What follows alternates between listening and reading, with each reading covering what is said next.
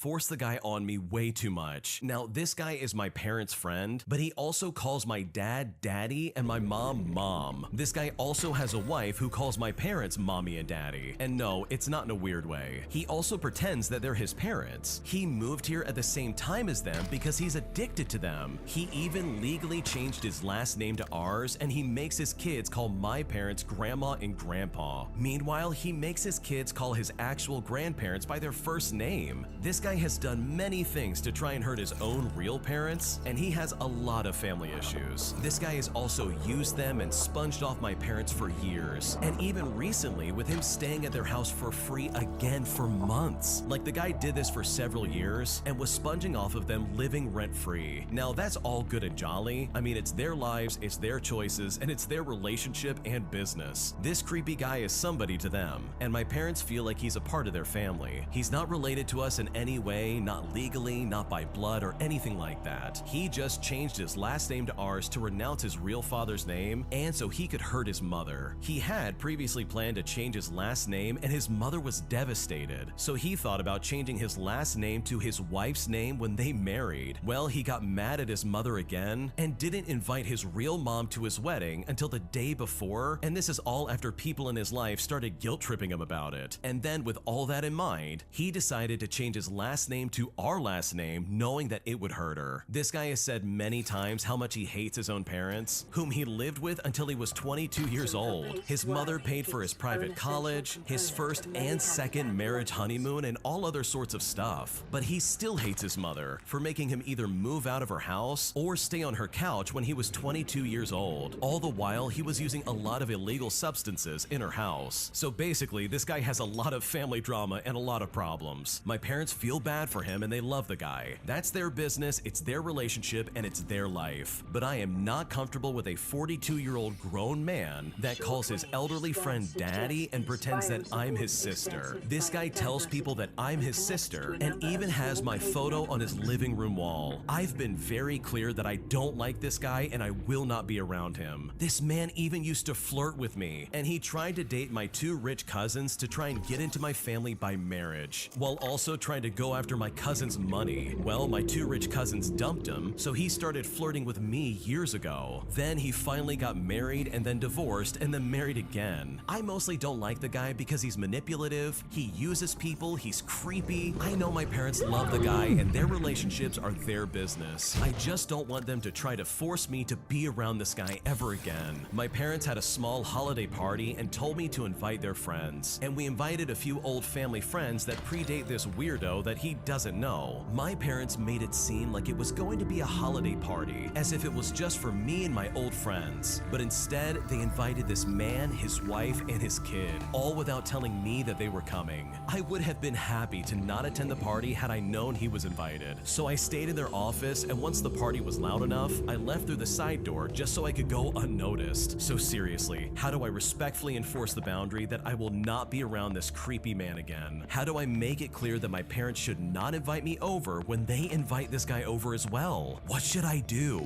This guy really sounds creepy. You hit the nail on the head. This guy changed his last name. He calls your parents mom and dad, and now he's trying to be like, oh yeah, you're my sister. Like, this guy needs therapy. He doesn't need another family. He needs to make amends with his actual family and like seriously get some help, because the way he's acting is not normal at all. I can't think of a single person who's ever done anything even close to this before. So I seriously think your fears are completely justified, and I know if I was in your situation, I wouldn't want to be around this guy either. Now, when it comes to how you want to approach your parents, I'm personally a big fan of being very open and honest with how I feel about a situation, especially if it's something that's as disturbing as what you just described, and just laying it all out on the table for the parents to consider and hopefully respect, because clearly this is not the first time you've expressed that this guy is creepy. And with all of your worries considered, I really just don't blame you for not wanting to be around him, because this guy is acting incredibly creepy. This next story came from the Am I the Jerk subreddit. Check the links in the description if you'd like to submit your own story. Am I the jerk for feeling neglected by my mom who favors my younger sister? Here's what happened. So to start things out, I'm a 17-year-old guy navigating through a family situation that's leaving me torn and wondering if I'm overreacting. I'm using a throwaway account because, well, family drama is about to unfold. So let me paint you a picture of what's going on in my world. My mom, who's 42 years old, has unintentionally set up this bizarre dynamic between me me and my younger sister. We'll call me Jake and my sister Emily. That's not our real names. Emily is 12 years old, and it's like living in two different worlds under the same roof. Emily's living the high life, I kid you not. It's like she's got a backstage pass to the universe of the latest gadgets, designer clothes, and whatever else a 12-year-old's heart desires. You name it and she's got it. Meanwhile, I'm here navigating my teenage years with what feels like a good luck son from my mom. Now, I get it. Independence is important. I'm not asking to be handheld through every moment of my life, but there's a fine line between fostering independence and just leaving your kid to fend for himself, right? It's not just about the material stuff, although that's part of it. It's this feeling of being on the outskirts while Emily gets the spotlight. Mom's rationale is that I need to learn to navigate life on my own, and while that's true to some extent, it feels like she's taken it to the extreme. Imagine this, Emily gets the latest iPhone, and I'm over here with a phone that's practically a relic from a bygone era. She's rocking designer clothes, and I'm doing my best to put together a decent wardrobe with whatever hand-me-downs I can find. It's like I'm living in two different realities within the same house. I've tried talking to my mom about it, expressing how it feels like she's playing favorites, and her response is always the same. She's just trying to let me grow independently. Now, I'm not an expert on parenting, but is this really the way to go about it? I feel like I'm missing something here. The neighbors have started giving us weird looks, and I've even caught wind of family members dropping hints about how mom might be going overboard with the whole spoiling Emily situation. I don't want to sound ungrateful or like some entitled teenager, but it's getting harder to ignore. In our small town, everyone seems to know everyone else's business, and this family drama is becoming the talk of the town. People are forming opinions, and it's affecting the way they interact with us. Some are giving me sympathetic looks, others are avoiding the topic altogether, and a few have straight up asked me about what's going on at home. Now, here's the thing. I don't want to be the source of gossip, and I definitely don't want to paint my mom as some sort of villain. She's doing what she thinks is right, and I appreciate that, but it feels like she's inadvertently creating a divide between me and Emily, and I'm the one stuck in the middle. I love my sister, and I want the best for her, but it's tough to see her get all these things while I'm left feeling like the forgotten son. Am I the jerk for feeling this way? I can't shake the thought that maybe I'm blowing things out of proportion, or that I should just suck it up and deal with it. So I'm turning to the internet for some honest opinions. Is there something I'm not seeing or understanding in this situation? What should I do? Wow, I can imagine how annoying this would be. Based on what you're describing, it really does sound like your mom is spoiling Emily, and as a result, you're now feeling resentment towards Emily, and honestly, if I was in your situation, I would feel the same way. Like, here you have your sister getting all this stuff, and you're just left out to dry. And also, based on what the original poster said, it doesn't seem like there's any kind of like punishment behind this. Like, it really doesn't seem like you're a bad kid or you're doing anything wrong, or this is the result of you acting up or something along those lines. That would at least make some kind of sense and explain this behavior, but for her to be like, oh, I'm just trying to help you be more independent. Like, if I was in your shoes, I wouldn't think that. I would definitely feel the same way as the original poster and be like, wow, what's happening here? And it also really seems like her logic is kind of flawed in this scenario. If she's seriously trying to teach you to be more independent in your life overall, then what kind of message is being sent to your sister? Like, she's being taught, oh, I can get whatever I want. I can get designer clothes and a new phone and all this new stuff, and it's just gonna be given to me for free. Like, it kind of seems like she's setting your sister up for disaster later in life when she doesn't get her way. Like, how is she gonna handle rejection or not getting something that she wants right then and there? So personally, if she really wants to play that game of like, oh yeah, I want to teach you a good lesson about independence, then why not try to teach that to your sister as well? Like, shouldn't that be important for both of your kids? Because right now, it really does seem like she's trying to single you out specifically and be like, oh yeah, I'm trying to help you when you grow up. But it's just coming off as like super hypocritical, because she's then turning around and spoiling your sister, and this is all seemingly almost like at your expense. I don't know, it just seems really weird. So to answer your question, no, of course you're not the jerk. From the sounds of it, it doesn't seem like you did anything wrong, and it really sucks that you're stuck in the middle of this, because now the whole town knows about it, and that's so annoying. And hopefully, if your mom's open to it, you can come to some kind of like conclusion about what's going on here, because I know if I was in your shoes, I would be really frustrated, and I would honestly just want this all to be resolved. My general manager kicked a customer out of our bar after he refused to leave a tip on a $150 bill,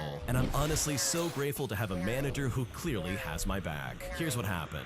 Okay, so this happened the other day, and I'm still filled with such a profound sense of satisfaction. Saturday night, our door person calls over our general manager because someone didn't have proper identification. They just had a picture of their passport on their phone. Now, she was feeling gracious, so she asked to at least see a credit card to confirm the name is the same, and he only has his credit card card on his phone, and I guess she was filled with more holiday spirit than usual, so she just let him and his friends in, mostly because they had proper ID and they were well over 21 years old. They drink for a couple of hours when he goes up and asks for the check for the group. Well, he pays and then leaves a big fat zero for a tip. The bartender's face clearly was not happy, so the general manager asked her what was wrong. She showed her the slip and she turned bright red. Immediately, she goes right up to him. My general manager says, "Hi, how was everything tonight?" The guy responds to her by saying, "It was good, thank you." My general manager then clarifies, "Nothing was wrong with the service or your experience?" And when the guy said no, she responded by saying, "Well, you didn't tip your bartender." This guy actually said, "Yeah, I know, I'm not obligated to do that." My general manager then said, "Well, you know this is how my staff makes money, correct?" This guy then doubled down and said, "I'm not obligated to tip and you can't force me." Now at this point, his friends notice the altercation and they decide to step in. When they found out their friend had not tipped, they were mortified and started asking how they could leave money.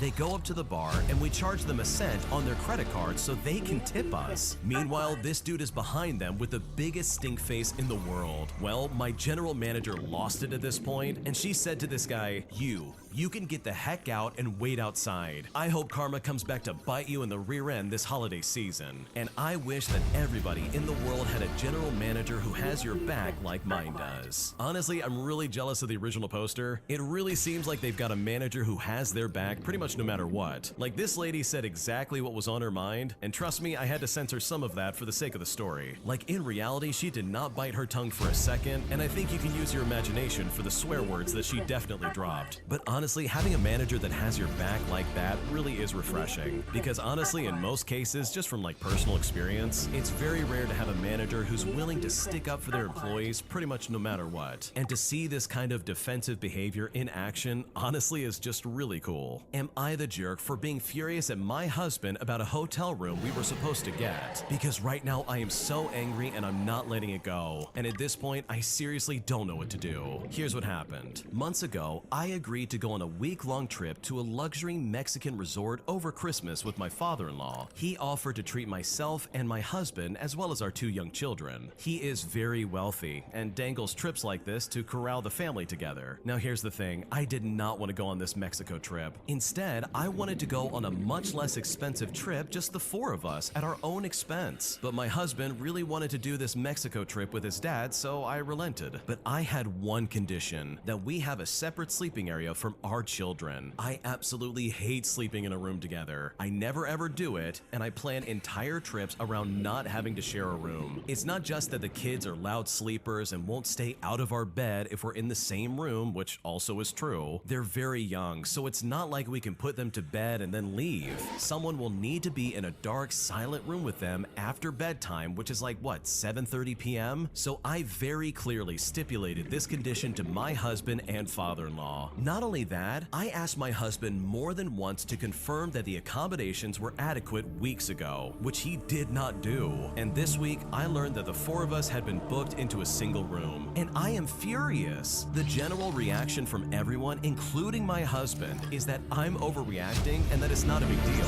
that I should just be grateful for this trip. I have been giving my husband the silent treatment for 3 days. He admits that he messed up, but thinks that I'm being unreasonable. He's not feeling well, so he has not tried to fix the situation. That's fallen on me, and folks, I never wanted to go on this trip in the first place. I would have never accepted it had I known the accommodations. I don't need a luxury trip that badly. I would have said thank you, but no. Also, this incident is on the heels of a 9-day trip my husband recently took. Not a work trip, mind you. It was a trip he chose to go on voluntarily. I was on solo childcare with 2 children during that time. To say I feel disrespected and taken advantage of is a vast understatement. And at this point, I seriously don't know what to do. Yeah, I can see why you would be frustrated with your husband. Like, you were willing to go even though you didn't want to go on this trip, and you spelled it out very clearly and reminded him multiple times that you want separate rooms for you 2 and your kids. Like, if those demands were met, everything would have been fine. We can do the trip, whatever. But not even that got done. Like, if that just shows he really just did not care about your opinion about this trip, I don't know what is. Like, in my opinion, this literally was like the bare bare minimum just to get this trip ready, and it also would have been very easy to coordinate. All he had to do was be like, hey, we need 2 rooms, and then his rich father could have made that happen like in an instant. So I completely understand why you would be frustrated in this scenario. It also really doesn't seem like your husband's actually sick. Like, I'm fairly convinced that he's playing possum just so he doesn't have to like deal with his mistakes and face his father, and that's just really lazy and just not fair for you in the slightest, because what you were asking for was so simple, and the fact that they would try to paint you as the unreasonable one in this situation is honestly just super insulting. My entitled uncle tries to steal all of the estate money that was meant to go to my father who passed away, but now was required to go to me and my siblings instead. And after dealing with his petty lies and all the garbage he was throwing our way, just so he could try and keep the over $150,000 in estate money, my uncle thankfully lost, forcing him to split up the money between himself and my siblings. Here's what happened. So first of all the names and identities have been changed just to protect myself from additional drama. If you like a good mess around and found out kind of story, then you're gonna love this one. The cast of characters are Dad, Uncle, and Granddad. A few years ago, Granddad passed away in a rehab facility as a result of gross negligence. My dad and my uncle opened a lawsuit on behalf of my granddad's estate. It drags on and it looks like it's going nowhere, and then 2 years ago, my dad passed away a couple of months after a cancer diagnosis. It was all of a sudden, and my uncle had promised him his kids were now his. He said that he would look out for us. I was the executor of my dad's estate, and I did the usual business of selling property, closing accounts, and all that stuff. Since my uncle was the executor for my granddad's estate, I asked him if it was still open and what the lawsuit status was. My uncle said the lawsuit went nowhere and the estate was closed. And this is where I made a mistake because I took him at his word. My dad's estate was settled and closed last winter. My siblings and I split everything according to the will, and life continued. In April, my uncle called me to tell me he wanted to gift my siblings and me a small amount of money. The lawsuit on behalf of Granddad was paying out, and my uncle wanted to give us $10,000 to split. Then he told me my dad's estate needed to be reopened to claim it. There were so many red flags you would think the circus was in town. I played nice and I thanked him, and then immediately called the courthouse where my granddad and dad's estate were established. The clerk told me not only was Granddad's estate still open, but there was also a large bond on a sum of money recently placed. They then asked me if I wanted the name of the lawyer on file, and I said yes, absolutely.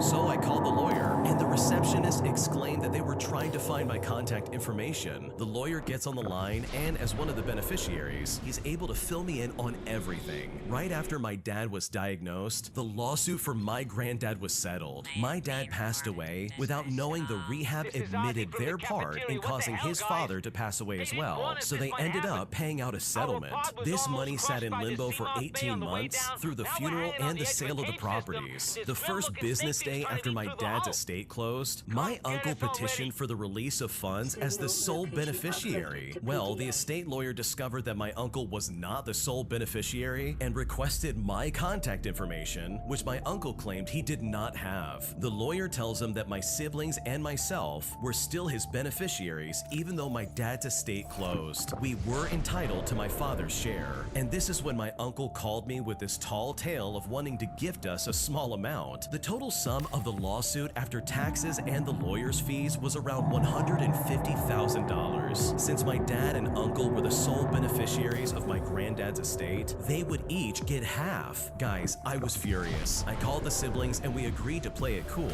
The lawyer for granddad's estate knew my uncle was being shady and never intended to split the money, so he refused to release the funds to granddad's estate, so the checks would go to my uncle and dad's estate directly. I decided to bide my time with my uncle and not reveal the extent of what I knew. 2 more months go by, and the estate is reopened and the bank account is established. And this is right when my uncle finds out through the lawyer that the funds would not be given to the uncle to disperse, but would go directly to the beneficiaries. Well, my uncle calls me spitting mad, saying that he did all the legwork of getting the lawsuit done and deserved the payment. He felt giving us $10,000 was fair, but I told him that the courts had a system for that sort of thing, and he would get his hours and time through the lawyers. My uncle went into a rant that dad owed him money and that he was gonna bill us for so many hours and we would get less than $10,000 if we didn't agree to the 10. So I told him to go ahead and try.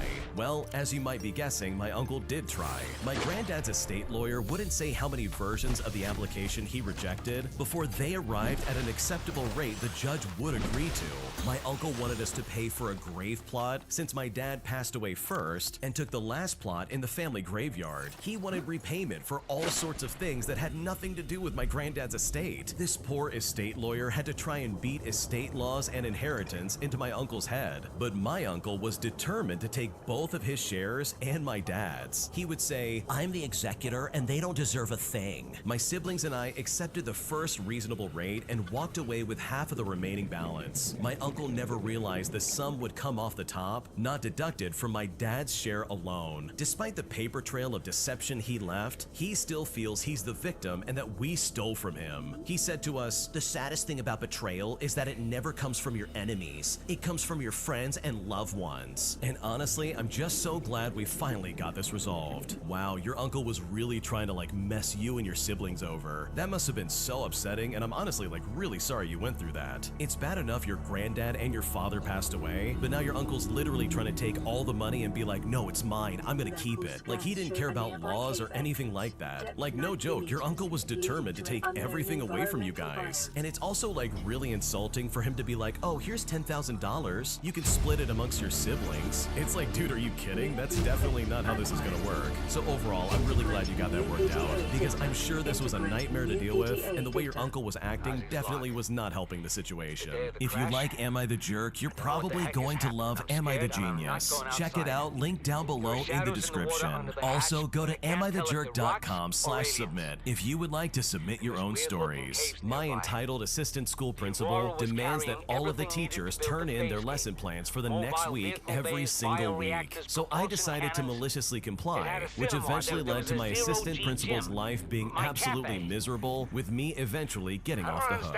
Here's what happened. So once upon a time in the quaint town of Academia, a new middle school assistant principal was placed at our school. One day, trying to impress the school principal, our assistant, Mr. Sternworth, as we will call him, decided to crack down on the teacher's lesson planning process. Mr. Sternworth, a stern man with a penchant for punctuality, issued a decree that all teachers must submit their lesson plans detailed on the form he provided, which also took way longer due to formatting and other demands, and he wanted them promptly every Monday at 8 o'clock for the upcoming week. The teachers grumbled and complained, as this takes a lot of time we could be prepping for the lesson, but we had little choice but to comply to Mr. Sternworth's wishes. But I, however, saw an opportunity for a little bit of mischief. Determined to make a point, I not only submitted the lesson plans diligently every Monday at the specified time, but I decided to take it a step further. Along with each lesson plan, I attached a friendly email politely requesting feedback on the plans and any suggestions he has for improvement. The email would say the following: "Dear Mr. Sternworth, I hope this email finds you well. Attached are my lesson plans for the upcoming week. I would greatly appreciate any feedback or suggestions you might have. Thank you for your time." Now, at first, Mr. Sternworth was pleased to see such diligence from me. However, as the weeks went by, the inbox of the assistant principal began to overflow with my meticulously detailed lesson plans, as well as my polite follow-up emails. It seemed that every lesson plan submission was accompanied by a prompt for feedback. Now, at first, Mr. Sternworth tried to keep up. He skimmed through a few lesson plans offering generic feedback, saying stuff like, "Oh, it looks good," or "keep it up." But I was persistent. I pushed for more feedback. The flood of emails requesting feedback became overwhelming, and Mr. Sternworth found himself spending more time responding to me than actually performing his administrative duties. Frustrated and desperate to put an end to the constant barrage of emails, Mr. Sternworth called me into his office. With a weary sigh, he said to me, "I appreciate your enthusiasm, but I simply don't have the time to provide detailed feedback on every lesson plan. Can't you submit them without all the extra emails?" Smirking, I replied by saying, "Sorry, sir. I'm just a guy who wants to get better. I'm trying to make lesson plans that are engaging, and I really need the feedback. I'd hate to get docked on my end-of-the-year evaluation for being anything but the best." After a heavy sigh, Mr. Sternworth said, "Well, if you stop emailing me about them, I won't make you turn in anymore. It is obvious that you are a good teacher, and I need to focus on other things." Well, fast forward, and that was 12 years ago, and I haven't turned in a lesson plan ever since. That's a really sneaky and funny way to get out of something that seems really mundane. Teachers are already like super underpaid and undervalued, but on top of that, they're also really busy during the school year. So for the principal to be like, oh yeah, we need all of your lesson plans before the next week, like that just seems a little bit too much in my opinion. So I think this is a really funny and sneaky way to basically get out of having to do this, and it's really cool to see that 12 years later you still have not had to turn in a lesson plan. My entitled sister was able to get me to fund her Christmas dinner with her kids, as well as several other things in her life. And at this point, I'm so frustrated and disappointed, I seriously now don't know what to do. Here's what happened. So honestly, this is more of a vent than anything else, but this just happened yesterday and I'm still pretty irritated with the whole situation. When it comes to my sister, I have many stories about her entitlement. I've got one where she married a man for their health insurance for a surgery and then divorced a few months after the surgery. Once she even got mad she wasn't invited to someone else's vacation, and when that person finally broke down and invited her, she got even more mad because they wanted her to pay for herself. Now that one really ticked me off because she brought my name into it, but currently she's been doing without a job for 3 years and lives off of her boyfriend and her adult children. In November, she told me my nieces and nephews were going to spend Christmas with their dad's side of the family, so she was trying to plan a day for her to go stay the night with her daughter and do a small dinner. She invited me to go and I told her I would have to get back to her because I have yet to get a Christmas schedule with my ex. Now at the end of November, my youngest had been a little bit rude with her, so my sister told me to tell my daughter that if she acted out while we were there, then she would put her in a room by herself. I then had to tell my sister, look, first off, I never said I could go, and secondly, if you're going to threaten my daughter be put in a room by herself, then I'd rather just not go at all. My sister told me I have to go because my niece is excited to show her aunt her new apartment and she will be heartbroken if I don't go. She added at the end by saying, but don't tell her I said that because she'll be embarrassed. So in other words, don't mention it to my niece because she just made that up to guilt trip me into going. After that, I felt obligated to go. I know I could have said no, but I did want to see my nieces and nephews. At the beginning of December, she asked to borrow $20 for food and then spent $50, with her saying that she could pay me back later in the month. Well, last week she told me that she'll just use the $50 that she owes me to help pay for the Christmas dinner. So now I'm expected to pay for part of the dinner. I wasn't too upset because I figured I would buy something, but I definitely couldn't spend $50 just on dinner. I needed that money back for my bills. Fast forward to yesterday and we're on our way to gas up and then leave town.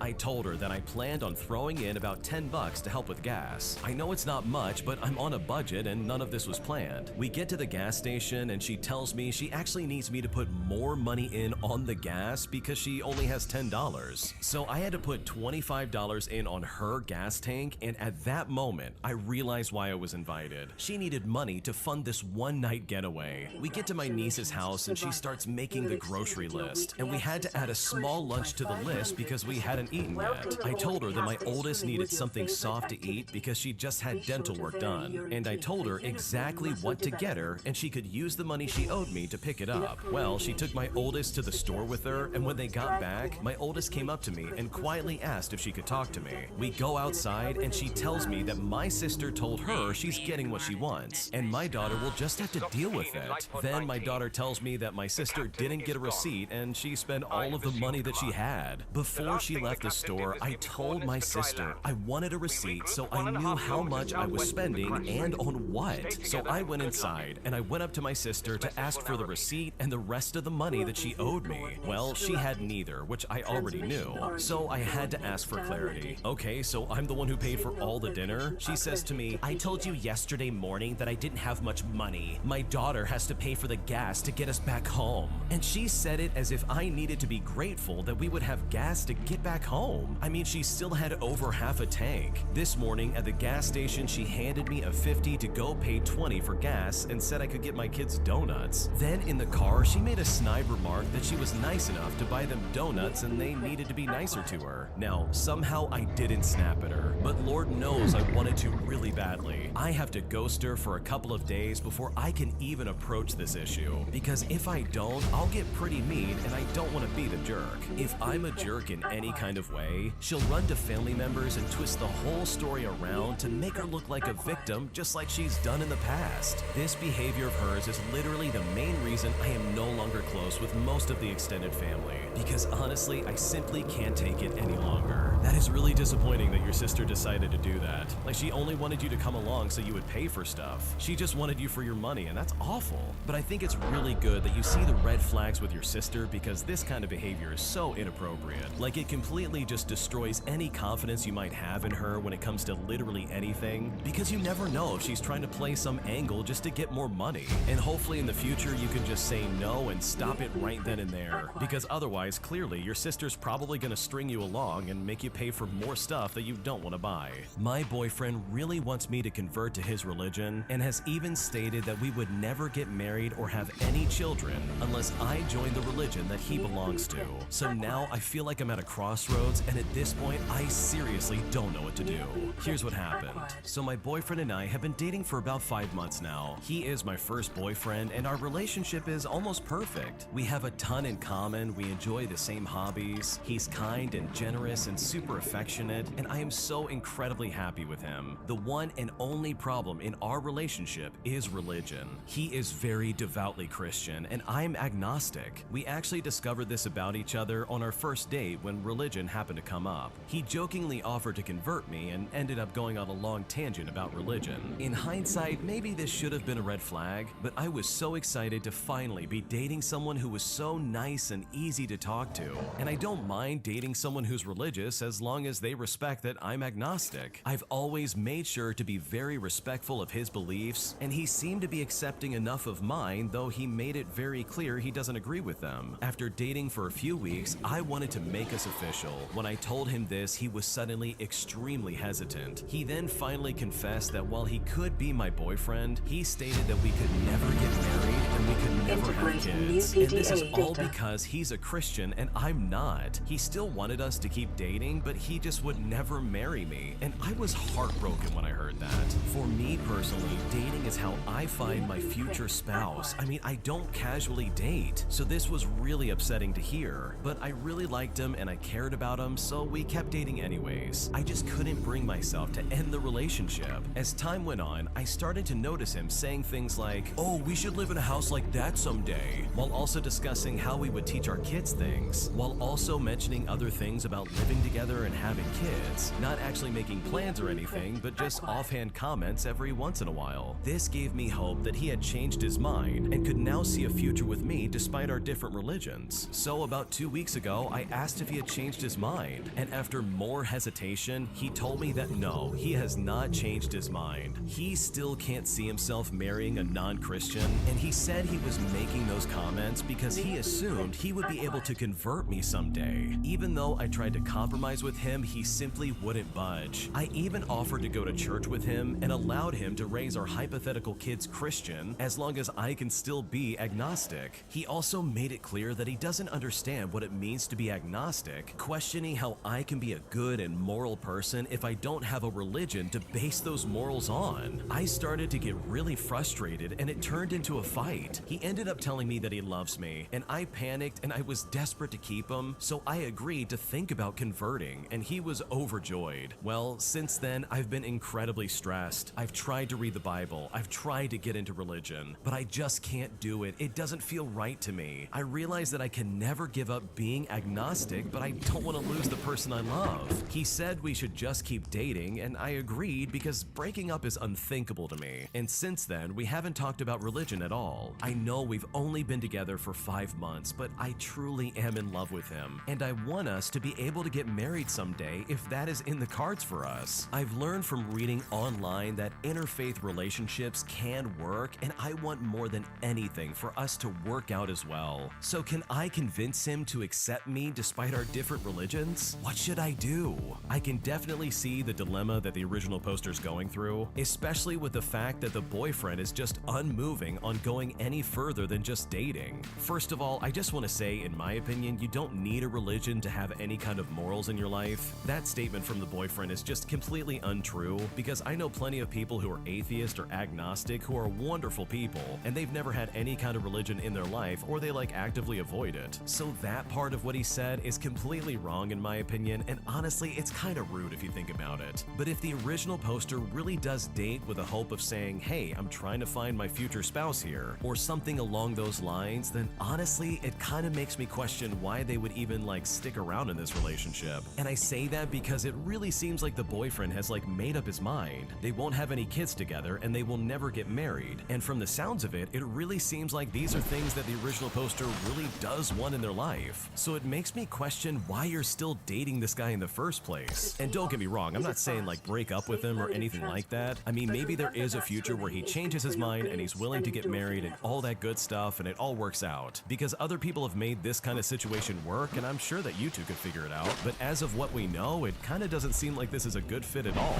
And it doesn't seem like you're the roadblock when it comes to like getting things moving. Like you've been willing, someone who's agnostic and doesn't believe in the Christian faith, to literally go to church and spend time with this guy in his faith and allow him to teach his future children how to be Christian and everything that would go along with that. You're completely on board and you're like totally cool with that. But if he's never gonna get married with you and he's never gonna have kids or anything like that, I really question how long this relationship is gonna work out, despite the fact that it seems like the two of you really like each other, which makes this all the more tragic. In fact, the original poster actually went on to say in the comments section that they just can't get themselves to believe in God no matter how hard they try. And it really does sound like they've done a lot of studying and a lot of thinking about this to try and understand this religion. So on that end, it really is nice to see that the original poster is at least open-minded to try and figure out what he believes, despite the fact that they don't believe it themselves. So hopefully, for the sake of the original poster, there's some future where this works out in some kind of way, because from the sounds of it, it really does sound like you care about this guy a lot, and it really would be a shame for this to be the hang-up that stops the two of you from getting married. My entitled mother-in-law is absolutely furious with me and my family, all because we refused to reschedule our Christmas dinner just to accommodate her and her husband. And now, after not getting her way, she's going online slandering my name and making up false rumors just to try and ruin my reputation. And at this point, I seriously don't know what to do. Here's what happened. So my former mother-in-law is quite the human, and I use the word human very loosely. When the kids were born, she bragged to my parents that she would get to be the one hanging out with the kids, watching them grow and all of that. And this is because my parents lived in another country at the time, and the day my parents got on a plane to go home, my mother-in-law disappeared as well. She did the same to her own son when he was born, so again, not very surprising. From what I gather, while I was married to her son, she was a major absentee mom that left him with whoever for months at a time. It messed him up so very badly, and unfortunately for me, he hides it well. This woman has never been there either for her son, who is my ex-husband, let alone her grandkids at all. She is such a selfish jerk. I doubt she's ever had a thought about anyone but herself. Her son is an absentee dad as well, and there's no surprise there really. He learned that trick from his mother. So it's been myself and my long-term partner and his amazing family who has raised these kids together for the past 13 years. The odd Christmas, every so often, we would get a call from my former mother-in-law asking if I'd bring the kids to her. It's not terrible as she lives about 30 minutes away from us, but it is only 30 minutes, and she has never made an effort to see them at our home, even though she's been invited every single year. And every time we arrive at her home, she's drinking. Her husband is always drunk and gets mean at the drop of a hat. They then make comments comparing my partner to her son. So it's incredibly uncomfortable to say the least. And it's worse when my partner doesn't come with us. That often left us scrambling to attend 5 Christmas dinners over 2 days. And this means that we had to leave our big family dinner early or arrive super late because she and her husband refused to reschedule for even an hour before or after. The big family dinner has happened for the past 60 on the same day at the same time and has over 90 people attending it. This thing cannot be rescheduled. Meanwhile, her dinner is us showing up at 5 o'clock to a cold and half-eaten meal because they decided to eat early and not tell us. Other than the 4 of us, they're the only other attendants. I mean, her son won't even go,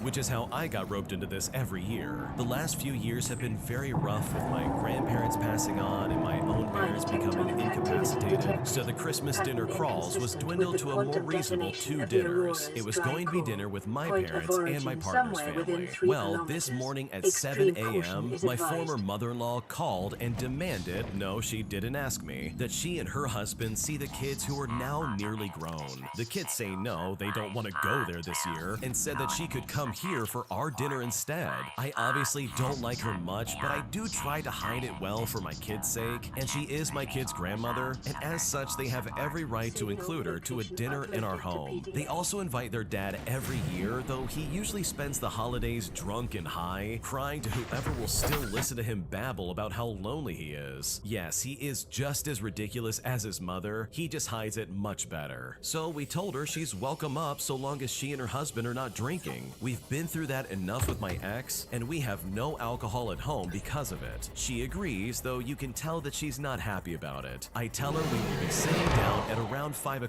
p.m. Well, when I said that, she lost her mind, claiming that it's ridiculous that grown adults can't have a drink with supper, and states that's what time she sits down with her husband to eat. She says to me, "You can just change it, right?" I said to her, "No, we have 8 people eating, 4 of which are traveling over an hour to get here, and I'm definitely not going to be messing with their schedules to accommodate 2 people who have never once accommodated us." Now, I said it in a much nicer way, but I'm sure you could tell I was on the verge of laughing at this lady.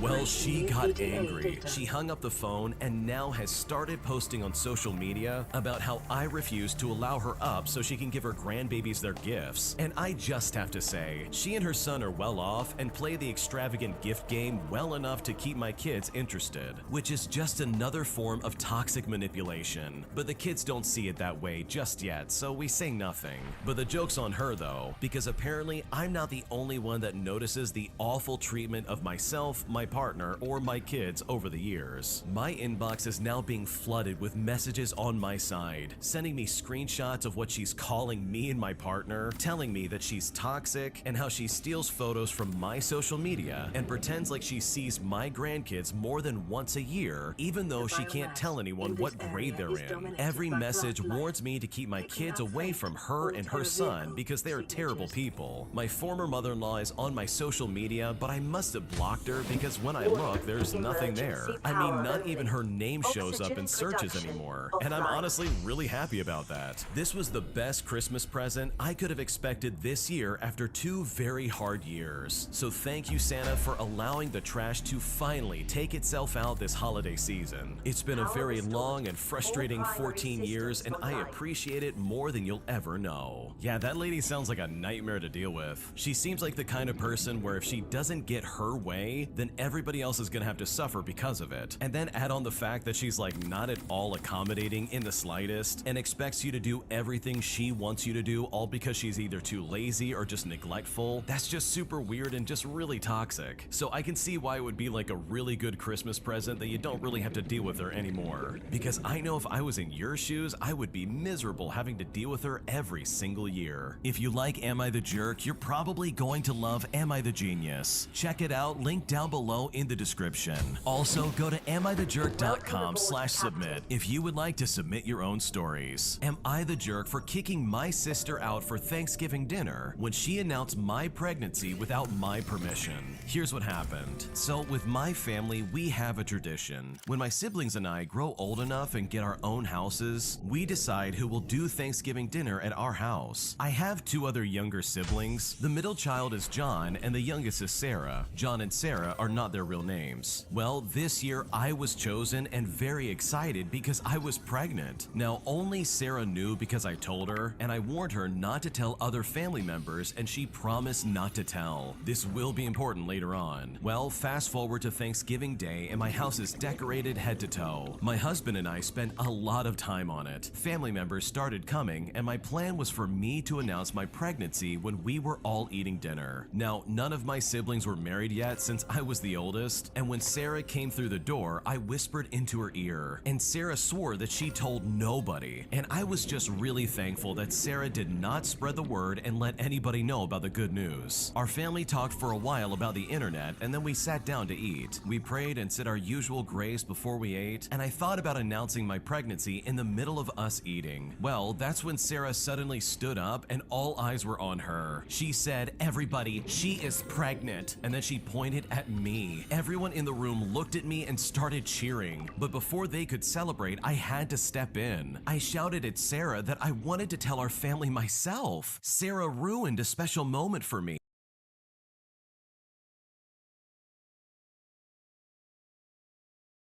Journey with both you and your wife out of respect. It is literally December 21st, and right now, I don't care to chase after doctors with it being so close to Christmas. I am an adult, and what I choose to do or not do with my medical care is up to me. So please, refrain from making any comments unless you are specifically asked. Later on today, my father-in-law approached my husband to let him know that he was mad and he needed to vent to him. My husband told me that it very much felt like his dad wanted to give me a piece of his mind. He said this because his dad has told him earlier this year that there have been times he has wanted to say things to me but didn't because he didn't want to lose his relationship with our family. I was quite surprised to hear this because I didn't think what I said was rude or mean. I felt like it just stated my boundaries. So am I the jerk in this situation? What should I do? Yes, I really do think you're the jerk in this scenario. Here's the thing, you're not doing anything with your life. You're not doing anything to improve your health, and neither you or your husband have a job. And I totally get it. Your in-laws are letting you live in their basement. And I'm willing to assume that the both of them were wondering, well, what are their plans? You say you have plans with you and your husband, and that you're an adult and you can make choices on your medical care, but the only choice you've made is to not do anything. Like, based on what you said in this post, it basically sounds like your choice is, well, we're just not gonna do anything. And instead, I'm just gonna list a bunch of excuses as to why we're not working, and then ask the father-in-law to mind his own business, even though he's really concerned because you haven't done anything. I don't know if that comes off as harsh, but like seriously, you've done nothing to improve your life. So yeah, in my opinion, you're absolutely the jerk here. Your in-laws have been super patient and you've done nothing to improve your life or better your situation. And I don't think that's fair for your in-laws in the slightest. An entitled Karen's purse gets stolen at our store, and after trying to blame us for stealing it or not doing enough to prevent it, this entitled Karen threatens to sue us at the store for not doing our job. Here's what happened. So this happened back when I was an assistant retail supervisor at a thrift store, and let me tell you something, this was very bizarre. Every morning we'd have a whole mob of people waiting outside the door to get in because they wanted to be the first to get their hands on whatever new thing that was put out. One woman in particular came in about 5 days a week, generally 2 to 3 times a day, coinciding for when the production crew rolled out their carts with new items. She, along with many others, was a reseller. She was an issue just about every single day and was very close to becoming banned, but always just managed to tiptoe over the line because, as it turns out, there was a worker there that would warn her anytime she was about to get in trouble.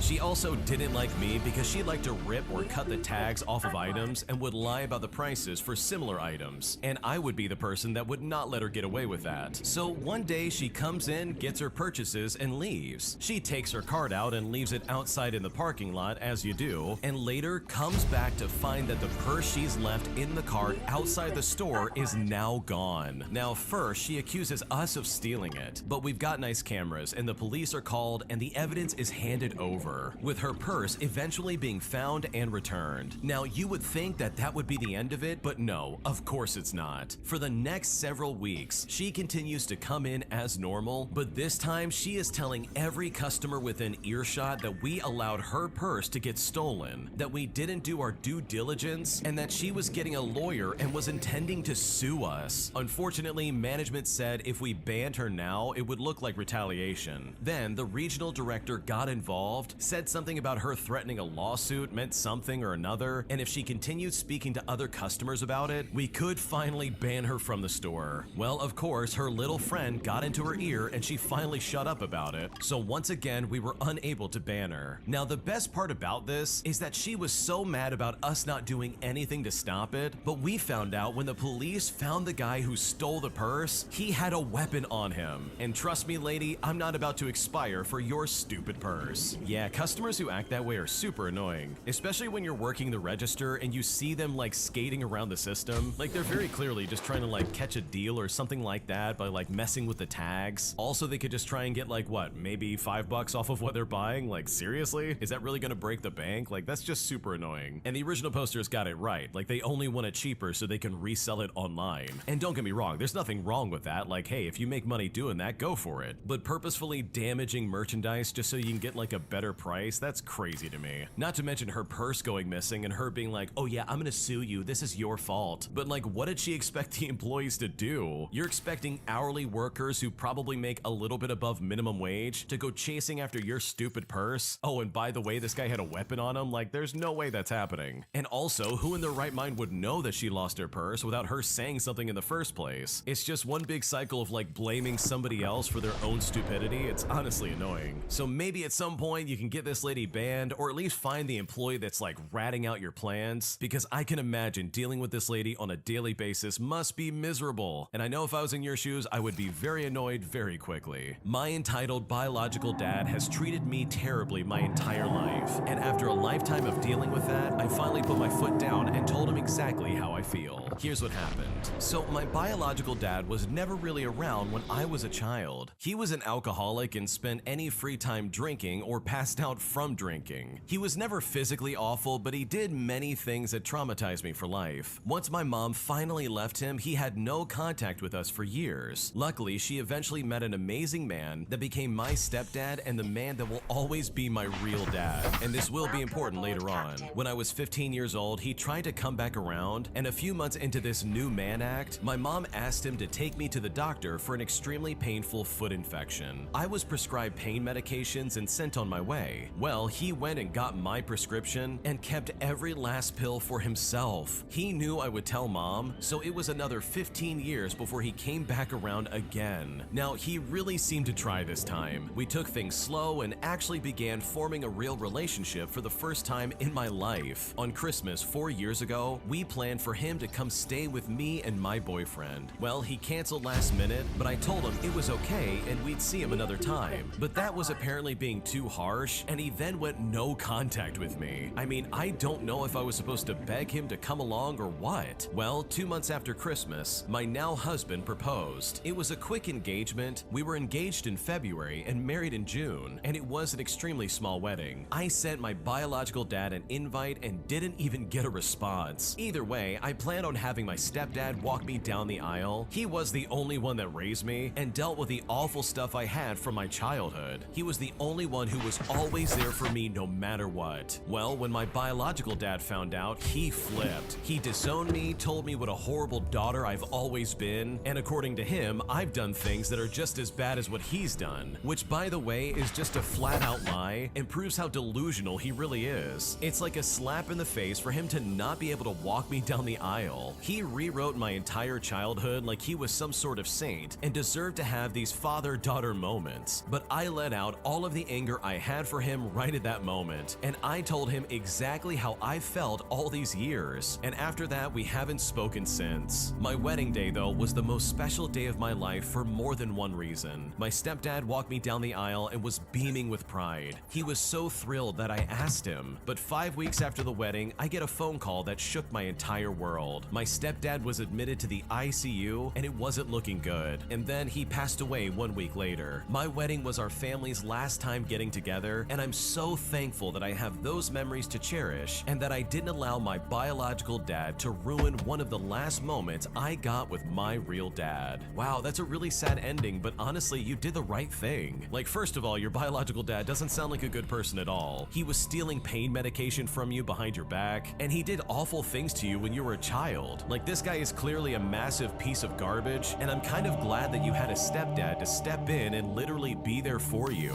because your biological dad failed you completely. And even when you were older, he tried to like rewrite the entire history of your childhood and act like, oh no, you're just as bad as I am. But it's like, dude, you're completely delusional. That is not the case at all. So I'm really sorry that you lost your stepdad, but seriously, I'm so glad you got to have that moment at your wedding, because it would have been a shame to have your biological dad steal that moment, especially when you didn't know that your stepdad was so close to passing away. An entitled Karen threatens to get me and my manager fired after she accumulates over $130 in bank fees on her bank account. And despite the fact that we tried to explain to her exactly how those fees came about, she still was not having it, but instead decided that she was going to make our lives a living nightmare. Here's what happened. happened. So I work at the Wood Forest National Bank, and for those who don't know, it's a bank based out of Texas, located primarily on the East Coast inside of a Walmart. And this story happened about a month ago. One of our usual entitled Karen customers comes into the bank demanding that we print her a new debit card because she lost her old one. Now, we issue debit cards the same day, so long as they pay a debit card fee, $10 for a reprint or $15 for a new card, and that fee is waived on certain accounts. Now, a reprint was a simple task, so I print her card and send her on her way. She then walks back into the bank because the last two numbers were slightly rubbed off, and this is due to how the machine prints the cards, and it is pretty common. The entitled Karen looks at me and says, "I want you to print this card again."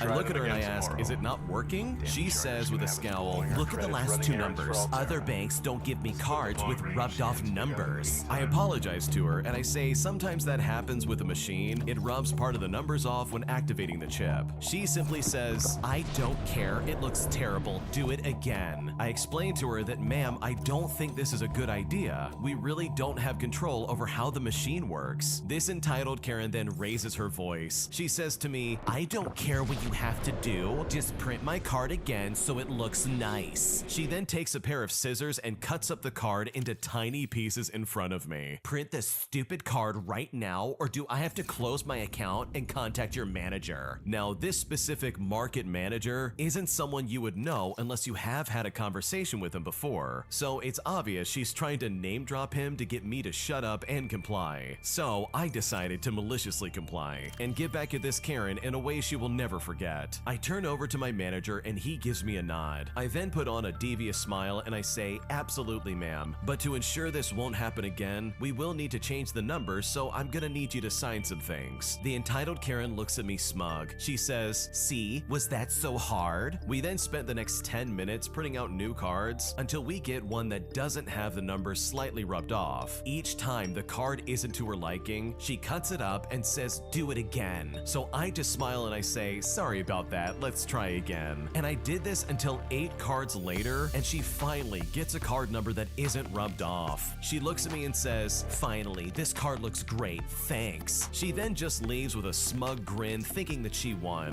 and leaving us with her massive pile of cut up debit cards. But what we forgot to remind her of is that having a completely new card generated outside of fraud or expiration would cost her $15 to be deducted from her account. This was made clear at account opening, and since she signed off on having all these new cards printed, there was nothing she could say. Normally, I try and help people avoid bank fees, but in this case, this entitled Karen had it coming. Fast forward, and a couple of days later, she comes storming into the bank looking angry. She looks at me and says, "What did you do to my account?" I responded by saying, "I'm sorry, ma'am, but what seems to be the problem?" She says to me, "There's a bunch of debit card fees on my account. What did you do?" I responded by saying, "Well, every time you had me print a new debit card for you the other day, a $15 fee was charged to your account. The first one, where you only had me reprint the card number, was only $10. When I said that, this entitled Karen lost her mind. She said to me, "You need to reverse these fees right now before I call your manager and I get you fired." Now, at this point, my manager steps in. They greet this Karen by saying, "Hello, ma'am, what's the issue?" But this entitled Karen goes nuts. She starts screaming, "Your stupid employee tricked me into paying over $100 worth of fees because he kept messing up my debit card." My manager said, "Ma'am, can you please not yell? Also, I was there. You demanded we print you a new debit card because you didn't like the numbers being rubbed off. We have your signature on these forms stating that you wanted these cards to be printed, so I will not be reversing these fees for you." This entitled Karen then screams that she wants to close her account, but the manager comes back with the greatest comeback on planet Earth. "Okay, but first you need to pay off your negative account balance as well as your line of credit." This entitled Karen then screams, "Just give me your market manager's number this instant." And that's when I chimed in and said, "Sorry, ma'am, but we aren't at liberty to just give out his numbers like that. Here's the number to the customer service if you would like." Now, this part is true, as he's instructed us not to give his number out to any customers who ask. The only people who need his number already have it. She takes the number and screams, "I'll have your jobs for this." She flips us off, kicks over a chair, and then storms out. We get a call from customer service later on about the incident, where we explain everything and scan over all the signed debit card applications. Also, she had us print 8 brand new cards and the reprint. payment. That cost her about $130 in fees because she demanded a new debit card. The best part about it is my manager likely would have just waived the original $10 fee had she just been nice and asked us. But instead, she decided to be a Karen. And if she wanted to act like that, then truly there was nothing I could do to help her. Wow, that Karen was definitely acting like a Karen. She was being super aggressive over numbers being rubbed off your card. And trust me, I get it, you want it to look nice. But to literally cut it up in front of an employee for like, what, 8 times in a row? Also, you can get the perfect card? That just seems really weird to me. So good for the original poster for getting back at this Karen. Because based on the way she was acting, I feel like this interaction was definitely inevitable.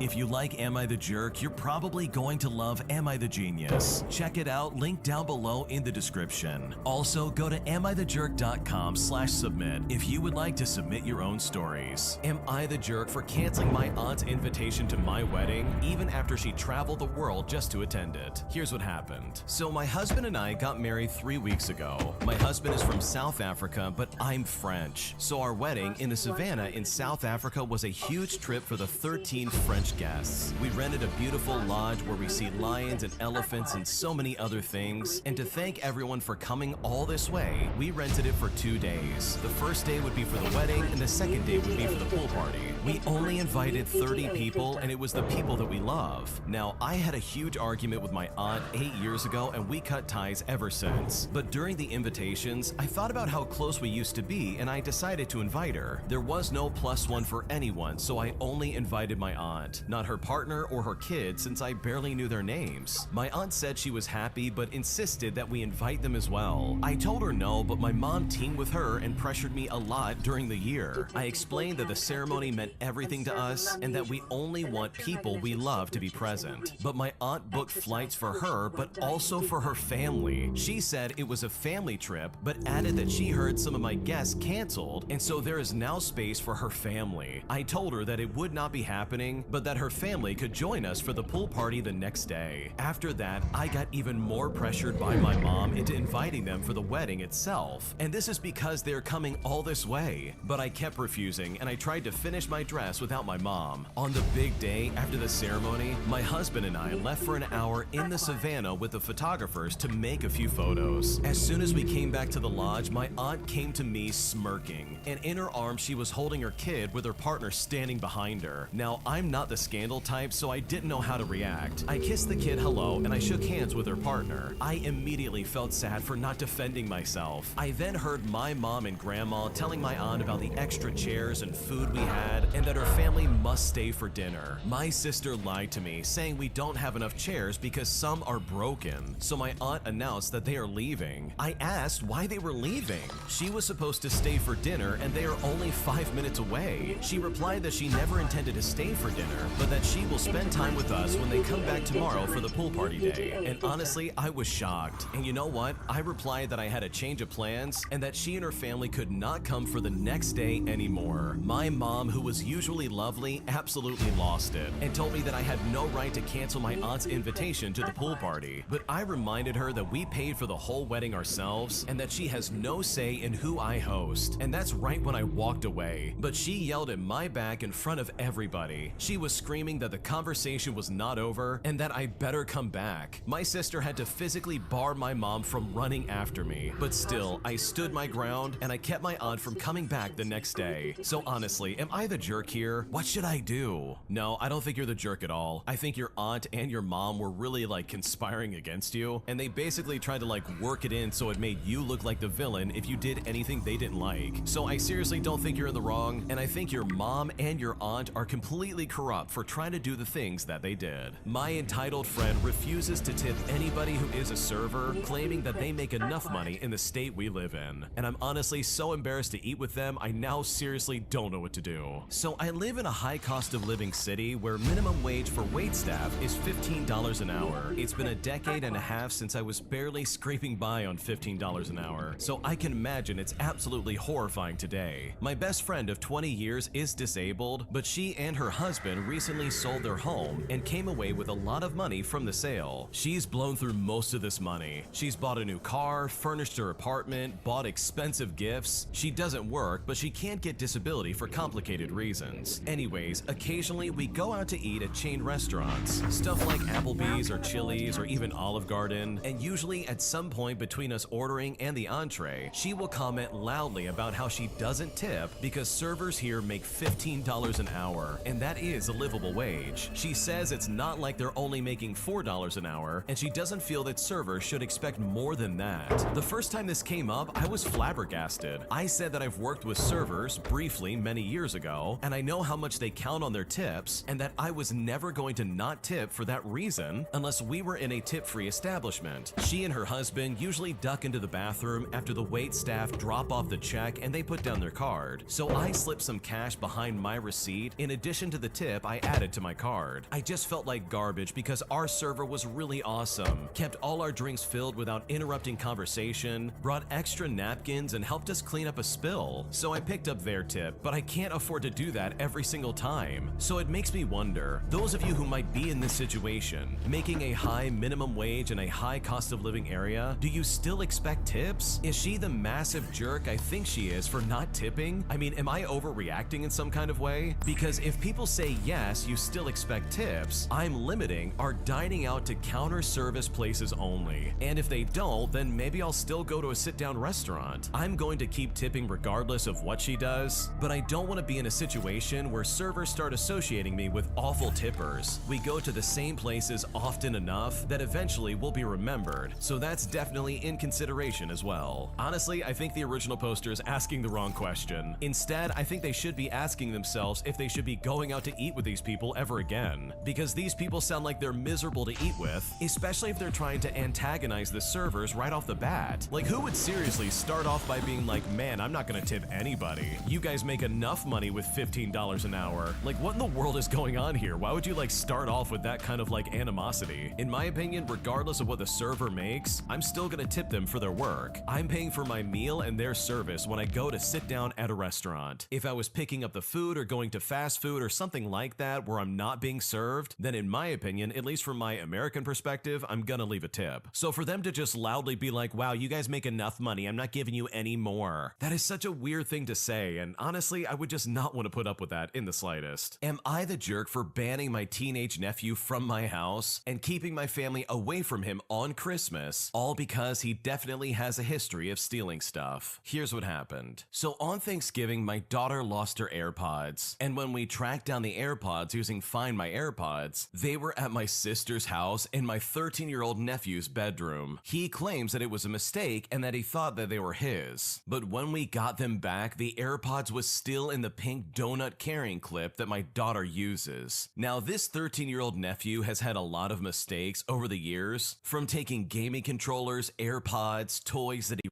randomly finds. This has been an ongoing issue, and I think at 13, it's time for him to stop making this mistake. I told my sister that he isn't welcome at my house for Christmas because he has had too many mistakes there and he has stolen from other people, not just my daughter. Now, I don't think I'm being mean, but I'm sick of the little thief who has no consequences, and I don't want him in my home anymore. Because of this, my mom is now hosting Christmas because I don't want to. I made it clear to my family why, and I think it's past the time that we address this kid's issue. My mother and my sister think I'm going about this the wrong way, and I'm being way too mean on my nephew over a little mistake. But I'm honestly just so sick of being around him. I had to tell my kids not to take any expensive or new gifts that they like to grandma's, and I've also asked them not to share with their nephew, and any gift that we unwrapped at grandma's goes straight to the car and we're gonna lock it in there. This situation still makes me so angry because I now feel like I have to punish my kids for my nephew's behavior, and they can't play with their own things on Christmas, and instead they have to be vigilant about what their cousin steals, and nobody but me seems to care about how wrong that is. So honestly, am I the jerk in this situation? What should I do? Honestly, I think everybody else in this situation absolutely is a jerk, and you're the only rational person. It seems like this nephew has gotten away with doing this over and over again, and nobody has the guts to stand up and say, no, no, enough is enough. Because seriously, you guys have it right. There is no reason for your nephew to act this way and steal stuff from you and your family, and then for you to suddenly just turn a blind eye to it as if it isn't happening. Because guess what? This is happening. And I think it's smart to hold this kid accountable instead of just putting it on the side like everybody else and pretending like this problem's just gonna go away. Am I the jerk for not making my child move on an airplane just to accommodate someone with a possible disability? Here's what happened. So my husband and I were flying yesterday with our 1-year-old child. He's very active, so we always buy him his own seat rather than putting him on our laps for the flight. We had bulkhead seats, which are those at the front of the cabin with extra legroom. When we boarded the flight attendants told us to belt our baby to us for takeoff and landing, and that once the seatbelt signs were off, we could settle him into his own seat. That was all fine, and I put him in my lap and I belted him to me while I was waiting for other passengers to board. As the last people were boarding, another flight attendant came towards us with a tall guy using a cane. She pointed at the empty seat between me and my husband and asked the guy if that would be okay. My husband said,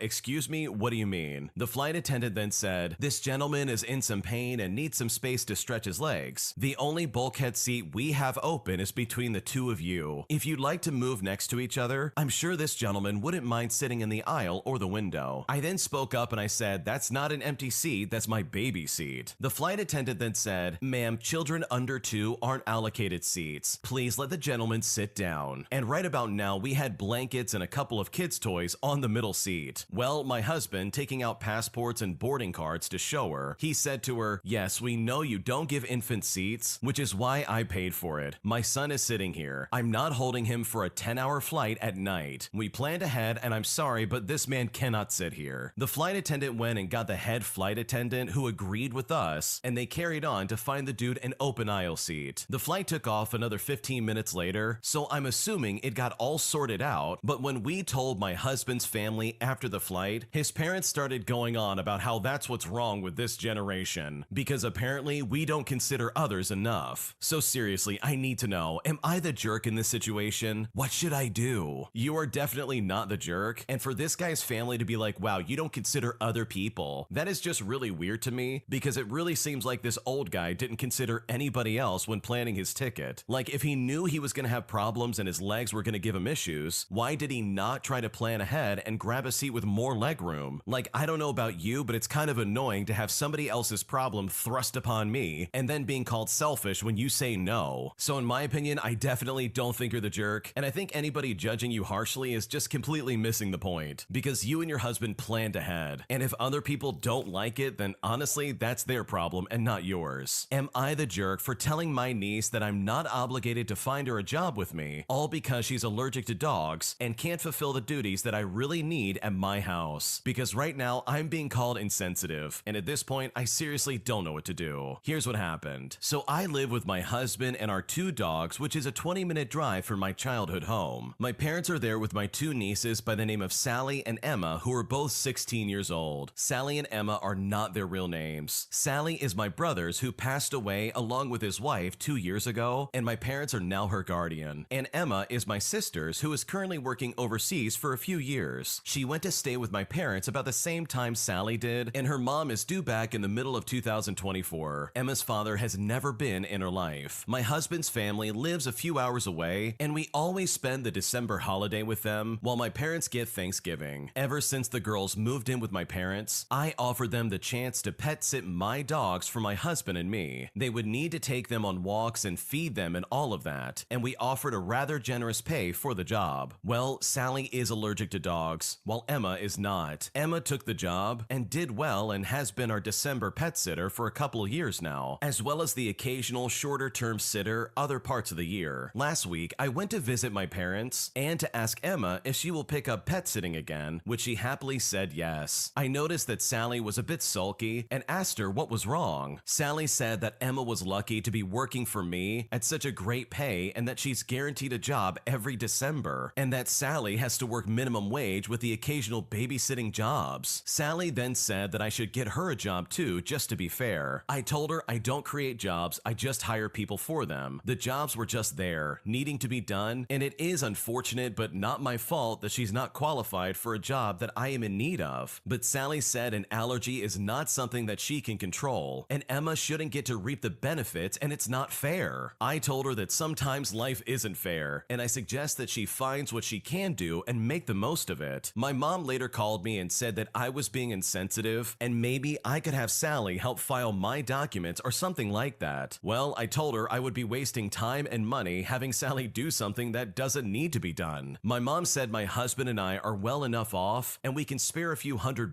this holiday to save Sally's feelings. Now, I don't believe in coddling, and I think Sally needs to learn that things can't always go her way. So am I the jerk in this situation? What should I do? Honestly, in my opinion, I don't think you're the jerk here. I don't think you did anything wrong by telling Sally, hey, I don't have a job for you. It's not like you're singling her out or anything like that. You're literally just saying, hey, I'm sorry, but Emma can do a job that you can't. And it's really not personal, and I still love you, but I can't have you around dogs if you're allergic to them. And I think the lesson you're trying to teach Sally is a valuable one, and it doesn't come off like you were trying to be rude or mean or anything like that. I really think you were just trying to be nice and put her down softly, because at the end of the day, you're completely right. Even though she thinks that this is unfair and that Emma's reaping the benefits of something that she could do, but she can't do it because she's allergic to dogs, that way of looking at life just doesn't benefit anybody in this situation. Like, I'm willing to bet there's plenty that Sally could do that Emma probably is not that good at. And also, when it comes to your mom being like, oh, just spend a couple $100 this holiday season, you guys are rich. Like, that's first of all really weird to me, but also it does really seem like that would be coddling Sally, and it would seem to be like a waste of money to try and hire Sally for something that doesn't need to be done. And I totally understand the idea of like, oh, just be nice to Sally or something like that, but I think that it would be way more beneficial for Sally to have like a real job of some kind instead of having a fake job just to get money, because I think having the real job would benefit Sally a lot more in the long run, and trying to coddle her just to save her feelings is not going to go anywhere in my opinion. My entitled wife hated every single Christmas gift I got her this year, as she complained that the only thing she wanted this year was $3,000 worth of tickets to a Taylor Swift concert. And despite the fact that she didn't get me anything this year for Christmas, as well as my family finding out about the way my wife has been treating me, I feel like my relationship is right on the line, and at this point, I seriously don't know what to do. Here's what happened. So I had an interesting Christmas. First, on my birthday in November, my wife told me my gift was on the way, but it never came. She said it kept getting delayed, and she ended up buying a Target sugar cookie house decorating kit. Fast forward to a few weeks ago, and she had asked me to help make a book of wedding pictures for her parents for Christmas, which I did. It was ordered for them last week. Last night, the two of us opened presents with her parents, and she discouraged me from bringing any of my presents for her to be open in front of her family because apparently my gift isn't here yet. I suggested printing a picture of it and putting the picture in a gift box or something, but she said that she couldn't do that. She then tells her parents about the photo book and shows them a picture of it on her phone, then turns to me and says, "That's your gift too." Then she opens my presents. One was all 3 Taylor Swift covers of Time magazine. She then said to me, "I asked for Era Tour tickets. That's the only thing I asked for this year." Now, we had talked about the tickets months ago, seeing that the cheapest ones would be about $1,500 each, and she already said she didn't want me to go with her, but she wanted an extra ticket for her friend. So she wanted me to spend at least $3,000 on tickets for something she didn't want me to do with her. Then she opened the next gift, which were tickets for a day of whitewater rafting that includes gear and training from an instructor. She said to me, "Oh, great." She said that she didn't want practical gifts, and this was something that we could do together. And at this point, her family is saying they're good gifts and that they're very thoughtful, just trying to make me feel better, but it literally made me feel worthless. She hated what I got for her, and she basically forgot to get me anything. Her parents called me and reassured me again that they were good gifts, and now my mom is calling me asking what I got from my wife for Christmas, and it's becoming a huge thing because she apparently heard what happened. I mean, what do I even do at this point? We've been married for 2 years, and she has not been one for like buying gifts, but this is a new low. I offered to return the tickets, and her response was to say, "I'll do it because you want us to do it." So honestly, how do I handle this? And how do I discuss this with my mom? Because so far, I've dodged going into a lot of detail about it, especially when my mom tries to dig deeper into a conversation about it. What should I do? So I want to start off by saying just the obvious stuff that's pointed out to me at least, because it really seems like your wife just doesn't like you. And I don't say that to try and be silly or anything like that. Like, based on what you described described, it really doesn't seem like she likes you at all. Like, for starters, she just straight up didn't buy anything for you for Christmas, or even your birthday for that matter. And then secondly, she expects you to drop $3,000 on tickets, but then she doesn't even want you to go with her to the stupid concert. It's like, what is going on right now? Because right now it doesn't seem like she likes you in the slightest. And her parents are probably like super embarrassed by what happened. Like, here you are trying to get a gift that's like, I don't know, something you two can do together. And she's like, oh my god, this is not what I wanted. All I wanted were Era Tour tickets. How dare you? And like, seriously, this is super obnoxious and like really entitled. Like, it really seems like this is beyond her being bad at giving gifts, and instead it all feels very planned and very calculated against you. So I don't know, I think it's really weird for her to want you to buy tickets to an event that she doesn't even want you to go to, and then act as if this is your fault for not being able to afford that. Because in my opinion, that's really weird, and you definitely do not deserve to get treated like that. If you like Am I the Jerk, you're probably going to love Am I the Genius. Check it out, link down below in the description. Also, go to amithejerk.com/submit if you would like to submit your own stories. My family and brother destroyed any Christmas cheer and spirit that I have left, and this is even after Christmas was finally over. And after dealing with their awful attitudes as well as my brother's torment towards me, I'm seriously at such a loss, and I now don't know what to do. Here's what happened. So I'll start things off with a few weeks ago. My brother recently had his birthday, and he used it as an opportunity to hurt everybody without any fear of consequence. During the 11th of November, which is Remembrance Day, and during the minute silence, he made as much noise as he could, and I tried to hold myself back after the minute had finished. His birthday week was chaotic. On his actual birthday, he whined about the presents not being in a specific size or quantity. My parents did absolutely nothing after he said this, which disgusted me. Every single day, he tormented me, told me to hurt myself on different days, and at the end of the week, we were meant to have a barbecue to commemorate his birthday. Now, I was going to attend, but he began to verbally and physically hurt me, so I decided to leave and go to my partner's house. Before I left, I learned about why my parents ignored his awful remarks and blamed me for his actions. They told me that if they didn't see it, then it didn't happen. They didn't want to call him out for his actions, as that would make them feel bad, and if he told them something didn't happen, even if they saw it, they would ignore it, as they wouldn't want to call him a liar. According to them, I needed counseling. I spent the rest of the day with my partner, which I really enjoyed. I had to come home afterwards, and I was instantly berated by my sibling. I wanted to stay with my partner and not come back here ever again. During the weeks up to Christmas, life took a difficult turn, and I tried my hardest to pick myself up again while my family tried to force me back down, with my brother creating drama out of nothing to demean me while my parents took his side. Work got busier and busier, and one of my best friends there unfortunately left. I've also been doing a lot of housework, with my family not even bothering to help, even if I get overwhelmed and nauseated from the speed I'm working at. I found myself getting overworked, and I was asked to work Christmas Eve, and now I've been asked to work New Year's Eve and New Year's Day. I'm currently saving up to leave time for an event that'll take place next year in February. Now, when it comes to what happened on Christmas, I just wanted to enjoy Christmas with my family and spread some holiday cheer. I wrapped most of my gifts and decorated the house while everyone else didn't even lift a finger to help. I tried very hard to make Christmas Day the best I could, but now I'm wondering why I even tried in the first place. At every moment on Christmas Day, I had my brother trying to start a fight with me, and I didn't even know why. During our Christmas lunch, he stood up and screamed at me and told me to shut up and just pass away already, even though I was just eating food. My parents didn't do anything, and every time I've tried to talk today, he's either told me to shut up or he's been speaking over the top of me. He's been trying to exclude me from the family Christmas celebration all day. During the gift opening, he threw a tantrum that I got a Sonic Lego set. He also got a large present, which was a picture from Stranger Things, and proceeded to tease me about it, all because he had a bigger present. He was acting like he was 2 years old. We also opened our presents after everything had been handed out, and he hadn't opened the large one yet when I opened the Sonic one. The cherry on top was what happened during the afternoon. I was asked to play a game of Monopoly, and I agreed. It was a tough game, and I found myself getting stressed out from the game and from the heat. I tried to leave, but my mother was close to winning, and for some reason, she didn't want the game to end. I felt frustrated, and when I tried to leave again to have a break, she demanded that I come back and help her pack up. I forfeited the game, and then my brother decided to mock me for losing. I mean, I was this close to punching him. When I helped pack up, she guilt-tripped me about not being able to play Monopoly with her in the future. I mean, I wanted to cry. This was all because she wanted to win. The day was awful. During dinner, my brother tried to scare me as much as he could. He slammed the fridge, kicked the pantry, and thumped the kitchen bench aggressively. I finished dinner as fast as I could. He also threw a pile of clothes at me. It's not as bad as what's happened for most of the day, but I was still upset nonetheless. The next day, I was subjected to more awful things, but all without it being Christmas Day. My mother tried to start something with me just because I took my breakfast out of the pantry, and my brother tried to start something just because I walked past him. This evening, I got called out for dinner, and I went to the kitchen. My brother was there, and I kept my distance from him. I breathe softly at a quick pace when I'm afraid, and that's how I show my fear. He knows this, and he exploited me for it repeatedly. He teasingly told me to breathe after he just sat down at the table, and he just kept ranting at me. This got my parents into another discussion where they blame me again for everything that goes on in this household. I remembered about needing to check something, and I walked back into my room. They began to yell at me for walking away and told me that I was immature. I tried to explain that I was checking something to them, but my mom screamed at me and said, "I'm not a mind reader." But then I just screamed, "Well, I'm not your servant." And when I walked back into the kitchen, I took my dinner into another room, wanting to avoid the conversation. After I finished my dinner, I came back out and placed my plate neatly in the dishwasher. Well, for some reason, this caused my mother to flip out again, and she yelled at me for supposedly slamming things into the dishwasher when I wasn't even doing that in the slightest. I walked away to my room, which is where I am now. She barged into my room and yelled at me to grow up and that I was acting like I was 2 years old and that I apparently thought the whole world revolved around me. She then brought up the Monopoly game and forgot to mention that she wanted to keep playing even though I was getting stressed out. She called me pathetic and did this whole routine of imitating me as if I was saying, "Oh wow, I'm losing, I'm so sad." Now, I wanted to bring up what she did, but I knew that I'd just make her angrier. My dad agreed with her as well, and my brother yelled out his agreement from the table. I shut my door again and I cried, with my brother mocking me from outside my bedroom door. On a lighter note, I'm gonna be moving soon, and I know my moving date is coming up next year, but I'm wondering if I should just run away. I don't know how much more I can take, and honestly, at this point, I don't know what to do. First of all, I want to say that this is a really awful situation, and I'm really excited for you to move out. Your brother treats you awful, and your parents don't believe the fact that your brother's a monster, and they're completely ignoring all the terrible things that he's doing, all because they don't want to make him feel bad for calling him out. Like, that's crazy to me, and that's just completely unfair. Also, you mentioned that maybe you should run away, and in my opinion, I think that's a really bad idea, because it's only going to cause more problems in your life, and I'm fairly certain, depending on how old you are, that it very likely could ruin your chance to move out of that house and get away from those people. Like, if I was in your shoes, I would definitely not run away, but instead bide my time and make sure I have everything in order for when I do move out, because these people sound absolutely awful. And hopefully when you do get to move out, it all goes smoothly and these people are not as involved in your life anymore. My family is claiming that I have a bad attitude, all because I stood up for myself on Christmas Day. And even though I'm trying to set healthy boundaries with my family, I still feel like I have a lot of resistance from all of them. And at this point, I seriously don't know what to do. So to start things out, I'm a 29-year-old female. There are 2 groups of grandchildren, the 4 older ones that range from early 20s to early 30s, and the 6 younger grandchildren that are teens and below. And I'm the second oldest of the first group of grandchildren. Myself and my younger sibling, until about 4 years ago, always had harsher rules because the other 2 of the older grandchildren didn't have the best home life. My brother got sick, so now everything is on me. Up until recently, I've allowed my family to walk all over me and tell me what to do, even though I haven't lived at home for about 6 years now. And this is because I was kicked out, and they even spread rumors about me after I was kicked out. Anytime they would tell me to do something, I would do it. Pick this person up from here, clean this person's house, you have to be available to set up for this party, and so on and so forth. Well, I started therapy about a month and a half ago, which is something my family said we should never do because it's for crazy people. And one of the things I talked about with my therapist was how I'm feeling burnt out from doing whatever they say with no regards for my plans or resources. They taught me how to set a healthy boundary. A few days before Christmas, I was told by one of my relatives that I'm responsible for picking up my cousin. I told her that said cousin needs to be the one to ask me because I'm an adult and I don't need to be given orders, but I can be asked by the person who is also an adult in their late 20s if I can come and get them. The night of Christmas Eve at about 9:30 or 10 o'clock, my cousin calls and says, "So what time are you picking me up?" But I told her she never called and asked me, so I assumed that I wasn't. And though I could pick her up the next time, she needs to give me an appropriate amount of time because 13 hours before we need to be there is not okay. She tried to yell at me about how hard she has it and how she's been busy and could only call just now. But here's the thing, she's unemployed and usually doing nothing but smoking the herb, if you know what I mean. I told her, for starters, she's not gonna yell at me when I just said I could help her out. And secondly, all I said is that she needs to give better notice. I told her that I'd see her tomorrow because I was still doing Christmas with my in-laws when she called. Christmas morning, as I'm getting ready to get dressed so I can leave early to go get her, she sends me a text message that I don't need to get her anymore. I said okay, and I asked her twice if she was sure because I'm about to go out the door and was leaving early to come and get her. She said that she found a ride and she was going to do that. Now, I was annoyed because I woke up early, but whatever. So I leave and I get to Christmas and everyone that was there asked where she was. So I told them what happened and said that she set up another ride. They said they told her I was picking her up and I should have done it. But I explained to them that I'm not a child and I would rather be asked than ordered to do things, and that she can talk for herself and she can also arrange a ride for herself. I mean, she figures out how to do everything else. This is no different. They mumbled about how I have an attitude and said that we're going to move on. This cousin then calls an aunt saying their ride bailed and asks if they'd come and get her instead. Everyone then looks at me and I said I guess I'll go get her even though I asked if she needed me to get her in the first place. So I have my husband drive and I don't talk to her when we get there and don't respond to her when she's talking to me while I drive because I am so mad. And I continue not to talk to everyone else because I'm so mad at them and they just resume mumbling about my attitude. I don't even know what to do. I try to stick up for myself and set a boundary and it didn't work, and now I'm just angry at all of them. And my husband tells me to let it go because they've always been like this and it's Christmas. I'm tired of being the only grandchild expected to do anything, and I'm starting to resent my family for it overall. What should I do? Yeah, I can totally understand where you're coming from here. It really seems like your family looks to you to do everything, and then when you don't do it, they get upset. Not because you didn't do it, but because they're the ones that have to step up and do it instead. And it's obvious that they're all lazy and they just want you to do everything. But you know what? One of my favorite words in the English dictionary is the word no. Like, that word is fantastic and it's also a complete sentence. So honestly, I don't think you ever have to say yes to everything that's presented your way, or even find some kind of like common ground to make everybody happy. If you don't want to do something unreasonable from your family again, you can just tell them, no, I'm not going to do that, and then leave it at that. And if they don't like it, then guess what? They can step up to the plate for once in their lives and do something that they always expect you to do. Because in my opinion, the way you're being treated right now is completely unfair. You shouldn't have to be the only one doing everything around the house, and it's completely irrational for them to act like they can't do stuff as well. And sure, it does sound like you kind of caved when put under pressure, but with enough practice, I think you really can set some solid boundaries that everybody can eventually respect. And hopefully when that day comes, it all goes well, because honestly, you truly do deserve to be treated with respect. Am I the jerk for not paying my sister after she briefly helped out with getting my Christmas party completely organized? Here's what happened. So my husband and I hosted Christmas this year. My 20 living close family members have stayed with us from the 18th and will continue until tomorrow. A further 8 people joined us yesterday for Christmas dinner and a Christmas party. My older brother and his husband usually help me with the Christmas dinner, and they did this year as well, but there were a few more guests than usual, and we needed more hands on deck, so I asked my younger sister to help out. She agreed, if reluctantly, once she saw how much needed to be done, and then just got to work. She muttered when she started that I had better pay her back for this, to which I laughed because I thought it was a joke. There is a very high chance that I misinterpreted this, because I do have autism, and recognizing sarcasm is not one of my strong points. But she didn't object, so I took my interpretation as the correct one. I was and am incredibly grateful for her help, and thanked her for it many times. Once the cooking was done and the food was served in our dining room, I made sure to mention the contribution that everyone had put into the meal by name, as I do every single year. My sister then, this morning, just before she was about to leave, with everything packed up in her car saying goodbye to everybody, actually asked me how much I was going to pay her. I asked her what she meant, and she said that she had agreed to do it with the idea that she would be paid for it and that she wasn't my slave. I said that I wasn't gonna pay her because it was a favor. Also, I've done a lot for her during her time here, so if anything, it was her paying me back. She just glared at me and asked again for money, and I said I don't have anything for her. She didn't ask again, and left after telling me I was being a jerk with her for no reason. Now, we are normally on very good terms, so this was really surprising. I don't remember us ever arguing before now, so I think I either did something wrong or she was in a bad mood because she was hungover and I only did something slightly wrong. So honestly, am I the jerk in this situation? What should I do? I don't think you're the jerk at all. Like seriously, family helps out at Christmas dinners. How is this hard for your sister to understand? Like you asked her for your help and you didn't even agree to pay her any money at the end of the night. So for her to step in and be like, wow, you're supposed to pay me for this? Like that's crazy to me, and that's incredibly spoiled of her to try and make that assumption. And here's the thing, if I was in the sister's shoes and my sibling came up to me and said, hey, I need help getting my Christmas party together because there's an insane amount of people here and we just need the help. My first thought would not be, hey, I want to get paid for this if I'm gonna help you out. I'm gonna look at my sibling and then the people around me and be like, yeah, I definitely want to help out. Like based on what the original poster was saying, there was over like 25 people at this party, and I don't know if you've been to a party like that and you've tried to organize something like that, but not only is that going to be a logistical nightmare if you're not prepared, but that's also a lot of food that you have to get ready. I know any smaller get-togethers that I've had with family have had a lot of food to feed everybody involved. So the fact that there would be over 25 people there attending this party, that would be more than enough reason for me in the sister's shoes to be like, yeah, I'm gonna help out. But on the flip side, her demand to get money for her involvement is honestly so weird to me, and I just don't think there's a good enough reason to justify that. So overall, no, you're absolutely not the jerk. Family is expected to help out, and the fact that your sister can't understand that truly shows how selfish she truly is. An entitled British customer refuses to pay for their tab, claiming that we're just stupid Americans and that they deserve better treatment at our bar. Things ended up getting so bad that I had to call security just to force them out of the bar. And honestly, I just hope I never have to deal with them ever again. Here's what happened. So I had an awful couple come in this weekend. They grabbed a menu from the host stand and sat themselves at the bar. The host was gone, so I guess no one had seen them come in. And that's the first thing they were annoyed with. Now that is understandable, however, it's not my fault, seeing that I was busy serving people behind the bar. The second thing was the kitchen was closed for everything. It was 1:30, so a half an hour before we close. The guy rolled his eyes, gave a sigh, and started complaining about how ridiculous American restaurants are. The third strike was that they came in 15 minutes till the last call and spent 5 of it just complaining about the lack of staff. So by the time I cut off his rant to let him know that it was almost last call, he was even more upset. I mean, I tried to be as nice as possible. I cut in and said, just to let you know, last call is about 10 minutes away. Anyways, they get some drinks and hang out and meet up with a friend who was picking up a to-go order from us. They asked if they could eat the to-go order there, and since it was slow, I saw no problem with that and gave them some proper plates. Once our dishwasher leaves, it's protocol to give our carryouts plates and silverware if they happen to decide that they want to eat their order at the restaurant instead. And that was strike 4. Then this guy walks behind the bar to cut up his friend's pizza into small slices. The first time I took a breath and just let him. He had already been super rude and I was so tired. But the second time I told him he had to get out from behind the bar. That's when he just started yelling, I'm just cutting a pizza, bro. I just need to cut the pizza. It's not that serious. He only listened when security got involved, but still proceeded to complain at me while sitting down. Last call came and went, and I gave them their tab and started cleaning. And guess what? They didn't pay it. The guy actually flipped it over and went on to tell his girlfriend how he wasn't paying for this garbage. But I ignored it. I kept cleaning and got everyone else closed out. Eventually, he snapped at me. Like literally snaps at me with his fingers. All the while, he's asking me for a box. So I grab one, drop it off, and I go back to cleaning. I am wrist deep in combining our small trashes into a large one when he pipes up and says, can't you just box it up for me? I'm not gonna be able to get it in that box. You're gonna have to do it. This was strike 5. Losing my patience, I told him that it would fit, but I wouldn't be touching his food for him. Flash forward to 2:20 in the morning and he is still there, still complaining, now full of his double tequila soda and basically getting handsy with his girlfriend at the bar. I give him his his tab again, and I let him know that it's about 10 minutes until security kicks everybody out. This guy then looks at me straight in the face and says to me, "Can I offer you some advice? Because you're so rude." At that point, I'm over it, and I just tell him, "No, I don't really care about your advice. I need you to pay for your drinks and start heading out." He then proceeds to call me a dumb American jerk and tells me that he wasn't going to pay for anything because apparently he didn't drink anything. He then does something that absolutely blows my mind, and I honestly still think about this to this day. He proceeds to pour his water from his water glass into his cocktail glass right in front of me. He then starts waving it around. "I drank this? This is the drink you want me to pay for? I didn't even drink it. You're just rude." And then he started calling me a bunch of other garbage as well. And this was strike 6 on my patience. I knew I shouldn't have, but I responded by saying, "I don't care about your advice. You need to pay your tab and go." At this point, his girlfriend tries to guilt trip me, and she starts to say, "Ew, is there a problem? Do you have a problem with us?" At this point, I'm thinking to myself, screw this. Security eventually gets involved, and she ends up paying. And they ask my name 18 times while also saying, "I know the manager and I'm gonna call her." And they said that over and over again as security leads them out. Now, the manager they're apparently such good friends with quit about 2 months ago, and my current manager saw almost everything and luckily took my side. And honestly, I hope I never have to deal with them ever again. Wow, that is seriously a test of patience. You are not kidding. This guy said pretty much everything that would really tick me off if I was in your situation, and I probably would have lost my patience after like strike number 3 if that were me. So to that extent, I commend you because you handled this really well. But also, how can someone possibly act like this? The original poster goes on to explain that they are British and they're definitely not from America. And that is like so much worse because like you're not even from here and you're leaving such a terrible impression about your country. Not to mention the fact that they came in like super late. They left at what, like 2:30 in the morning? I'm pretty sure everything's getting shut down by that point. Like how can you be so inconsiderate? So truly good for the original poster for the way they handled this situation because they were way more patient than anybody probably would have been in that scenario. If you like Am I the Jerk, you're probably going to love Am I the Genius. Check it out, link down below in the description. Also, go to amithejerk.com/submit if you would like to submit your own stories. Am I the jerk for not wanting to name our future baby after my husband's dead cat? Here's what happened. So my husband and I got married a year ago. We had been dating since we were 23 and got married last year. We knew that we wanted to have a family and want multiple kids. So a few months after we got married, we started trying for our first baby. I got pregnant and I'm about 24 weeks along today. At my 20-week appointment, they asked if we wanted to know the gender, and we wanted to know so we could start planning names ahead of time. And well, it turns out it's a girl, and I was so overjoyed. The next day, we started talking names, and my husband said that he already knew the perfect name for a girl. He wanted to name her Zoe. Well, here's where the issues begin. Zoe is the name of my husband's cat that passed away when we first started dating. Not only that, but the cat was a gift from an ex-girlfriend that they intended on taking care of together. When they broke up, they had joint custody until she passed away. I gently let him know that I really don't want to name our daughter after his dead cat, and he told me to think about it, reasoning that it fit our criteria of being a short name, one that was bully-proof, it was cute, it was unique so that nobody else in her class will have it, but not so unique that people won't know how to pronounce it. He also considered the cat Zoe like a daughter to him. I then jokingly responded by saying, "So you want to name our baby after your kid from your last marriage?" Well, when I said that, he did not laugh. Instead, he got defensive. He said it wasn't like that, but I said that I didn't really like the idea of naming our daughter after something he associated with his last relationship. He started getting teary-eyed, presumably because he was thinking about his dead pet. He then responded by saying, "Fine, it's your baby. Name it whatever you want." And since then, I've been here and there suggesting names I see elsewhere. And every time he responds by saying, "I don't care, do what you want." I can't help but feel like I'm the jerk here. Maybe I'm being too stubborn. I do like the name Zoe. It's just that I don't think I'd be able to move past the history behind it. So am I the jerk in this situation? What should I do? Personally, I don't think you're the jerk at all. I think the way your husband is acting is really weird. Like, think about it. Who in their right mind would want to name their daughter after their dead cat? I understand the name is cute and it fits all your criteria, but guess what? It's still the name of your dead cat that came from your ex-girlfriend as well. Like, I'm completely on the original poster side in this situation. So in my opinion, I don't think you're the jerk, and I think your husband, if anything, is the one who's being stubborn stubborn and is just being completely unreasonable. Because right now he's trying to give you like the silent treatment as if he doesn't care. And in my opinion, I think that's really rude, especially considering that this needs to be a joint effort when it comes to naming your future daughter. My sister's parenting style is making me not want to spend time with her at all, simply because she doesn't take care of her kids and she allows her kids to walk all over her as she claims to be a gentle parenting mom. And at this point, I seriously don't know what to do. Here's what happened. So I used to be a nanny and I think I'm very adept to childcare. I do a lot of things with my niece that her parents hate doing. Being outdoors and cooking together are definitely a big one. Now, for a bit of background, I've always spent a ton of time with my niece, and I stayed with my sister and brother-in-law for a month after she was born, even though I lived 6 hours away at the time, and in turn, they let me stay with them for a while a couple of years ago when I was between jobs. Now, my sister is a gentle parenting mom, but my niece is now 4 and she's turned into a total pushover. She lets my niece totally dictate everything. She is a sensitive little girl and I love her so much. I'm not even a heavy-handed person at all. I'm very compassionate, but I've always made certain standards of behavior clear to her and all my former nanny kids with clear and compassionate discipline attached to it. For example, if you can't stop hitting your sibling, you have to go sit in the other room quietly and be alone. Stuff like that. I simply had too many siblings at a time sometimes to talk through the big feelings that cause one to start hitting. Just to illustrate as an example, well, my sister and her family recently visited me and my fiance, and I planned out a kid-friendly itinerary for the whole weekend. However, we didn't do a single thing I had planned. I'm flexible and understand toddlers, but for example, they didn't want to go to the petting zoo that I had planned because it was too cold, and instead we drove around so my niece could watch her iPad, and eventually they decided they wanted to go to a playground outside. They brought nothing to entertain her during meal times and ordered her 3 separate entrees because she didn't eat each previous one once we were at lunch. They were totally focused on her wishes at any moment in time. They also had the chance to meet my future in-laws for the first time and blew off dinner to go play in the backyard while we ate because my niece wasn't done playing yet before dinner. Overall, I just felt like they were so rude and I didn't get to actually spend time with any of them. We then spent Thanksgiving with them, and that weekend, my sister planned a full day outing that excluded only my fiance. She originally told me that she planned it just for me, her, and my niece, and the plan was for my fiance and brother-in-law to hang behind. Then, at the last minute, she told me she got another ticket for her husband, but they were sold out so my fiance couldn't go too. We had another lunch, during which I had to discipline my niece to keep her from crawling all over the restaurant floor and scrounge up things to entertain her with because my sister never brings crayons or anything other than an iPad. Every single thing we do during a visit is subject to my niece's veto power. If she doesn't want to go to the museum, for example, even though we all have tickets to already go, we simply won't go. This dynamic used to be okay when my niece was a baby and I was single and visiting alone. However, now I just feel they are rude, wet blankets and totally let my niece run the show. Every time I see them, they are overwhelmed by parenting. I feel for them and I'm not trying to be callous. I help out a lot when I see them, but I'm also not visiting to be their temporary nanny. I didn't visit for Christmas because after these last 2 visits, I just didn't want to deal with the stress and manic energy. I just spent it alone with my fiance. My sister is angry at me for not making plans for Christmas, and truthfully, I wasn't that communicative because she guilt trips me into visits, saying my niece wants to see me. I love my sister and my niece, but I feel my sister caters to her, doesn't set age-appropriate boundaries, and generally makes our visits very stressful. However, I absolutely don't want to criticize her parenting style, especially as a non-parent, and at this point, I seriously don't know what to do. I first want to say that someone in the comment section of this post put it best. They basically said, listen, you don't have to be a pilot to know that a helicopter in a tree is not a good thing. And that's a good answer to the original poster basically saying, hey, I'm not a parent, I don't want to judge. Because I am right there with the original poster in this regard. The sister of this story is completely uninvolved with their kid and keeping them in line. Like seriously, is it that hard to plan something for your child? Also, is it that hard to follow through with your plans? Listen, this kid is 4 years old. She literally doesn't know what she wants, and to be held hostage by that is simply insane. You are the parent, not the other way around. It's crazy to me and incredibly annoying whenever I see parents who literally let their kids dictate everything in their life. They're just complete pushovers and let their kids walk all over them. Like that sets a really weird precedent moving forward, and in my opinion, opinion, there's no good excuse for that. Because here's the thing, if you do let those kids walk all over you without setting up some kind of, I don't know, punishment for acting up, then that's the way it's gonna be literally forever. And trust me, I get it, I'm not trying to be callous either, but based on what the original poster has spelled out, it really seems like that toddler runs that house, and I know I would be really annoyed if I came along to, I don't know, a museum trip, and then suddenly we're not gonna go because this stupid kid in the back doesn't want to go. It's like, seriously, what are we doing? Maybe have somebody babysit the kid so the rest of us can at least enjoy our time out. So I don't blame you for not wanting to go to your sister's house, especially because you become like an impromptu nanny pretty much every time you go. And that in and of itself has got to be absolutely obnoxious. Am I the jerk for not buying my sons any Christmas gifts, all because they're bullying their little sister? Here's what happened. So I'm a 33-year-old female with 3 kids. My twin boys John and Jack are 11 years old, and my daughter Jane is 9 years old. John, Jack, and Jane are not their real names. My boys always had a strong sibling bond. They are inseparable, have the same interests and hobbies, and are doing everything together. I love to see this, but it has a nasty side effect. Their little sister gets often left out by them. Sometimes they offered her to join them, but most of the time I had to remind them that they have a sister and should include her. They always claim that they don't like doing boring girl stuff with her. I encourage them to do the things that she likes too, and to switch between the stuff that they like, but they refused to listen to me and started to shut out their sister completely. This has since been going on for 3 months, so I started withholding pocket money and family activities, with my husband being hesitant at first, but I convinced him. Whenever the boys do something without Jane, I take her to the movies or to go mini golfing and other boring girl stuff, as they would put it. It was hurtful to do this fun activity without my sons, but it is exactly what they would do to their own little sister. I tried to talk to them to explain this, but they refused to listen to me. In the opposite, they started to actively be hostile towards their sister. They ridicule their hobbies, say mean stuff when she walks past them, and push her away when she tries to talk to them. Yesterday morning, we sat at the Christmas tree and gave Jane her Christmas gifts. When the boys asked me for their gifts, I told them that we don't have any presents for them. They thought I was kidding at first, but when they realized that I was serious, they froze. I told them that they will get their presents once they start to treat their sister like a family member. They then didn't say anything and just went to their room. They only come out now when their dad forces them to eat something. Now, I feel horrible, but at the same time, I'm so angry at my sons. My daughter is beyond sad. She asked me yesterday why her brothers hate her so much. My husband thinks that I'm a jerk for playing favorites and thank me for ruining Christmas, but I will not stand by and watch as Jane gets bullied by her own brothers. So honestly, am I the jerk here? What should I do? Yes, the original poster is 100% the jerk. I can't believe they're even asking that. Let's go over the facts real quick. Your twin boys want to spend a lot of time together, and they're sometimes less likely to include their sister Jane in those activities because clearly there's a lack of mutual interest. And instead of, I don't know, entertaining Jane yourself, or even something more reasonable, you instead decided to basically pit your sons against your daughter. Like, seriously, what are you doing? You're literally tearing your own family apart, and the icing on the cake is the fact that you didn't give them any Christmas gifts, all under this lie that she's not being treated like a family member. If anything, you're not treating your sons like family members. Like, I don't blame them for going to their room and not wanting anything to do with you. And by the way, you absolutely did ruin Christmas for these kids. They are 11 years old. Like, are you being serious right now? They haven't done anything wrong other than be boys and spend time with each other. You're acting like they started this by being really mean to their sister, but in reality, you're just like obsessing over everything they do for like no reason. And now, as a result of your actions, you are literally making your sons hate and resent their sister. You are literally the problem in this scenario because you started this drama for no reason. So yes, I think you're the jerk, and I definitely think you need to make this up to your sons. Because trust me, I know if I was in that scenario as a kid, I would resent not only my sister, but also my mother for treating me that way. And because of you, I have to agree with your husband. You absolutely did ruin Christmas. An entitled old man tries to yell at me after he accuses me of distracting the dog he was trying to train at a public park. But I decided I was not going to take this sitting down, so I defended myself in a way I've never done in my life. Here's what happened. So about a year ago, I was taking a stroll in a small nature reserve near my house together with my wife and dog. Further along the path, an older entitled man who's about 70 was standing with his family, whom I'm presuming is probably his son or daughter, mostly because they were in their 30s. As we come closer, we saw he was talking to his dog dog, a young husky. The husky was sitting in front of him in the grass, and he was saying stuff like sit or stay. Now, as we passed, this husky, who's not on a leash by the way, stood up and walked towards our dog who was leashed. They seemed friendly, so I let them sniff and greet each other, but the man walks up to me with an authoritarian air about him and then points and waves his finger at me in a belittling manner. This man looks at me and says, "Can't you see that I'm training my dog? You should not let your dog distract my dog when I'm obviously training him." Now, I have worked very hard for years to become my own boss and not have anybody tell me what to do. I wasn't planning on having a stranger treat me like he was my boss. I am a peaceful guy normally, but this entitled old man struck the wrong chord. So I got angry and I copied his finger pointing. I said to him, "You don't get to talk to me that way. Do you always talk to strangers like that?" His family in the background awkwardly glances at this entitled old man, obviously ashamed of his actions. He goes on to say that he does, while also trying to say something, but I interrupted him. I said to him, "That dog should be on a leash," which by the way is the rule of the nature reserve, and there are high fines if you get caught. The entitled old man then says, "Well, you're right about that, but I'm training him." And before he could continue, I interrupted him again. I said to him, "You should also learn how to talk to strangers and show some manners." At this point, I turn my back to him and I walk away, saying the word unbelievable to my wife just loud enough to make sure that he heard me. He sputtered on for a little bit, but we just ignored him at that point. Now, to be honest, I felt good about how I handled this. A few years ago, I probably would have let him walk all over me, but those days are gone, and I definitely will never let that happen to me ever again. Good for you for standing up for yourself. That guy seriously had a dog off the leash in a park where you very clearly need to have a leash, and then he tries to blame you for his dog getting distracted. Look, if this guy's trying to train their dog, he's not doing a good job. And it doesn't help that he has this weird entitled attitude. Like, the way he was talking to you was so out of line, it's not even funny. Like, there's no reason for him to get an attitude at a stranger who's just walking by on a trail. Like, that just doesn't make any sense to me, and there's no good reason for that in the first place. If this guy really wanted to train his dog, by the way, then for starters, he should probably know how to do it, because clearly it's not working. He said repeatedly for the dog to stay and sit down, but the husky got up, walked over to the dog, and pretty much did whatever it wanted. And I'm also pretty sure that huskies are like really hard to train. Correct me if I'm wrong in the comment section, but I'm pretty sure they're like really stubborn animals, which is definitely like an endearing trait to have as a pet, but it can be really infuriating when you're trying to like train them to listen to you for once. So yeah, the original poster is not a jerk in this situation. This old man had no business trying to like boss you around, and it's awesome to see that you stood up for yourself in the face of somebody who was trying to walk all over you. And I overall think you handled the situation really well. An entitled Karen demands that her kids are going to swim in a pond that is very clearly marked to have alligators and venomous snakes present in the water. And despite my manager pleading with her to please not go in the water or to even get close to the water in the first place, this entitled Karen refuses to take no for an answer. Here's what happened. So this took place many years ago before I became a photographer, but still worked for a company as a custodian for a resort. And the theme park complex is located in Central Florida. Something important to know about Florida is that we have a large alligator and venomous snake population. The locals often tell the tourists and their kids that if there is a body of water, chances are good there's an alligator or a snake in it. At the time, I was working as a custodian, and we had a tragic incident where somebody was taken out by a gator at one of our resorts. And this is because they were too close to the water's edge at sundown, which is when the gators are on patrol. As a result, we posted signs every 50 feet or so around the bodies of water stating that alligators and venomous snakes are present. Please stay out of the water. But of course, we joke that people just don't know how to read. Now, this takes place maybe 3 weeks after that person's passing, so people were still very much talking about it. I was doing my rounds around sundown when I noticed Karen and her 2 little kids very close to the edge of the lake, literally just a few feet away from one of those signs, and they were wearing swimsuits and were setting up towels. Now, my manager was helping me and he noticed the family as well. My manager goes over to alert the family to stay away, and this is the conversation that follows. The Karen looked at him and said, "So you're saying there's alligators in this pond?" My manager said, "Yes, ma'am, at least 2. The Karen, not believing him, said to him, "Well, how do you know?" My manager just said, "Well, I saw them." The Karen then asked how long ago it was, with my manager responding that it was just a month ago. This Karen then says something really stupid. She says, "Well, how do you know they're still there?" My manager says, "Ma'am, when alligators find a spot they like, bike, they generally tend to stay there. Every body of water has a gator or a snake in it, so it's safer to just stay away. The Karen then says, "So you're saying there's alligators in this pond?" And they went in this loop for literally 10 minutes. And at this point, I could tell that my manager was on the verge of verbally bruising this lady. So I'm taking my time cleaning and waiting for my manager to deliver the verbal knockout punch. The Karen then shouted out, "I don't care if there's an alligator in this pond. My kids are going swimming in there. It is too crowded in the pool." My manager then said the next beautiful sentence. He said, "Lady, I'll personally put you and your kids on the next flight home if you don't leave." And this was finally enough to shut this Karen up as she grabbed her kids and stormed away. I high-fived my manager and we got back to work, with the both of us coming up with running jokes where we question if alligators truly are in this pond. Yeah, that entitled Karen is seriously a complete moron. Who in their right mind would go to Florida, a place that is notorious for having alligators and snakes, and say to your kids, "Okay, time to jump in this mysterious pond, go ahead kids"? Like, does she want her kids to get eaten? Because that's what happens. Like, seriously, if you Google the words Florida alligator and attack, you're gonna see a myriad of stories pop up that basically detail exactly what this lady was trying to do. So it honestly blows my mind that this Karen would be so irresponsible that she would not only encourage her kids to swim in this stupid pond, but also she would refuse to listen to somebody who lives there. Like, lady, I'm pretty sure the manager wasn't just making that up. They wouldn't put signs up and lie to the general public if there weren't actually alligators and snakes there that would happily eat any one of your kids. So overall, that Karen was so far out of line, it's not even funny. She put herself and her kids in danger, and that, in my opinion, is completely unacceptable. If you like Am I the Jerk, you're probably going to love Am I the Genius. Check it out, link down below in the description. Also, go to amithejerk.com/submit if you would like to submit your own stories. Am I the jerk for being upset that my in-laws are coming along on my honeymoon? Here's what happened. So for a bit of background, my fiance and I met our sophomore year of college and started dating post-graduation. We have been together for 2 years, and my fiance was not close with his family growing up at all. In the 2 years we have been dating, I have only met his parents like 3 times, and that doesn't bother me. Like I said, he has a lot of resentment due to his upbringing, and just doesn't like spending much time with any of them. Nothing bad happened to him on their part, but outside of his basic needs being taken care of, there was very little emotional support. My fiance was given a terminal diagnosis a few months ago with a 2-year life expectancy. Treatments are not an option, so we are just living life to the fullest. After he learned of his illness, he and his family have gotten a bit closer in that they see each other more often. His family, who's also very, very wealthy, gifted us our honeymoon as our wedding gift. My husband and I chose a vacation in Mexico because we wanted a relaxing resort vacation and to go snorkeling together. It was gonna be one last bougie trip on our bucket list. But here's the thing, his parents also chose the dates of the honeymoon without asking us. So they chose to book the trip so that his birthday was during it. Then they said they wanted to spend his birthday with him, so they will be joining us. They did get their own suite at the resort, and both of his siblings got rooms at the resort too. Now, don't get me wrong, I am very grateful that they are gifting us this experience, but I'm annoyed that they deliberately made it during a time that they could conveniently join our honeymoon. I know he's sick, and I know they want to spend time with him, and my fiance won't say anything to them because he doesn't want to fight with anyone during his final time here, which I completely understand. I think I just wish they would have booked a separate trip for the family to go on rather than during our honeymoon, a time that we could have spent together alone, which honestly we rarely get these days. Between hospital visits and seeing friends and checking off things that he wants to experience, we are pretty busy. Like I mentioned earlier, money is not an issue and could easily have been made into a separate trip, but they chose to make the trip during his birthday, so they had the excuse to join in. When they told us that they were also coming along on the trip, I said that was a little bit strange, and now they are mad at me for not understanding how important it is for them to spend my fiance's birthday with him. The entire family thinks that I am wrong for being upset about this, and his parents have said I will barely even see them, so I shouldn't be that upset. But we are staying at the same resort with rooms literally right next to each other. What should I do? Honestly, if I can be completely honest with you, I understand where you're coming from, and I understand why you would say, wait a second, this is kind of weird, right? Like, this is your honeymoon, and honestly, if I had in-laws who came along with me on my honeymoon, I would lose my mind. There is no way I would be okay with that, and honestly, that's completely uncalled for. But unfortunately, Unfortunately, the circumstances are way different. Your husband has 2 years left to live, and this is one of the few birthdays that he's ever going to celebrate with his family. So with that in mind, I don't blame the extended family for coming along. Sure, this is your honeymoon time, but seriously, just treat this like a vacation. I think if I was in your shoes, I would apologize and try to make things right for this trip, because this is a very weird situation, and under normal circumstances where you get to spend the rest of your life with your spouse, I think it would be completely reasonable to be upset with your extended family. So I don't think you're the jerk for having that knee-jerk reaction, but I think it would be in your best interest to make things right with the extended family, because this situation is very weird, and I think with all things considered, you really should just focus on the time you do have left with your fiance. My boyfriend said that if we have a house and kids, he would want his brother to live with us so that he could save for a house, but I was honestly really bothered by what he said, and now I'm not sure how to bring up the topic again, and at this point, I seriously don't know what to do. So we have only been dating 1 month, so it's still early enough where I'm trying to sniff out any kind of red flags. We both want a house and kids and marriage. He says that he wants to buy the house and it be in his name, and all I would need to contribute to it is the electric bill and the gas bill, and honestly, that's fine with me. But then he says that he wants his brother to move in so he could save for a house. His brother is a couple years younger than my boyfriend, and I've never met his brother, so I immediately said, I don't want that. I explained that if we have kids, I'm going to not be okay with having anyone else in the house besides us and our kids. I'm also very worried that he has this attitude of, oh, this is my house, so it's my rules. He hasn't said that, but I'm worried about it. I don't want something held over my head that was his choice to make. He equated it to having a grandfather with you and said his grandfather lived with him growing up, but I did not think that was the same as a brother. I said I would be okay with it if he was with us because he's working really hard for a house and will leave in the foreseeable future. Now, if I'm going to be a working mom, I feel like I have to have veto power over a decision like this, but it didn't seem like he understood why I did not agree. So honestly, how should I conduct a conversation with him to tell him how I feel, lay out boundaries, and how to know that this is something to leave over? What should I do? Honestly, the fact that you're talking about buying a house and getting married and having kids literally 1 month into your relationship is a major red flag in my opinion. Like seriously, why is this happening so soon? I can't imagine dating somebody and then 1 month in being like, yeah, what are we gonna do when we get married? It's like, are you kidding? I don't even know if I'm gonna stick around with you. I don't know, that's just such a weird early conversation to have this early in the relationship. But if we want to look at the hypothetical situation that's placed in front of you, the fact that he says he wants the house to be in his name only, that is a major red flag in my opinion. Like, why would it not be in both of your names? Is he having it so it's in his name so he can kick out whoever he wants? Like, that doesn't seem right to me. Also, when it comes to the brother thing, I would be upset as well. I'm right there with you. And also, how long are they gonna live there? Is this like a few weeks or a few months, or is this gonna be like a few years? Am I gonna look up 9 years from now and they're still living in the house with me and my family? Like, there's no way I would ever be okay with that, and I can completely understand why you would be like, wait, that's definitely not gonna happen. So in my opinion, I think you need to realize that it's way too early in the relationship to have these kind of conversations, especially if you're having second thoughts about even dating them. But based on what he has said, most of what he said, in my opinion, is a massive red flag. And if you do continue with this relationship, I just would be very careful with what you do moving forward. My entitled mother-in-law demands to schedule a 10-year-old's birthday party right in the middle of a California wildfire. Here's what happened. So for those who aren't in a wildfire region, usually what happens is most people quarantine inside their homes, wear a mask if they go outside, or leave the region if they can, until the smoke finally goes away. Schools get canceled and some employees work from home, and if you put a filter on a window, the filter literally turns black. Ashes fly around like snow, and it's really annoying if they get in your eye. Now, there were wildfires around Northern California, and the area looked like foggy San Francisco. This region wasn't evacuated, but it was close enough that tourism slowed down, air quality was toxic, and there were ashes everywhere. I had only been with my then boyfriend for a couple of months, and we visited his family on a couple weekends. His mom called and invited his 10-year-old sister's birthday party during one of these wildfires, and only non-family members showed up. We were invited because he was family, and to compensate for the lack of guests. She didn't want to plan it for the weekend before or after, but instead it had to be that weekend. Even if the party took place indoors, most parents don't want their kids going to a birthday party in that air quality, or they may not even be in town. I'm not even sure if her friend's parents found out she let them use the outdoor jacuzzi. Even if it was for 15 minutes, I would be ticked if I found out my kids were using a jacuzzi outdoors when there were ashes flying around. Later on, I asked my boyfriend why she would plan a birthday party in the middle of a wildfire, and he explained that they moved a few years before from a rural country where wildfires were so common in the summer, most people went on with everyday life as normal. But we both agreed that while it may have been normal then, she hasn't realized most places are different, and we don't think his sister realizes that this is why only one person showed up. She might think everybody else just didn't go or just flaked out. His mom made a Facebook post about the party and mentioned how his sister feels down every year but still makes the best of it because they plan her birthday every year whenever they want, regardless of what's happening around them. Her birthday would have been a lot more fun if it had been planned on another weekend, whether it's a week before, after, or even a month later. But the entitlement to a single weekend is the reason this happens every single year. I didn't realize how serious the air quality was until we moved to this area, and despite working indoors most of the day, the time I spent outside commuting made me sick. I worked in a restaurant, and because I worked with the public, I could see everybody around me getting sick and coughing like crazy. I moved from a place that also had wildfires, but didn't spend enough time outside to know how bad it was, and the smoke wasn't as heavy, so this is why I agreed to go. My boyfriend and myself agreed that it was a bad idea to go, and we definitely would not be doing that again. But at the time, he was going through some things, and visiting family was a way to escape. Things were good back then with what would have been my mother-in-law, but this is one of the first red flags I saw, and as of today, I'm no contact, and my now fiance barely talks to her. That's honestly insane. Like seriously, why on earth would you schedule a birthday party in the middle of a wildfire? Like that literally just doesn't make any sense. And I think the original poster has it right. I literally think this is just because they were being entitled and not because they had like a special date in mind or anything like that. They just said, oh, we're doing it on this day regardless of the wildfires going on around us. Now here's the thing, if I was invited to this party or something along those lines, there is no way I would bother to show up to that place. Like seriously, did she really think anybody was gonna show up to that party? Like the air quality is awful, nobody can breathe, and what does this mother-in-law do? Oh, she breaks out the jacuzzi and says, let's sit outside for 15 minutes. But I would be like, no, how about we go inside and like, I don't know, grab our rescue inhalers because I have asthma and I think I'm passing away. So if this was the first clue that this lady's a big walking red flag, honestly, I kinda don't blame you for going no contact, because what she did was honestly insane, and there was no good excuse for these kind of actions. Am I the jerk for refusing to spend Christmas with my ex's new family? Here's what happened. Okay, so I have a very complicated family system. There's me, I'm a 43-year-old male, and I live with my beautiful wife who's 42 years old. We also have 3 kids. I have a son who's 13 and 2 daughters, with one being 13 and another one 9. But I also have 2 kids with my ex, and both of them are 19 years old. Recently, she's gotten remarried and has another daughter who's 3 years old. And with that in mind, we've had a hard time with co-parenting. When the twins were younger, we lived in the same apartment building and tried our best, but stuff happened and her mental health got bad, and a lot of resentment built up between her and my family. I wanted to move on, and she couldn't seem to take care of her kids properly. The kids themselves are also train wrecks, though I guess I can't blame them based on who their mother is. But things are going a little bit better now since she has her new husband. She's settled down in a nice house, and this year she called to ask how we were doing Christmas. And that's when I asked her what she meant. I honestly don't like talking to her much and was eager for her to hang up the phone. She sounded like she was confused and said that she thought I would want to spend time with the girls. But I know what she really meant was spending time with her and her family. I told her that they're adults and they are welcome to make plans with me if they want to. She said that my wife and sister invited her, her husband, and kids to the annual Christmas Eve party. But I said, well, those are your plans. And then I hung up and I focused on work. Then, this evening, my wife comes into my home office looking angry, and she asked me if I told my ex off. I said no, I told her the twins could make their own holiday plans, and my wife was not happy with this solution, and told me that I needed to work harder to tend to both of my families. But I told her I have one family. Well, when I said that, she was utterly appalled by this and stormed out. Now, my wife, my ex, and sister, who are all best friends by the way, are calling me a jerk and saying I need to put in more effort for my ex and her kids. So honestly, I need to know, am I the jerk in this situation? What should I do? I think your wife, as well as your sister and your ex, all have a very solid point. You have have two families whether you like it or not. And in this situation, you are absolutely being a jerk. Yes, your two twins are 19 years old, meaning that they're adults and they can make their own decisions, but they are still teenagers and they still want their dad in their life. It really seems, based on what you're saying, that you're the only one who's combative with pretty much everybody in the family. Like, it really leads me to believe that you're the one with a problem and not anybody else. From what I'm gathering, it seems like your wife is on good terms with your ex-wife, not to mention your sister as well. You do say they're all best friends and they talk to each other all the time. So if anything, it kind of seems like you're the one with a problem in this extended family. And the fact that you would say the kids themselves are train wrecks, all because of their mother, honestly, that's so toxic, and that is such a horrible thing to say. So yes, I think the original poster is absolutely being a jerk, and I think that they need to be a much better father for their kids. My boyfriend and I agreed to get a puppy, but now he no longer wants the responsibility, and at this point, I seriously don't know what to do. So my boyfriend and I have been dating for almost 5 years now, and we've been living together for about 3 years. Now, I love him a lot, but we decided to get a puppy together, and the entire situation has made me realize that our priorities may not be aligned. We've been talking about getting a dog ever since we moved in together, and he's always been on board. We had been pushing it off as we both wanted to be in a position where our schedules and finances allowed us to put all of our time and effort into raising a puppy. I've saved up for years, and I'm finally at a point where I can change my work and school schedule around to allow for me to spend most of my days with the puppy. Now, my boyfriend does work from home, so his schedule is a little more flexible as well. Now that we both felt ready, we met with a breeder a few weeks ago and immediately fell in love. We put down a deposit, and now we are supposed to be picking up the puppy in 3 days. However, over the last week, my boyfriend has seemed uninterested. I've been puppy-proofing our house over the last 2 weeks, and he hasn't been putting as much effort into the process as I have. He just doesn't seem as excited anymore, as if the puppy blues have hit him before the puppy even gets here. A part of me feels like it's finally hitting him that we are about to go through a huge life change, and it's gonna be a big relationship step as well, and suddenly he's getting cold feet. But I also feel like he's not sure if he actually wants to take on the responsibility or even make the sacrifices necessary so he could raise this puppy. This morning I asked him how he was feeling, and I could tell that he was not very receptive. And right now I'm feeling devastated because I know I can't bring a puppy into our household if he's not 100% on board. I think it's mostly upsetting because he had never expressed any doubt to me, but something feels off now that we're only a few days away from getting our puppy. I guess my issue is that I have no idea now if he actually wanted or wants the puppy, or if he just doesn't know how to say no to me. I personally feel like I'm at a point where I'm ready for this, as I've spent so much time preparing for it in all aspects of my life. But I don't think he's ready to give up certain things like sleeping in or having time with his friends. But me, on the other hand, I am determined to do whatever it takes to give this puppy a good home, whether it's going through sleep deprivation or canceling plans. So how do I approach another conversation with my boyfriend about the puppy? Or will this cause resentment if I just keep bringing it up? I just feel like all my hope and excitement has been lost now that I'm most likely having to give up on my own goals and desires, all because he doesn't want to share the responsibility or even express how he truly feels. He hasn't told me outright that he doesn't want it, but I'm nervous that he's been acting differently now that it's almost real. And at this point, I seriously don't know what to do. Yeah, I can definitely understand where the original poster's coming from when they're like, oh man, I'm kind of worried about this, because I think they have it right. Like, a puppy is a big responsibility, and that's something that you really do have to take seriously. And I can understand your logic where you're like, oh man, suddenly after we put down this deposit, my boyfriend's acting weird. And it really does seem like, yeah, he just doesn't want this dog anymore. Which, that's fine, by the way, but you might want to figure that out before the puppy's in the house. It really wouldn't be fair for the dog to get to the home, settle in, and then the boyfriend be like, oh yeah, by the way, I don't want the dog. Like, that would be way worse than actually calling the breeder and being like, actually, we're having second thoughts. Because taking care of a dog is a big responsibility, and that is definitely something you really want to make sure that you're ready for. My entitled friend is constantly overstepping her boundaries by entering my apartment without my permission, or sometimes when I'm not even there. But after dealing with this for so long, I finally put my foot down and decided that enough was enough. And now, as a result of banning this friend from my apartment, she decided to trash my front entrance and damage some of my personal property. And at this point, I seriously don't know what to do. This story also came from the Am I the Jerk subreddit. Check the links in the description if you'd like to submit your own story. So I live in a small apartment in Dubai. Housing prices are quite high, but I come from a well-off family and I've grown up here. My apartment has 2 bedrooms, though the second one is very small. My friend also lives in my building, but in the 1-bedroom apartment apartments that are a floor below me. We're gonna call her Jane for the sake of the story. Jane is not her real name. But the biggest thing to know about Jane is that overall she is not a nice person. She is invasive, rude, and belittling. Her father is a lawyer, and even though my family is a lot more well off, she likes to flaunt expensive bags and shoes that she's got. I am from India, so my parents have raised me like the typical Indian parents and made it clear that they would not spend money on useless things, and I don't ever mind that. Jane grew up in a family that was a lot more open to frivolous spending. She did not have a job, so she was living off of her family till she found a job. I always helped her with groceries and driving her around, but after a while, I realized it was just give and take. She never did anything nice for me. For example, on my birthday, she knocked on my apartment door and asked if I would drive her to her friend's house. I said no, of course, as my sister had planned a party for me. Well, she got mad and got all up in my face. She said to me, "Why not? It's not like you've got anywhere to be." When she did this, I just stepped back and I told her that I was going out for a party. She got mad and started yelling that I should have told her so that she could make other arrangements, and now it was my obligation to drive her. I was shocked and slightly annoyed, and I just said, "Look, Jane, my life does not revolve around you. No one's life revolves around you." She was fuming and stormed off, and I just closed my door and continued getting ready. So I hope you've gotten a good idea about this girl's nature. Another horrible habit that she has is always coming into my apartment without telling me. I leave a spare key in the potted plant outside my apartment, and she always takes it and comes into my home. I get very annoyed as she never tells me, and she just helps herself to my snacks and sits on my sofa and watches TV. I have told her many times that I don't feel comfortable with her being in my apartment, but she simply doesn't listen. She even comes over when I'm not even home. She'll even bring a friend or two sometimes. My breaking point is when she locked my cat out of my apartment because he was hissing at her friends. I came back to her and her friends on the couch, and my neighbor must have heard me come home because he brought my cat over and said the poor thing was stuck in the hallway, so he took him inside to play with his cats. I was very grateful and furious at the same time. I told her to get out or I would call the cops and to never come back to my apartment, and she was a heartless monster for locking my cat out of his home. Well, she got angry and cursed at me, saying that her Netflix had expired and that I was the heartless one for not lending my house over to a friend in need. I mean, I was dumbfounded. I just told her to get the heck out and that I would no longer leave my keys in the same spot. And I did stick to my word, and I left my keys with my neighbor. Now, obviously, Jane must have thought that I was bluffing, and she took things to a level I never wanted to reach. There were 2 weeks of peace, but one day I went out for my little sister's graduation, and when I came back, I found the front of my apartment absolutely trashed. The shoe rack was upside down on the opposite side of the corridor. The potted plant had fallen over, and the rocks had all been taken out. My nameplate that I had on my door was in 2 pieces on the floor. My door also had many scratches, but those could have been there before, but still, I was fuming. I was sure Jane had come and tried to find my keys. I was sad and angry. I went straight to my parents and I told them what happened. My father is seething, and he said I should go to the police, but I really do not want any legal action. I just don't know what to do, and I really need some help. So is there any way I can get revenge on my friend without getting the police involved? Because trust me, at this point, I am literally open to the pettiest of revenges. First off, I don't think it's a good idea to try and get like some petty revenge on your neighbor. I think that's only going to cause problems in your life, and that just doesn't seem like a good idea. But seriously, this friend sounds crazy. Like, they're obviously taking advantage of like your house and your apartment, and that's really not cool. Like, that's seriously messed up. But the fact that they locked your cat out of your house and they're just coming in whenever they want, even when you're not there, that is seriously like crazy to me. I would not want anyone in my house without my permission or my knowledge. So I really feel for your situation. And I also think you're doing the right thing with this neighbor. Like, it's definitely time to cut her off, because this could definitely happen again, and I really don't think anybody wants that. If you like Am I the Jerk, you're probably going to love Am I the Genius. Check it out, link down below in the description. Also, go to amithejerk.com/submit if you would like to submit your own stories. My boyfriend and I broke up briefly in October and then ended up getting back together close to Christmas. And now that I've made plans with my friends to go traveling as a girls trip, my boyfriend is furious with me. And at this point, I seriously don't know what to do. Here's what happened. So to start things out, we've been together for 4 years. We had a rough 2023, and in October, we briefly broke up. It's a long story, but basically he was angry and said that we should break up. I tried working through it, but he was still saying that, so I finally said fine. But if we do break up, then I'm gonna be acting single. We were not together for about 3 weeks. I was upset, but two of my married girlfriends invited me on a 4-day trip, and because of that trip, I'll be gone for New Year's Eve. Well, my partner and I got back together after 3 weeks, and everything has been going well, except he's mad that I booked a girls' trip and I won't be here for New Year's Eve. To make matters worse, he has a great job with a ton of flexibility, and he's now off for the Christmas holidays. My job supports retail, so not only am I not off, I also have to work right up until the afternoon of Christmas Eve. On top of that, every other year we have gone to spend Christmas Day with his family, and we even stayed overnight because it's 3 hours away. But this year they are doing Christmas 1 day early, so I can't go because I'll still be working. This annoys him a lot for a few reasons. For starters, he's always bugging me to find a better job with more flexibility, and I've tried to do that, but I've not been successful so far. And secondly, now we won't spend Christmas together. I can't even go out on Christmas Eve day and stay over. He is very angry with me, and I don't know what to do. I can't cancel on my friends. This is non-refundable. Plus, it's my one friend's 30th birthday, and it's really important to her. And I can't get out of working Christmas Eve unless I quit my job, which obviously I don't want to do that. He keeps talking like if we don't spend the holidays together, then maybe it's better if we just let this relationship go. Now, I'm getting angry with him because he's the one who broke up with me in October, and I did warn him that if he really meant that, then I would act single. I feel he was manipulating me, and it backfired because I took it seriously. But after everything is said, I do love him, and I truly don't want this to end our relationship. What should I do? Yeah, your boyfriend sounds pretty awful. Like, this guy seriously doesn't understand that you have a non-refundable trip. I'm willing to guess that you probably paid like a couple $100 for this trip, so canceling that all of a sudden just to make your boyfriend happy, that just doesn't make any sense to me. And also, I think you're right. It really does seem like he was trying to like manipulate you in some kind of way. Like he was saying, oh, we're breaking up for like 3 weeks. And then he's also trying to pretend like, oh man, I can't believe you're going on this trip. It's like, what are you talking about? You broke up with me. And then at the very end, he's giving like this weird ultimatum, basically implying that you two are gonna break up again if you don't like cancel your plans and bend to his will. Like, this guy sounds weird. Like, it really seems like he tried to use some weird breakup tactic just to try and get his way. And he's now realizing that that is definitely not gonna work at all, like in the slightest. So I don't know, it really just seems like one big red flag after the other. And personally, if I was in your shoes, I personally would not want to deal with this, especially right before the holidays. My entitled boss never listens to me or anything I have to say to try and help him as a new manager at our office. And after dealing with this guy's awful attitude for such a long time, I finally decided to maliciously comply, and as a result, I was able to make my boss look like a complete fool. Here's what happened. Okay, so I want to start off by saying that I am pretty hardworking, but I'm a laid-back kind of person. I don't really look for credit, and I like doing a good job, but my job is not my life, so I don't really care if people don't appreciate all the work I do behind the scenes. My life is at home, not at work. Well, last year I got a new boss. He had his own style, but instead of asking me what I did or something like that, he figured he just knew it all. For various reasons, he was my boss, but he couldn't really get rid of me either. For several months, we had a lot of situations that, because of my experience, I knew how to handle it, but he overruled me. And I would just let it go because, well, it's not my problem. And then eventually it would blow up. I mean, there was a lot of stuff like that happening. Well, last year in early November, I mentioned that in the past, along with the Christmas bonus checks, previous bosses have also sent things like flowers, candy, gift cards, stuff like that, and they would send that to the homes of the employees. And I was usually the one that took care of all of that, but he said that he would take care of it. And then guess what? He didn't do it. So Christmas week panic sets in, so he then tells me that I need to do it. And I think to myself, okay, I guess that's fine. But he then emails me messages that he wants addressed on each gift, things like thanks for all your hard work and stuff like that. Well, I bring to his attention that I had some thoughts on some of the messages that he wanted me to include. He snapped back at me and said, just write what I asked you to do. I think I know what I'm doing. So you know what? I did exactly just that. And this is where my malicious compliance comes into play. So a few days before Christmas, one of our employees came home to a gift card to a local seafood restaurant with the following note attached to it. It said, I hope you and Katie enjoy this restaurant. Well, here's the thing. There's one small problem. Katie passed away in a tragic car accident 4 months previously. And at the time, my boss sent flowers, which I took care of. And he even attended the wake. I mean, how dumb can you be? I knew the employee pretty well, and I knew this would be the kind of thing that would bring him a lot of laughs because he hated the boss already. So in the end, the boss looked like a complete jerk, and a good guy who was sad at Christmas got a great laugh. Oh man, sometimes bosses really need to listen to their employees. Like, this whole situation could have been avoided if this guy just listened to somebody who had been there longer. Like, is it really that hard to put the power trip down and be like, okay, let me listen to people who have seniority over me? Because if he did, he could have avoided this completely. I mean, thank goodness the guy kind of took that in stride, because I think if that happened to anybody else, I'm pretty sure the fallout would be really intense, and this would really affect this guy's job. Today, I messed up by pretending to be mute on an airplane, which eventually led to one of the most embarrassing moments of my life. Here's what happened. So this happened a while ago, but I still cringe when I think about it. I hopped on a short flight from Dallas to San Antonio to visit my brother. I ended up on an aisle seat towards the very back of a packed plane. As I sat down, the guy seated next to me was busy, and I decided not to bug him with a quick hello or the classic statement of business or pleasure question that people tend to ask. About 15 minutes into the flight, I began to eat one of those very dry Biscoff crackers. Without any water on hand, I realized I overcommitted my salivary gland for some real work. Of course, at this exact moment, my seatmate begins his opening introduction. I nod to him and I smile, but I was not about to open my mouth to pepper him with Biscoff cracker dust. Unaware of my current dilemma, he asked me a question, but I just motioned to my throat with my hand to suggest that I was finishing a bite. His eyes go large and he quickly apologizes, and he turns red in the face with embarrassment. I was surprised by his reaction and thought his response was a little bit over the top. A few seconds later, I realized that he thought I was motioning that I could not speak, which is no problem. I would clarify everything as soon as I could swallow my cracker. Unfortunately, this cracker must have been made from some properties that send all moisture to another dimension. As I waited, the stewardess came to save the day with a drink cart. She asked me what I wanted to drink, and I just pointed to a can of Sprite. As I did this, my seatmate clarified my choice by verbally telling the stewardess my selection. I could tell that he felt a sense of accomplishment, that he was able to help me communicate given my perceived disability. Maybe it made him feel better after having asked me a question that I was unable to answer. As the flight continued, I realized that I accidentally committed myself to becoming mute. I was at the point of no return, so I figured I would just go with it. I didn't want to make him feel stupid or anything like that. He began to tell me a couple things about his family. He mentioned a relative with a similar impairment following a stroke. He also showed me a picture of his dog on his phone. He knew I could not respond, so he never asked me any questions. I just nodded and smiled at anything he said to be polite, not uttering a single sound. Eventually, our plane lands, and by this time, I forgot my act, and I sat patiently as people began deplaning. Being in the very back of the plane, I knew I had to wait, so I remained seated. Well, my phone vibrates, and I see that it's my brother calling me. I accept the call, and I enthusiastically say, "What's up? I just landed. Give me about 10 minutes and I'll meet you out front." At that moment, my memory sends me a notice a little too late to remind me that I'm supposed to be playing the role of a mute person on this plane. I slowly look over to my seatmate to see if he really even noticed. His head was directly aimed at me. He had the most disgusted look on his face, like I had punched a baby rabbit. I began to turn red. I was so embarrassed that I couldn't think of anything to say to make the moment less awkward. A part of my brain that does not get outside much convinced me to get out of the plane very quickly. Well, I turned that thought into action, and I quickly got out of my chair and grabbed my backpack. I look back at the guy, and I can confirm that he was more committed to maintaining his disgusted expression than I was at being mute. I quickly looked at the person in front of me standing in the aisle. There was nowhere for me to go, so I remained standing for about another eternity until the line started to ease up, and I finally made my escape. But trust me, this moment still haunts me to this day. This is a really funny story. I seriously don't think I would be able to handle that situation. It's not like the original poster meant to be deceptive towards this guy. Like, the cracker took out all moisture from their mouth, and I totally get it. I know the ones you're talking about, and I've been on planes with those, and I totally get it. It's like you take one bite and then suddenly there's crumbs all in your mouth. It's really awful. But I will say at least 95% of the plane ride, you were so committed to this act and it almost paid off. Like, you were so close to getting out of there without any kind of problems. So it really sucks that you dropped the ball at the 1-yard line, because from what you described, this guy did not seem happy in the slightest. And I know if I was in that situation, I would be wanting to get off the plane as soon as possible as well. Am I the jerk for not being willing to hyphenate my last name just so I can mostly match my blended family? Here's what happened. So I'm a 16-year-old male and I have my mom's last name. She and my dad were married, but she kept her last name and he kept his. Then when I was born, I got my mom's mom's last name. When I was 8 years old, my mom passed away, and when I was 11, my dad remarried. My little sister is 13 years old, and my stepmother came into the marriage with 3 kids of her own. The older 2 have a different dad from her younger kid, and their dads are deadbeats, and my step-siblings never knew them. My dad and stepmother had a baby together last year, and he has both of their last names. My step-siblings were upset when he got to match both my dad and stepmother, and they were also upset that dad did not adopt them. So the suggestion was made for dad to adopt them, and my stepmother to adopt me and my sister, and then we would all take the hyphenated name, which would be my dad's last name and then my stepmother's last name. But I said no to both of those, and I told them that I didn't want to be adopted or to have my name changed. My sister said she didn't really want to, but said if it was a big deal for dad, she would agree, and he thanked her for that. For the next few months, my dad and stepmother told me all the reasons they felt these changes were good and important. They brought a therapist in to speak to me, and the therapist said it would be okay to be adopted and to have the security my stepmother could provide if she were my legal mother. Well, I never changed my name, and I told them I still would not consent to the adoption. Once they sort of accepted my decision, they told me to consider hyphenating my last name at least. They said I could even have 3 last names. I could keep my mom's if I really insisted on it, but they don't know why I was making such a big deal out of it, and adding the hyphenated name as well. They said it would make addressing our whole family so much easier, and it would mean a lot to everybody. My dad said it would be nice for both of his kids to finally have his last name. My stepmother said it would be very symbolic for her to feel like I have accepted her as a third parent, and that it would mean I do want to be a part of her and her kids' family. She told me that how I feel about my last name and keeping it my mom's is just as important to her that my sister and I have her name in there as well. She told me she really loves me and to imagine how much happiness it would bring. She also said it would be less confusing for my half-brother and my future half-sister because she was pregnant again. But I told them I don't want my name changed or added to. I told them it felt disrespectful to dismiss how important my last name is. I told them I am the one who has to live with the name and I don't want to take their new hyphenated name. My dad told me that my sister was willing, and didn't I want to match with her at least? I told him she doesn't even want to. She's doing it for him, which she made very clear when she agreed, but it's not something that I would do for him. They told me I should be more willing to compromise, and my hard stance on this will be upsetting to my step-siblings. So seriously, I need to know, am I the jerk for not being willing to change my last name? What should I do? This is a really serious situation if you look at this, because I am absolutely on the original poster's side. Like, you can't just make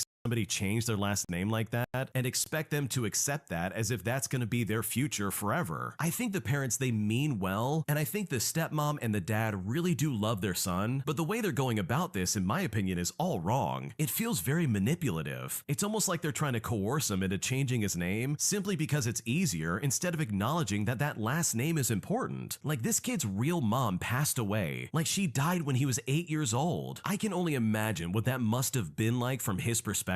And now all of a sudden his dad and his new stepmother is like, hey, change your last name. I don't know, something about that just doesn't settle right with me. And the parents aren't like exactly saying, hey, you're being selfish, but at the least it really seems like they're dancing around that idea that the original poster is somehow selfish for not changing their name and giving up their mother's name who passed away. So that in and of itself just seems really wrong. It also really seems like the parents like only got a therapist to try and like convince the kid to do this instead of the original poster actually needing a therapist. This all really comes off as like very subtle manipulation, and it honestly just doesn't feel right. And I'm not ignoring the fact that blended families are really tricky, and this is obviously super nuanced, but I think if the original poster really feels this way, you would hope that the dad and the stepmom would be on board and like give in and be like, okay, this is what he wants to do, let's just go with it. Because right now it's coming off as very manipulative, and in my opinion that is absolutely wrong, and I just don't like how they're handling this. When you subscribe, make sure to hit the bell to turn on notifications. To finish listening to all the stories, check out the playlist at the top of the description. And if you like Am I the Jerk, make sure to subscribe to Am I the Genius. Everything will be linked down below in the description.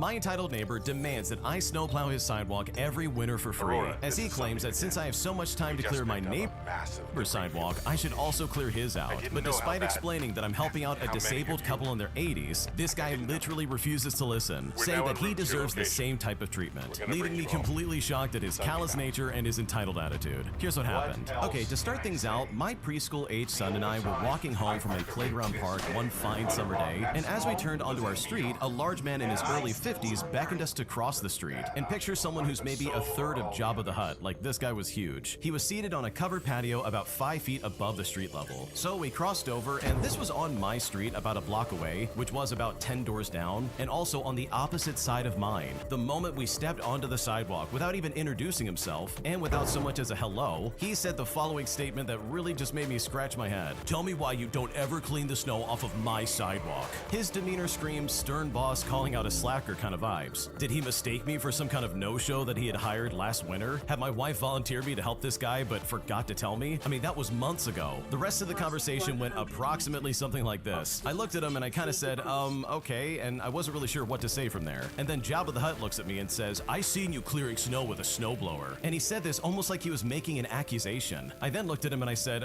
well, yeah. This guy then responded by saying, "And every time you waste hours clearing part of the street." It's here that I try to explain to him that, yeah, I do that so we can park our car, but he literally interrupts me and says, "You have a snowblower. This is easy. You spend all your time on your corner and you clear the street. You should snowblow your way to my place and get my short little walk in no time." I say to him, "Well, it's more work than you think. By the time I finish my property, I'm really tired." This guy then looks at me and calls me a liar. He says, "I seen you. You clean off the walk next to you, and that's longer than mine." But I explained to him that they're a disabled couple in their 80s. They literally can't move heavy snow, and they're next door to me. It's just 20 feet. Like, I don't do it to be nice. This guy then looks at me and says, "Well, then be nice to me. I can't lift heavy snow, but you don't care about me. If I want to go out, I have to wait until my sons get here to shovel me out and clean off my car." I look at him and I say, "Your sons? Look, I'm sorry, sir, but I'm not going to clear your snow. Have a good day." But then, as we start walking away, he plays what I think is his last resort. And this is exactly what he said. Because it's here that he screams out, "I could pay you to do it," which honestly is like icing on the cake because this guy was incredibly weird.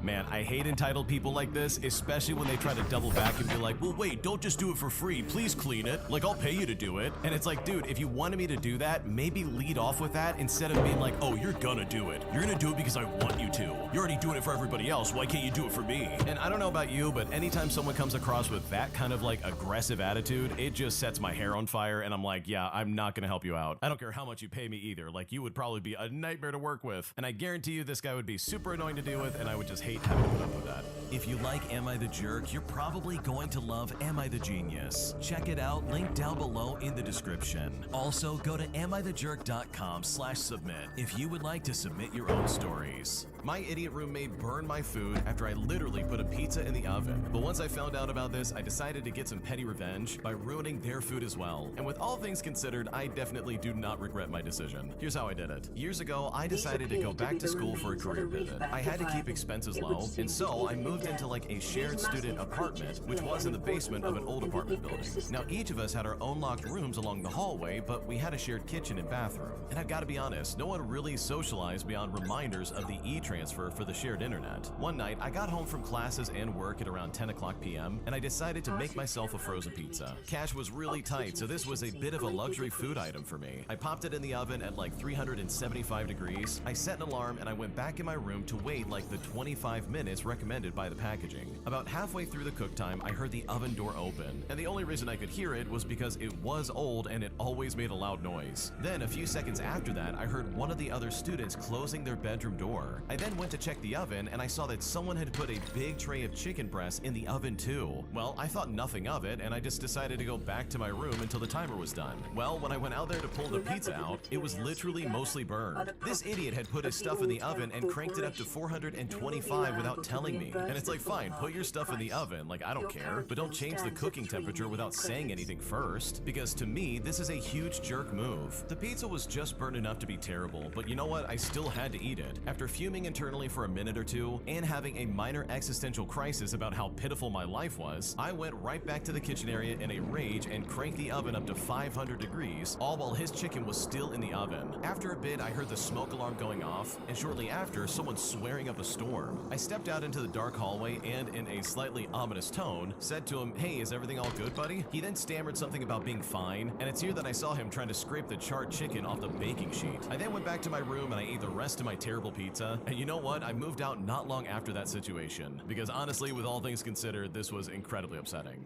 Dude, if I had a roommate who did that, I would lose my mind. There's no way I would be okay with that. So the fact that you went back out there and ruined his chicken, in my opinion, is really funny and really deserved. My grandmother expects expensive gifts all the time, even though she herself would never spend any money on any of us in the family, and has now gotten to a point where she's criticizing everything that I spend money on, as she claims it should be given to her instead of spent on whatever I'm doing. And at this point, I just don't know what to do. Here's what's going on. Okay, I want to start off by saying that this is sort of an odd situation. My grandmother has always expected very expensive presents. We're talking like laptops, TVs, new iPhones, or some expensive perfume, etc. But also won't even give anyone else anything nice, and she takes back whatever she gives. For example, she bought some socks and gave me one of the pairs, which was very nice, but then she wanted them back. And when I didn't get them quick enough, which at the time I was downstairs and the socks were upstairs, she started yelling at me just like she always does. She gets angry if a present for someone else is over $25, even if she's not paying for it, and then just makes a scene. Even if we can't afford a luxury present, she will get extremely awful towards us. She'll throw stuff, she'll hit us, she'll give us a silent treatment, etc. And then on top of that, compare her presents between each of the children and grandchildren. She always splurges on herself with fancy perches and extremely expensive shoes or skincare, but then gets angry when it's tax time, or if the electric bill is due, or just makes others pay for her food. It makes everything super awkward. And if she thinks she hasn't gotten the presents that she deserves, she pretends to be sick and just sends everybody home. One time, I said I couldn't afford to purchase a huge bottle of like Avita shampoo for her, which is something I wish I could have at the time, but then she would get so angry with me when I would spend money later in the month on different stuff like my feeding tube tape, my textbooks, and then got mad that my partner took me out of the house for a drive around the block after a panic attack, all because of us spending too much money on gas instead of on her. It's not like I waste money on things that I don't need, but I really just don't know what to do. She expects big birthday presents and parties and won't do anything for anyone else and never ever has. But if someone gives me a present on my birthday, she gets really angry at me and says, "Well, that should be for me and not you. What did you do?" She even felt that her friend should have given her their car instead of trading it in for a new one. But my grandmother has her own car. I'm so stressed out because it's almost the holiday season and she is more demanding than ever this year, and I'm personally going through surgeries and I'm in school, so I'm sort of struggling a lot. I wish I could do more and I wish I could give more, but I simply can't. And if I say no, or if my gift just isn't enough, I will be listed as like the worst amongst the entire family. What should I do? Oh man, this is one of those situations where, yeah, you definitely need to put your foot down regardless of what your grandmother says. Like if I was in your shoes and someone even pretended to not like a gift I'm giving them, that's the second I'm gonna stand up and be like, okay, we're done here. There's no way I'm ever helping you with anything ever again. You're not getting a gift out of me ever under any circumstance, and I'm just not gonna play around with this because her attitude sucks. Like seriously, think about it for a second. She's sitting there being like, oh, you need to spend more money. And then when you try to spend money on yourself, like for anything, she freaks out and tries to be like, oh wow, that should have been spent on me.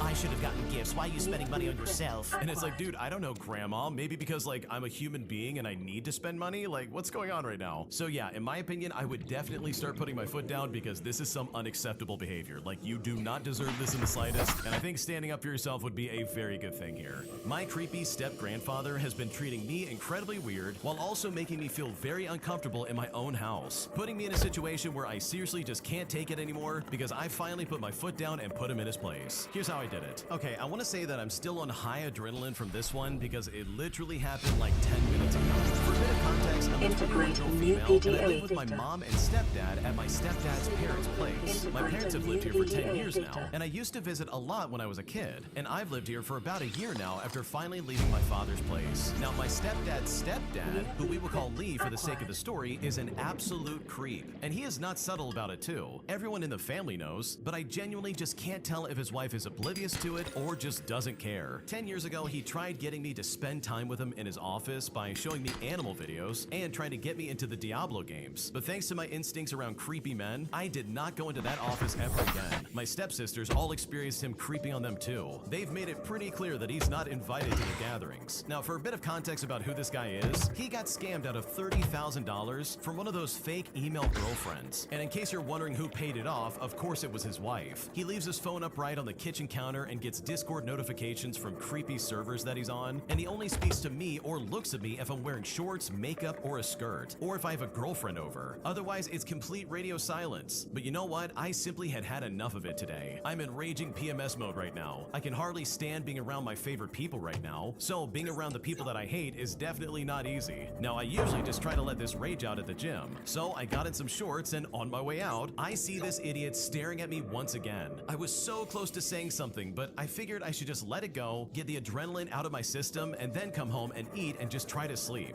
Well, after I came home, I finished my dinner, and I was just sitting at the table texting my friend, and this guy came to the table to monitor his insulin. Now, when he showed up, I left the table. I mean, I was not gonna sit around there and watch him, and for some reason, that really triggered something in him. Maybe he could sense that I was in a crappy mood and just took that personally. I then throw away my scraps in the garbage, and he comes up to me, gets in my face, and starts yelling at me. He then starts shouting about something along the lines of, "Oh, you know food? Like edible food? It goes in the compost." He then opens up the cabinet under the sink and the compost bin like a raging child. He says to me, "There, right in there," and then he stomps away. As he's going away, I say, "Well, has that always been the case?" Because, bro, I'd been here like on and off for like 10 years, and instead of him saying that I need to put food in the compost a single time, he waits for this moment to yell at me about it. Now, he's hard of hearing, so he didn't hear anything I said, but him staring at me earlier and then yelling at me was more than enough for me. So I went over to the living room where he sat down by his wife, and the conversation went something like this. I said to him, "Hey, has that always been the case? I'm supposed to only put food in the compost?" And the both of them looked at me and responded, "Yeah." So I replied back and said, "Well, I've been living here for about a year and I've never been told that." But his wife chirps back and says, "Well, I just didn't know that you were doing that." But to be completely honest, this was a straight up lie. There have been a multitude of times that she'll be doing the dishes at the sink right next to the trash and I'll throw my food away. So I respond back by saying, "Well, I've noticed a lot of times that I won't find out I'm doing something wrong until there's this big angry outburst about it. If I'm doing something wrong, you need to tell me about it when I do it." Lee then responds and says, "Well, every time I tell you, you take it wrong." And I gotta be honest, this was very confusing because everything he's ever told me to do to take care of the shared spaces, I've consistently done. In fact, he stopped telling me to do these things after I asked him if he washed his hands after going to the bathroom. And yeah, guess what? He didn't. And then he went and made dinner for himself and his wife. And I really wish I was making this up. But after he said this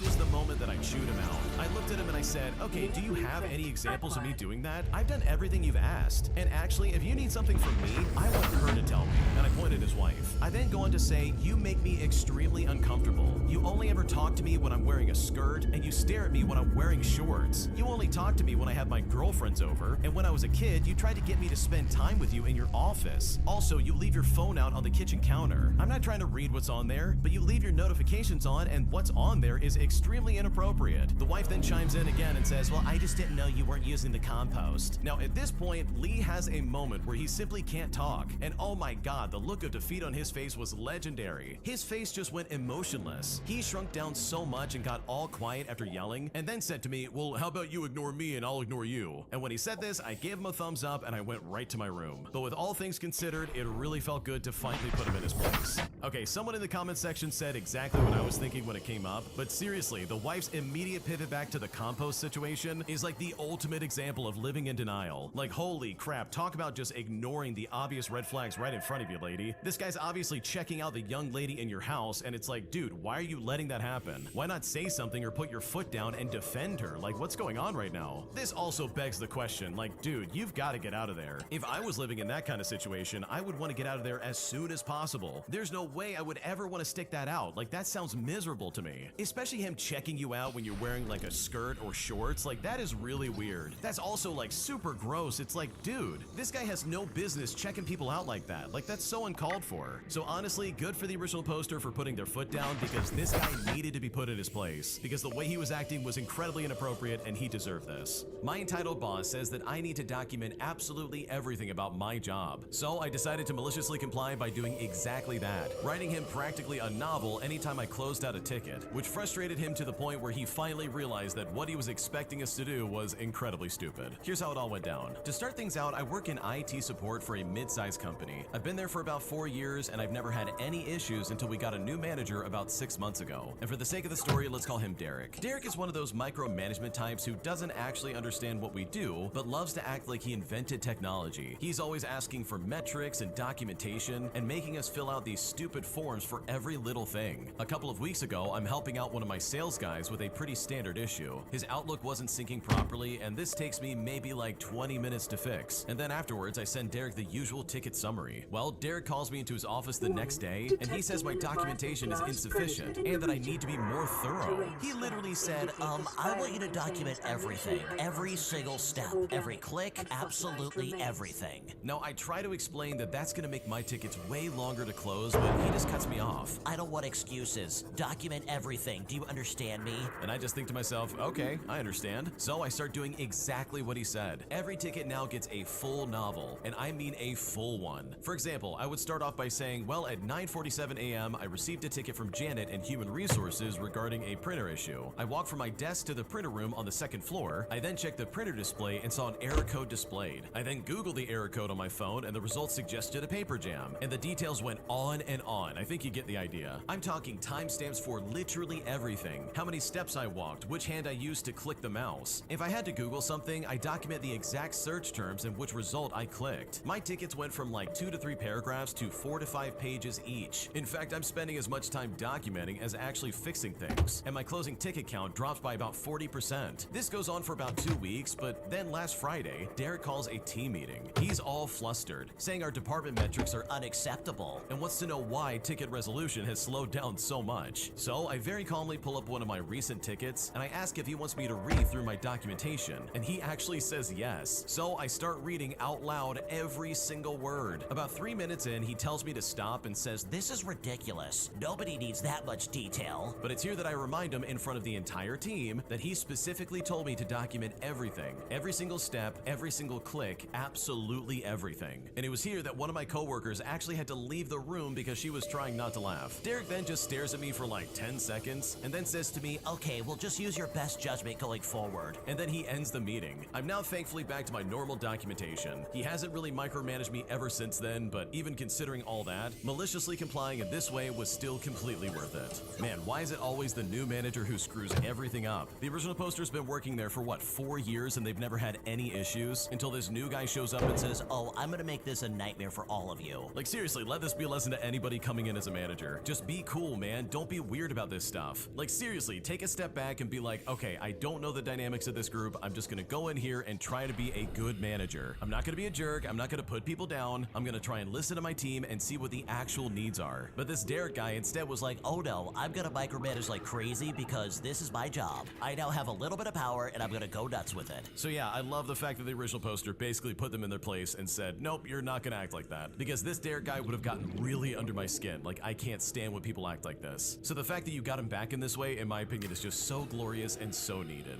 My entitled sister-in-law thinks that my kids aren't real family and completely ruined her wedding photo simply because they're not blood related. Because honestly, this entire situation is really messed up and I'm just not sure how to handle it. Here's how it all went down. For some quick background, I'm married to my wonderful husband, who I will call David for the sake of the story. He's the amazing stepdad of my 2 kids from a previous relationship, and they adore him and they call him dad. A few months ago, David's brother got married. David was a groomsman, and since it was a family affair, our kids attended the church ceremony. The reception was adults only, so we had a babysitter lined up. After the ceremony, I was walking the kids out to the car to take them to the sitter, and suddenly David comes running out, telling me to wait. The photographer was gathering everybody for the big official family portraits on the risers, and we were needed. So I brought the kids back in, and the photographer placed all of us, namely me, David, and my 2 kids, in the group photo with the entire extended family. It took maybe 5 minutes, and then I left to drop them off. But when I got to the reception, the atmosphere was icy. David's entire family was avoiding us. Finally, David cornered his sister, who is my sister-in-law, just to ask what was going on. And this is where the entitlement really kicked in. My sister-in-law informed him that she was furious at me. Now, you might be wondering why, because honestly, I haven't done anything, but apparently it's because I had allowed my children to be in the family photo. Her 2 toddlers hadn't been at the ceremony, so in her mind, my children's presence made the photo incomplete and ruined. She then dropped this gem. Besides, they aren't even blood. They shouldn't have been in a family photo to begin with. But it gets way worse because the entire family sided with her. They all agreed that I should have known better and that my kids had no place in the picture. The blame was 100% on me, even though their own brother, namely David, was the one that called us over. Now, the final cherry on top was my mother-in-law actually calling the photographer the next day to specifically cancel that group portrait. She said she would rather have no photo at all than to have one with her step-grandchildren in it. Now, I was so stunned by this, so I called my sister-in-law hoping to clear the air, but she refused to even discuss the photo. Instead, she launched into a rant about all my other flaws, her biggest complaint being that David and I are too romantic because we hold hands at family events. So, because my husband wanted his beloved stepkids in one photo, my sister-in-law decided that she had the authority to dictate who is the real family, and my mother-in-law tried to erase that moment completely. The entitlement is just breathtaking, and I'm honestly just not sure what to do.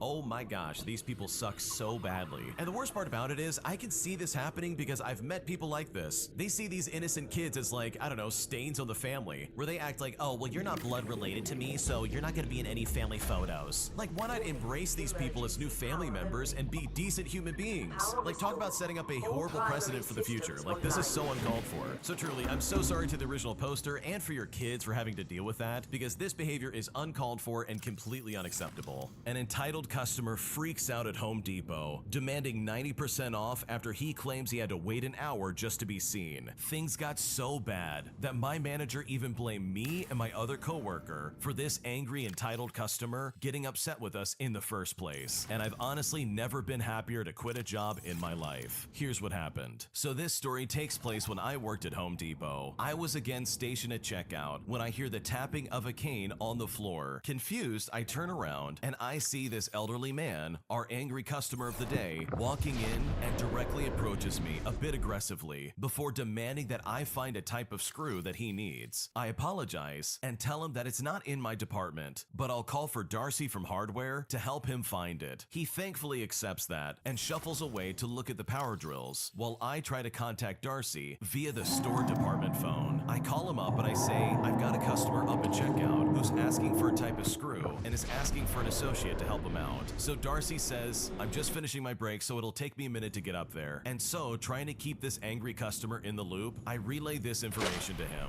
But he just lets out a grumpy sigh, but nods and takes a seat in the open space on one of the display shelves. Not even 2 minutes later, after this entitled customer sat down, he starts complaining that it's taking too long and he just wants his screws, which I apologized to him and told him Darcy is on his way back from his break and is coming to help as quickly as he can. Mind you, Darcy is also elderly, so he's doing the best that he can. The customer just lets out a frustrated groan and waves me away. Now, of course, I'm the only cashier at checkout, so I'm not too far away, and so I try to keep a lookout for Darcy, all the way up until I do see him approaching us. And as he was just about to reach us, two women stop him to ask him about some kind of plumbing question they had. So as Darcy was offering to call plumbing to help out the ladies, the entitled angry customer just so happened to look up and ask angrily, is this the guy that's supposed to be helping me? And this customer said this all before just getting up and shuffling his way over to Darcy, all while screaming at the top of his lungs. He said, hey,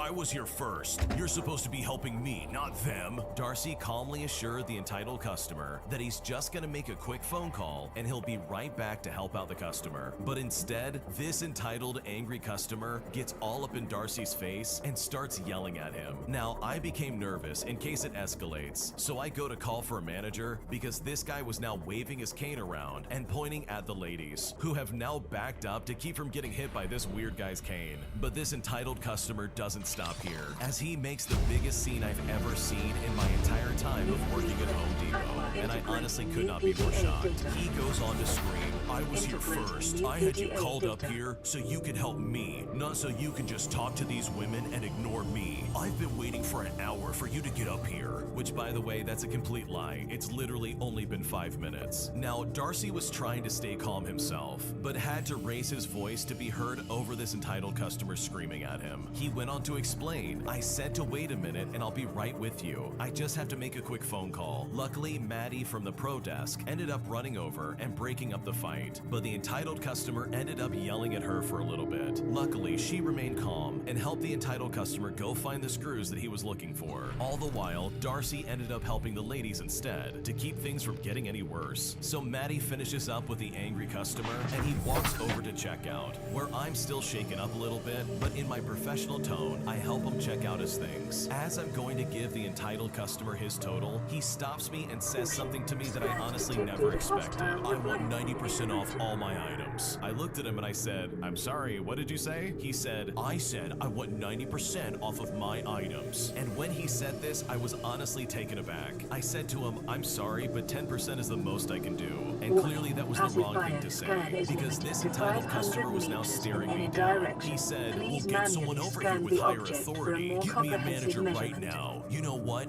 You could even give me the store owner. So I quickly go and ask for any available manager on duty to come to checkout to assist a customer. Jamie just so happened to come by, and the angry customer immediately screeches at Jamie in their still rude tone, by the way, are you the manager or the store owner? Jamie in a calm voice says, no, I'm not the owner, but I am a manager. How may I help you? I had moved far enough away to not try and provoke the angry customer any further, but I could hear this guy still saying that the workers that worked here were being very, very disrespectful to him and that he wanted them fired. Jamie then asked for clarification, trying to figure out which associate he was talking about. And that's when the entitled customer started screaming, him, that's him right there, pointing at Darcy across the store. He needs to show me some respect. I've been waiting for an hour on him, and he instead helped them instead. I walked up to him to tell him that he's supposed to help me first, but instead he started yelling at me. I want compensation for the rude treatment. Darcy clearly hears this angry customer and was also glaring at this customer angrily, but still staying professional, continued to assist the ladies. I have since turned my focus to the gift cards and sorting the snacks on the shelves. Jamie then says, okay sir, I'm sorry that you were given poor treatment. What would you like as compensation? And that's when the entitled customer shouts again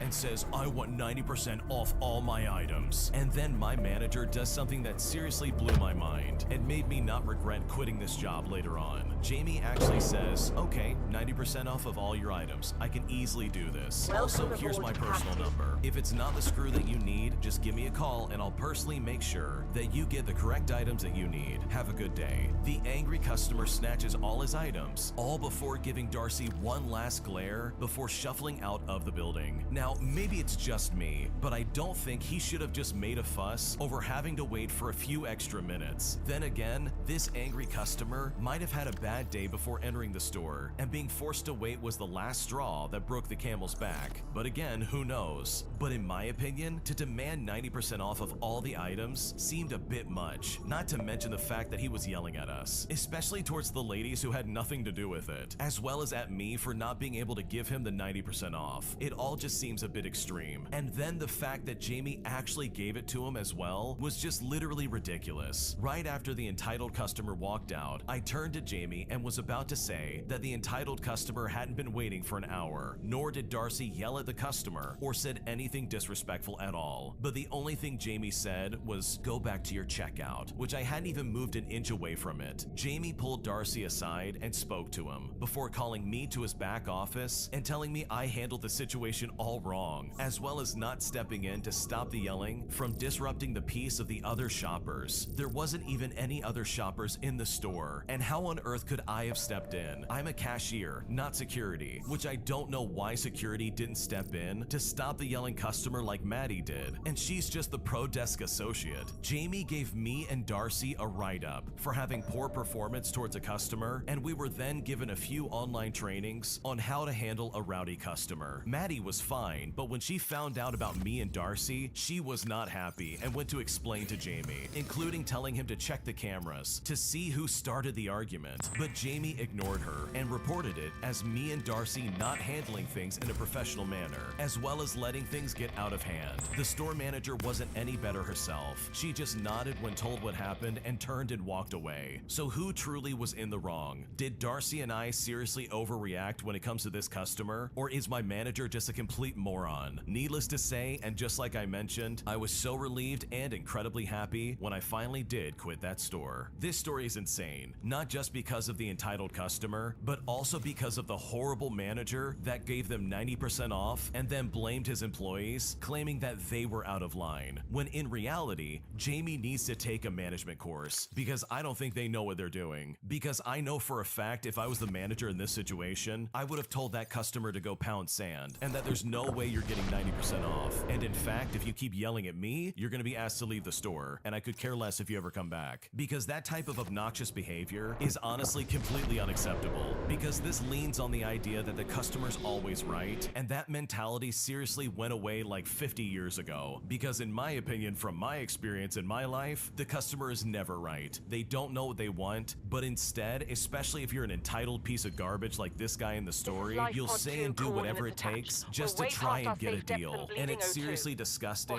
that Jamie would throw his coworkers under the bus, all under the assumption that they did something wrong, which guess what? Neither of them did. So I'm super glad that the original poster got out of that store, because that sounds like a super toxic work environment, and I don't blame them for leaving. If you like Am I the Jerk, you're probably going to love Am I the Genius. Check it out, link down below in the description. My entitled manager basically tries to get me fired after I take a month off from work simply because I injured my knee, but I decided to get malicious, and as a result, I got them all back in a spectacular fashion. Here's what happened. So this happened in the UK about 12 years ago when I worked as a customer assistant in a large well-known retail store. It's nothing big, but at the time, I thought, okay, if that's how it's gonna be, then let's play this game. So I'd been working for the company for 3 years and had not taken a single day off for sickness since I had started working there. If I was feeling a little bit under the weather, I'd just go in and work through it while taking any medication that I might need. Now with that little bit of information in mind, here's what happened for me. I had been playing football with friends on a weekend when I got tackled and felt a shooting pain in my knee. And I mean this is instant excruciating pain. I went to the hospital and I got an x-ray, but nothing of concern was visible. So there was no broken bones, thankfully. I received painkillers and was referred for an MRI as I was still in a lot of pain.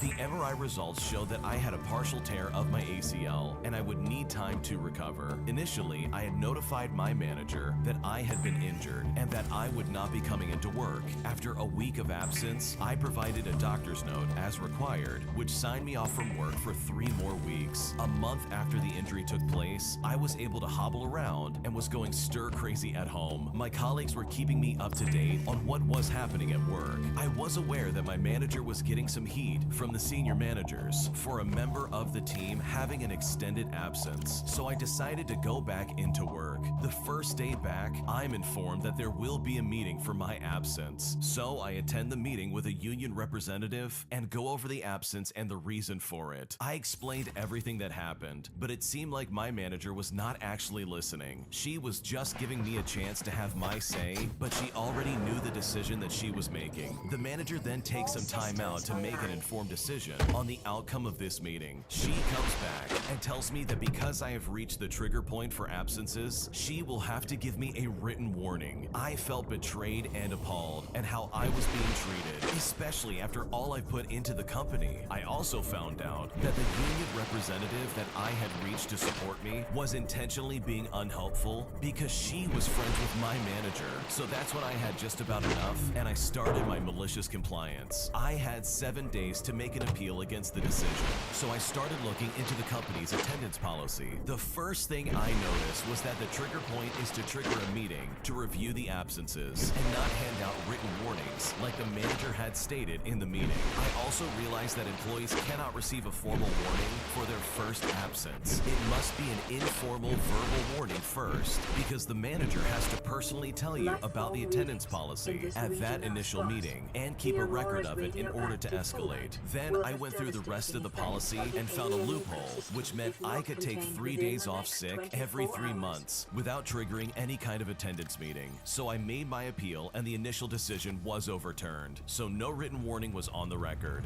Then every 3 months, I would take 3 days off. This ended up giving me 12 extra holiday days per year. So in the end, they could have just let me have the 1 month off of absence and return to work as normal, but instead, I'm going to be absent 12 extra days a year simply because this company does not care about their employees. How ridiculous is that? Despite the fact that the original poster had a doctor's note, their jerk of a manager decided to try and pull a fast one just to get them in trouble. And not to mention the union representative was obviously on the manager's side. Like, they're not going to ever say it, but that's clearly where they were standing. And that's not fair for the person that's supposed to be represented by the union. Like, come on, you're supposed to be on their side. What are you doing? You would think when it counts, they would actually try to do their job, but clearly they had nefarious motives. So you know what? Good for the original poster. If I was in their shoes and I could take off 12 days out of the year just to spite this company, you better believe I would do the exact same thing. Because the way they went after this person is completely unacceptable, especially when you consider the fact that they have proof from a doctor that yes, they did mess up their ACL, which by the way is not a fun injury,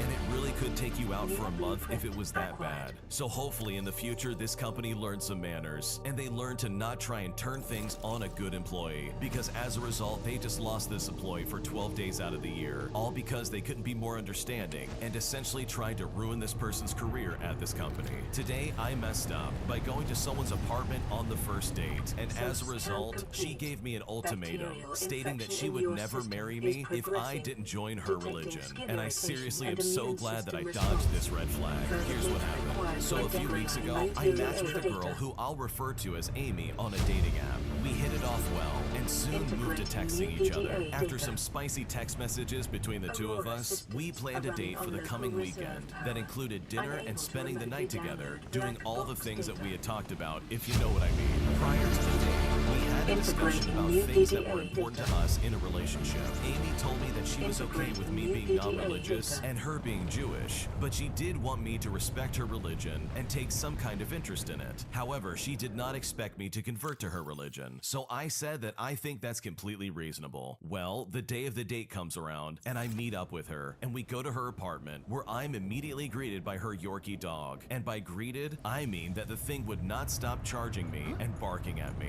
This continued throughout the entire time I was there and would get even more intense anytime I got up to move. All was going fine until after dinner. We decided to play Mario Kart, and after Amy realized I was really good at it, she demanded I unlock all the tracks for her while she sat back and just watched me. When I said no because I didn't want to sit there and awkwardly play video games by myself, she proceeded to have what felt like the beginning of a minor meltdown literally out of nowhere. A little while after Amy composed herself, she brought up the topic of her religion again. It was then that she dropped the ultimatum that I needed to join her religion or else she wouldn't marry me. Mind you, this is the first date. Amy then began to tell me that she believed interfaith marriages were basically a really bad thing. And mind you, this is entirely contradictory to what she had told me before the date even started. And needless to say, when she started acting like this, I was pretty done. At this point though, it was already past 1 in the morning, so I decided to stay and leave immediately in the morning because I wasn't comfortable driving around that late at night. So bedtime comes and I go into her room to find out that it reeks of dog urine and perfume. It turns out she's too lazy to take her crazy Yorkie on walks, so she literally just lets it go to the bathroom on puppy pads and covers up the stench with perfume. So I go to bed, disappointed that nothing went as planned for that night. The next morning, which also happens to be my birthday, I wake up at around 8 o'clock in the morning. She is still fast asleep, but I can't get up or else the dog will go nuts. Amy then proceeds to sleep in until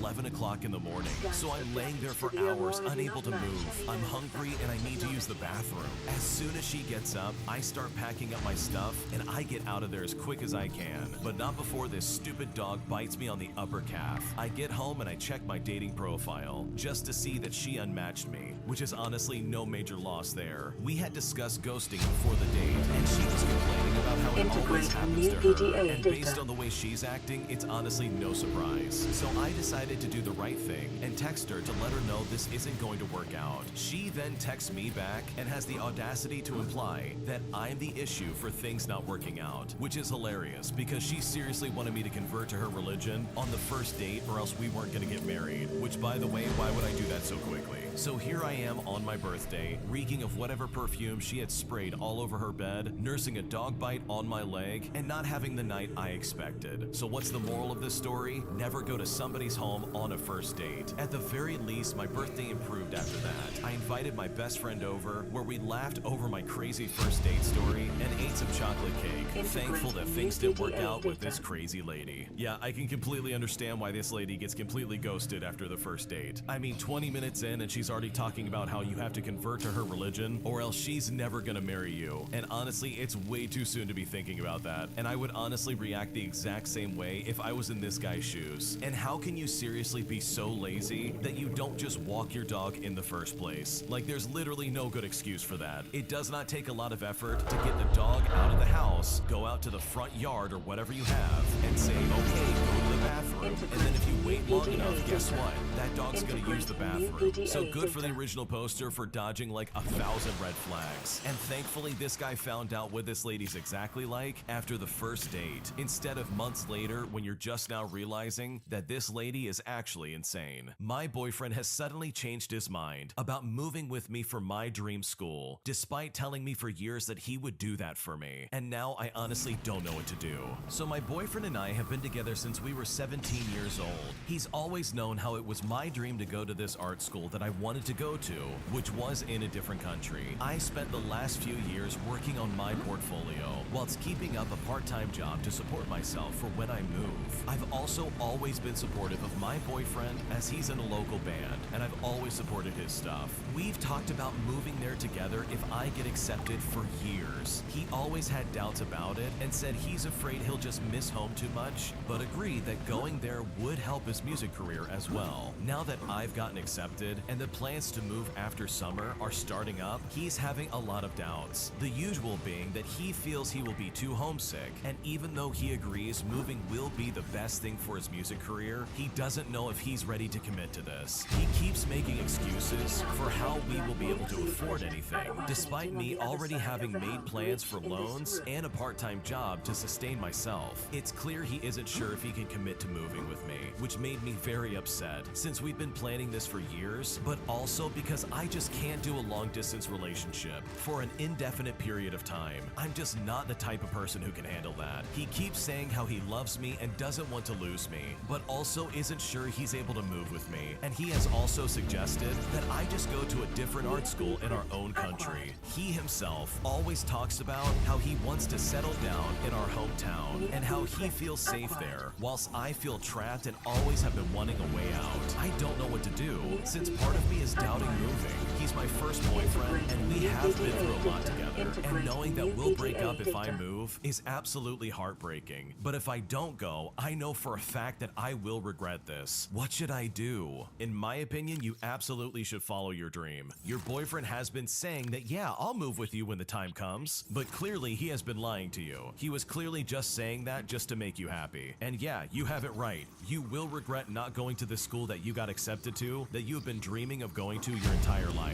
And no guy should ever get in the way of that, in my opinion. In my opinion, he would absolutely make the sacrifice necessary to follow you to this art school like he said he was going to do if he actually had a desire to do that in the first place, which I'm assuming based on what you described that seriously was not in the cards. And also for some context, the original poster is still very young. You are only 20 years old. You have a lot of time to figure things out. So in my opinion, it would be a massive mistake for you to turn down this art school because you've lived your entire life wanting to go to this. And to give that up all because some guy isn't willing to move with you would seriously be a mistake. My entitled manager claims that I'm faking being sick and that instead I'm basically on a vacation, despite the fact that they threaten to write up anybody who takes off work during the holidays, all while I'm dealing with COVID symptoms for several weeks. Here's what happened. So I was 26 at the time, and I was working as a department manager at one of my local big box stores. Just before Thanksgiving, I started to get sick. So the way our system worked is that we were supposed supposed to do a check-in to prove that we didn't have symptoms of COVID. One of us managers would normally fill in the form when we got to work. And if you were on the management team, someone else had to do it for you. Some basic examples of the questions would be asking if you have symptoms of COVID, if you've been around anybody with COVID, and if you've taken a test for COVID in the last 3 days. At this time, I started to get sick. I told my manager what symptoms I was having. On top of that, I had just been around 2 people who had come down with COVID, and I had been out of state 2 weeks prior. She marked off that I didn't have any symptoms of COVID. She insisted that we all work through the holiday or get written up. So I ended up working through the holiday because I really needed my job. Looking back, I know that wasn't the smartest thing to do, considering we were all at the height of a global pandemic, but I really couldn't afford to not be working and to have my boss make working even harder. She was known lovingly by the employees as being a demon incarnate. Because of that, I started getting more sick. Customers were allowed in our store without masks as long as they said, "I have a medical reason." I informed my boss that I'm immunocompromised and that I have asthma before I even started,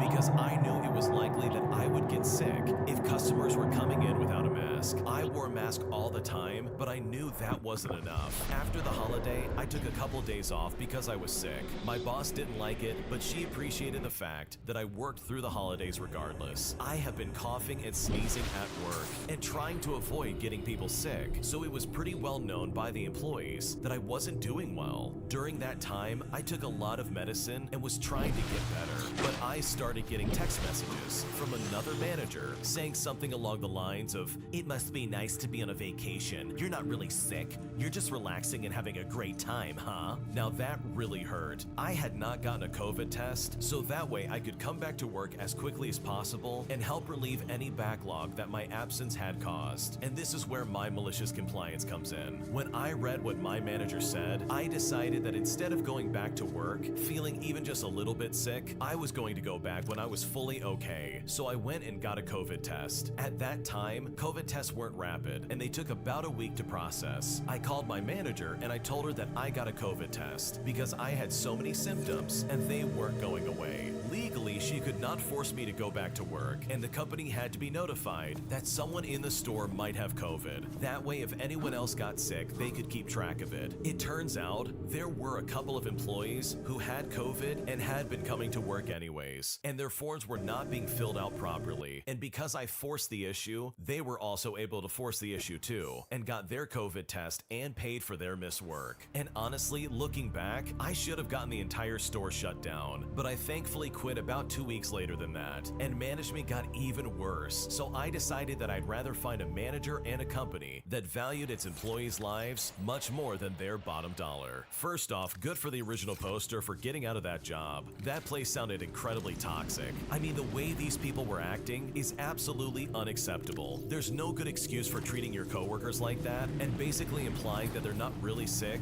but are instead enjoying some kind of vacation time. And it certainly doesn't help that one of the managers basically lied on this form and tried to say, "Oh, you don't have COVID. You need to work through the holidays or you're gonna get written up." Like, that manager could have easily gotten a lot of people sick or worse. So good for you for saying, "All right, you want to get petty? Let's get petty," and deciding to basically push the issue to ensure that your good name was not being slandered, while also basically allowing people to get paid for their missed work. Because at the end of the day, it is not your fault that you got sick, but rather it is absolutely your manager's fault for not trying to mitigate the issue and prevent this from spreading any further. If you like Am I the Jerk, you're probably going to love Am I the Genius. Check it out, linked down below in the description. An entitled bride refuses to pay for shuttle service for all of her guests to her wedding. So as a result, I deliver the bad news to everybody waiting, resulting in all of my coworkers being impressed by the way I handled things. Here's what happened. So for a bit of backstory, I used to be in retail in an area bursting with old money. People who have lived their whole lives being catered to and being told yes. I was often one of the few people who told them no. There was a waiting list in my profession, and you couldn't bribe, complain, threaten, or be nice to get further up that list. People still tried, and I learned how to stand my ground against senators, CEOs, lawyers, and just old people with money, not to mention their wives. With that job, I got amazingly good at being strict and no nonsense in life. I stopped taking anything. It really comes in handy both in life and professionally. Now, when it comes to the story itself, on our wedding block resumes, sales gives us the time of the shuttle departure departure, as well as the ceremony. On this weekend, a half hour before the shuttle was going to arrive, guests started coming down in cocktail dresses. I was on midday shift, and the PM guy and I were going about our business and complimenting the occasional outfit. It starts to feel like it's been a while when my coworker finally points out that it's departure time for the shuttle, which is strange because it's not even here yet. 10 after and it still hasn't arrived. Then 20 minutes later and the ceremony is starting soon. Then the front desk gets a phone call that I pick up. The person on the other line is a member of the shuttle services that's supposed to pick everybody up. They ask if there's wedding guests in the lobby. So I look out to the bursting lobby and I say, yes, there are. This person then says, oh boy, look, you see the bride never paid us, not even a deposit. So we told her we're not coming, but we never heard back from her. I noticed the date and time and decided to check if she found a different shuttle. The person from the shuttle then asked if the time of the wedding was still the same. And I said, yes, it most certainly is. They apologized, but I said, it's fine. I appreciate you calling. I hang up the phone, ignore my coworker, who's looking at me confused and a bit worried, take a deep breath, move from behind the front desk so I'm in front of it, and loudly clap my hands twice. I say to everyone, can I please have the attention of Jim and Jane's wedding guests? We have just received word that the shuttle will not be arriving, so please use your own personal vehicle to drive to the venue. The front desk will be happy to provide the venue's name and address if that wasn't provided to you. Please remember not to drink and drive. Our bar will be open for drinks until 2 a.m. if you're a designated driver. Enjoy the wedding. People just looked at each other and walked out. I've never seen a group of people leave a lobby so organized. I stepped back behind the desk and my coworker was looking at me with bug eyes. I don't do the whole thing of shoot the messenger, and he replied by saying, yeah, I totally see that. I go over to the bar and I update them on what's going on. I say to them, expect patrons tonight. The bride messed up the shuttle, so hopefully there will be designated drivers. The bar then complimented me on how impressive I was with the announcement that I made towards this group. Eventually and somehow, this became a story in the hotel and the bar. When I talked with that coworker later in a circle with a couple other front desk associates, he said, man, you should have seen it. She didn't pause for a moment. She just hung up the phone, walked out there without pausing, and literally nobody got upset at us. The moral of the story from me to anyone in customer service is that sometimes you have to leave no room for argument. Just state the situation and don't accept any pushback. I didn't let anyone get mad at me. You know, the front desk lady just telling them the situation, and they didn't. Don't let guests bully you for anything. Work on it and you'll get there. Because you know what? A situation like this inevitably will happen. That is a really cool story. It's awesome to see that you can stand up to people of such high status and not get intimidated or in any way shaken about your situation. And it really is true. When things go wrong, you just gotta state it exactly how it is. And it really is possible to do it in such a way where people won't get upset with you and they'll just accept that, hey, these are the facts and this is just the way it is. And also, it's really cool that the shuttle service had some kind of common courtesy to at least call in and say, hey, the bride messed up and we are not picking anybody up because she did not pay us. Which honestly, if I was in their shoes, I wouldn't pick them up either. So good for the original poster for knowing how to get this done. In my opinion, they probably have a bright future as a manager or some kind of business owner because they clearly know how to deal with possible stressful situations. An entitled Karen gets upset when I tell her to be quiet, all because she's being too loud at the hotel I'm working in and preventing me from getting a guest checked in. Here's what happened. So I walk into work on Saturday afternoon to a busy lobby. It's a bit odd for a slow winter season, but here we are. There was some kind of college function, a sports event maybe, going on for the local university. So we had a big group of university parents spending a night or two at the hotel. I jump right to it with getting people sorted and checking them into their rooms. And this is where the first red flag popped up. Tons of these people kept turning around to talk with their friends or group while I was just trying to check them in. Like I would literally be running the charges and printing out a registration card, and they would literally turn around and walk away to chat with their friends. And this is all while other people were waiting to be checked in. I had to repeatedly ask people to come back to the desk to finish the check-in, and they were annoyed that I kept asking them to come back. The second red flag is that a handful of these people took phone calls while I was checking them in, and some even had the audacity to tell me to wait a minute while they're working up the rest of their arrivals. And just a note in general, if you take a phone call while I'm trying to check you in, then I'm not going to tell you about anything. Nothing at all.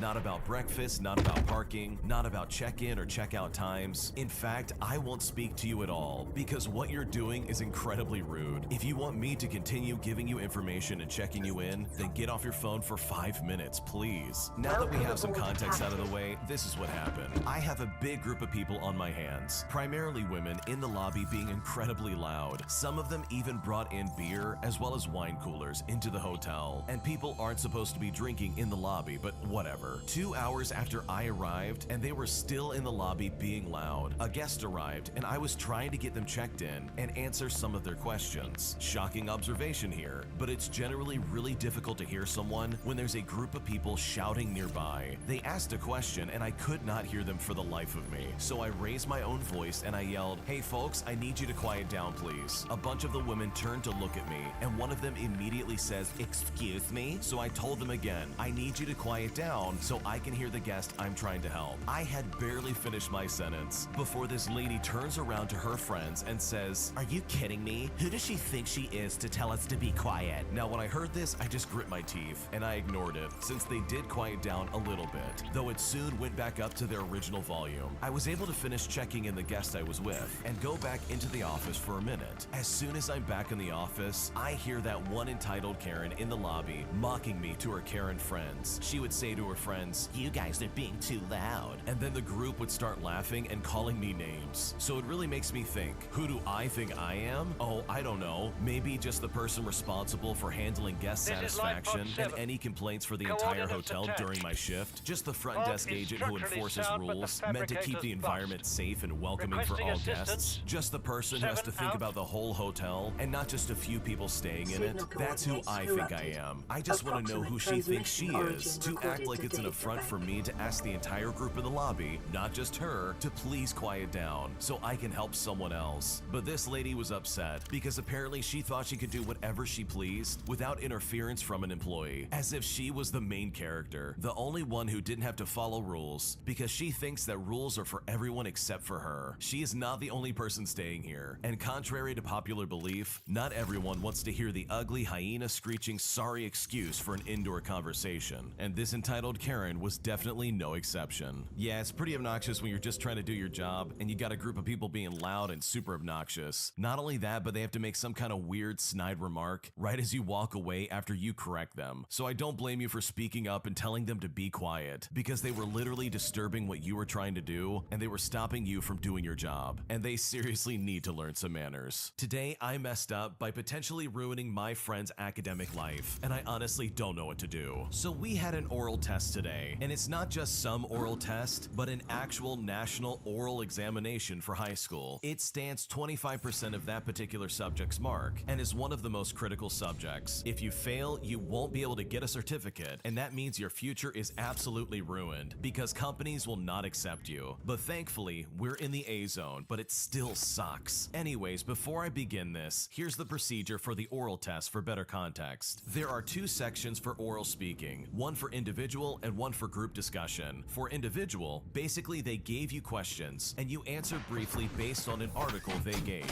That was fine. I did well and my friends did well too. Then for the group part, consisting of 4 candidates, you had to share one question and answer them with different points that came into our minds for a certain time period. We had to talk for 2 rounds, as this was part of the procedure. Why 2 rounds? That way we could discuss on different focuses. As a side note, both sections were spontaneous and involuntary. We were given 15 minutes maximum in total to talk, so an even distribution was needed to ensure a smooth flow. The first mess up was that I didn't concentrate on the time because I tend to speak less during trainings, so time limit doesn't really matter to me in the first place. I was the second to speak in my group for each round. The first round, I went a bit over the time limit, according to my friends, due to stuttering from panic, but that's fine. The 2 guys after me managed to talk through their points. But on the second round, after the person ahead of me finishes her talk, my mind immediately became smooth, and suddenly there's a lot to talk of. I suddenly felt confident, and I could finally escape my fear. The problem was, during practices, we were never taught to limit our speaking time. I also had no idea that the bell means my time was over, and so I kept on talking for more than twice the time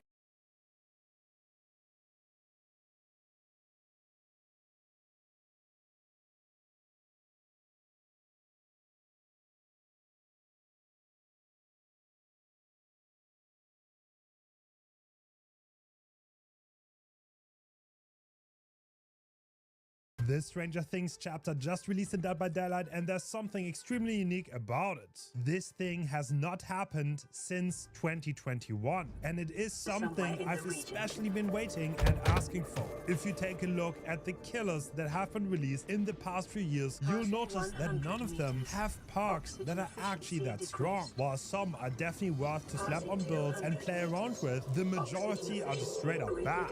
And with Vecna, we got 3 perks that are all incredibly strong in their own regards. This is arguably the second time ever that a killer has released with 3 strong perks that are all meta material in their own regards. The only other time this has ever happened being Artist. At first I was a bit skeptical about all 3 of them, but now that I've got over my Vecna addiction, I have had the chance to try them on different killers, and I have to say, oh my god, finally a breath of fresh air when it comes to the killer meta. The park landscape in Dead by Daylight has not changed in ages. The majority of meta parks have released somewhere from 2016 to 2020 and have been meta ever since, making this a truly special moment that will hopefully continue in the future. I'm honestly unsure if some of them might be a bit too strong, enabling strong killers to be even stronger and more impressive, but in this video I want to show you why you should not be sleeping on any of Vecna's parks. I hope you enjoy. The first park I want to highlight is Turn Back the Clock.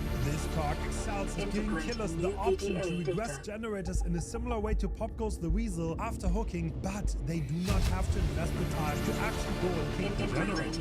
Going for the generator kick oftentimes means the survivor can run all the way to the other side of the map, and if you don't have a killer with lots of mobility, that can be really painful. Chase killers that suffer from pre-running, like Springtime as an example, can profit a lot from this park. But there's one special interaction that I would like to highlight first, and that is Wraith. More specifically, the Serpent add-on, which allows him to uncloak after breaking a generator, which usually takes a little bit of time, but with this park, we can surprise survivors on generator and instantly uncloak right next to them. Hex Hive Mind gives us perfect information on generator progress after the first hook, and with strong killers and Thrill of the Hunt, this can feel absolutely impossible to go against. The build I want to highlight uses Infectious to interrupt totem cleansing, together with Thrill of the Hunt, making it feel totally impossible for survivors to get rid of Hex Ruin and Hive Mind. This is definitely one of the most absurd builds in recent times. And lastly, we have Secret Project, one of the coolest parks in recent memory and the best undetectable park in all of Dead by Daylight. This park gives you undetectable every time a generator blocks, making it perfect with gen blocking parks and builds which are very strong already. I've tried this on Billy and Unknown with builds that allow me to block generators and then jump scare survivors the entire time, which made it incredibly oppressive and left the survivors I played against incredibly unhappy.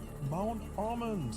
Alright, so we are going for Stop the Clock value. We have Dissolution, Wraith, together with the Serpent add-on. This add-on is very uncommon. There's a high chance you never seen it in game, but the moment we break a generator or pallet, we uncloak. We are forcibly uncloaking, and this can be very cool. And we have a bit of a devious combo here. We have it together with Dissolution, and that should be able to cheese us the first and afterwards the second hit. So now we're gonna uncloak. And this is where Dissolution activates, and we just clean up the pallets. This is gonna be hyper efficient. We have Dissolution to clean up the pallets. Stop the Clock will give us 3 hits. And on top of that, we regress the generators, and Hex Hive Mind will tell us exactly where to go to find survivors. Gens, survivors both. Alright, so Mac knows where we are, obviously. I'm gonna literally regress the generator, give her the free hit, uncloak without any warning right on top of her. And now, I don't think we can actually outplay this pallet, because we cannot go around. Actually, you know what? I think we can go around. Well, she didn't even realize we dropped off. She did not realize. And that should give us the opportunity to down her. Nice. Perfect.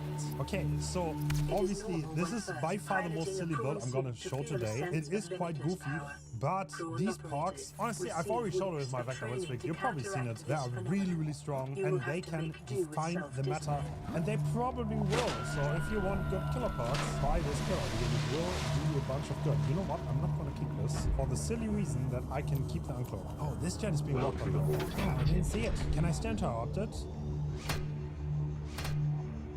Yes, I can. Turn back the clock. Oh, look at that. Holy, we're so fast. First hit completely for free. Can't hate on that. And now we're gonna follow it up. Look at that.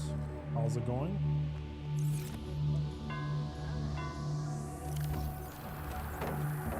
And you're gonna vault. This is another pain resonance. So a little bit more regression coming out. You still on it? Yes, you are. You almost definitely are. Oh my god! The instant uncloak is just getting them. They're getting rolled. And because the first hit is so free, we activate dissolution. Oh, she pathed us. Oh no, she's so in distance. Can we still get Vega here?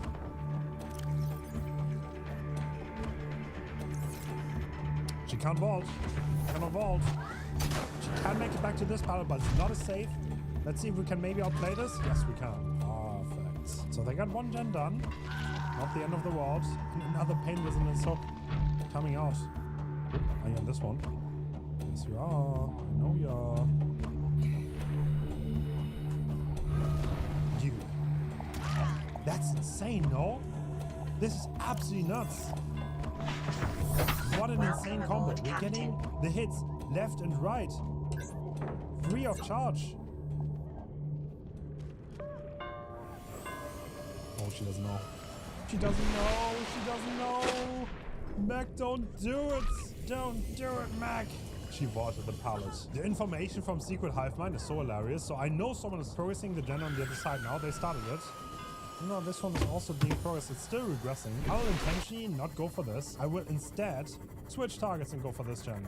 And I should be able to completely surprise hit this without any chance for the survivor to react, to be honest.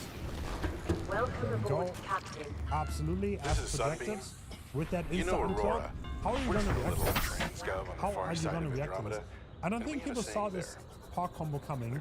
I actually got a viewer to suggest it for me, so thank you. Sounds like you tasted a bunch of the I'm sadly not smart enough that to see only that means coming. you're overdue a whole lot on the ladder. Might just be you're it. And We're let's see, can we scanning get for it someone down to here? mark. We'll be We in just touch when sharpen we as find intended Sunbeam out. to break the pallet fast, and I don't think the Claudette makes anything. Alright, let's go for a fast hook. This gen is not regressing anymore. This one isn't either. Alright. Let's see what we want to go for. You on this gen?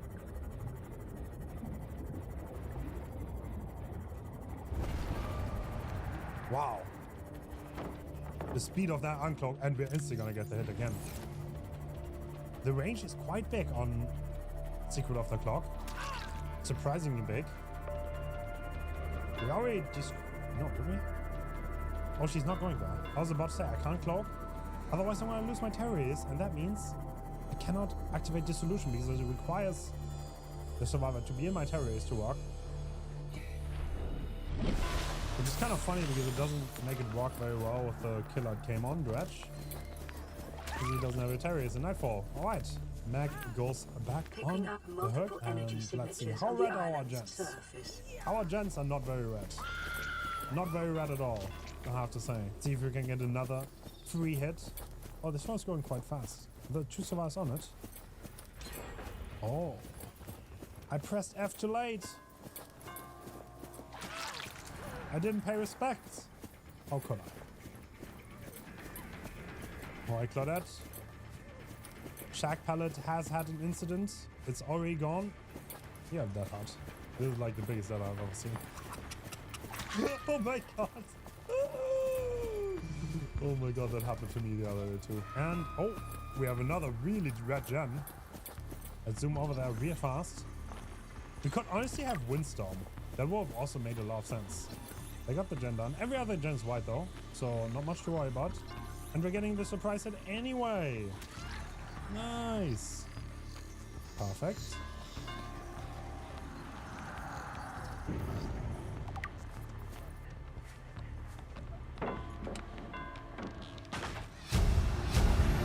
Oh, that actually worked. Wow. They already got our terrorists at that point. Nice. Alright, let's put Claudette on the hook.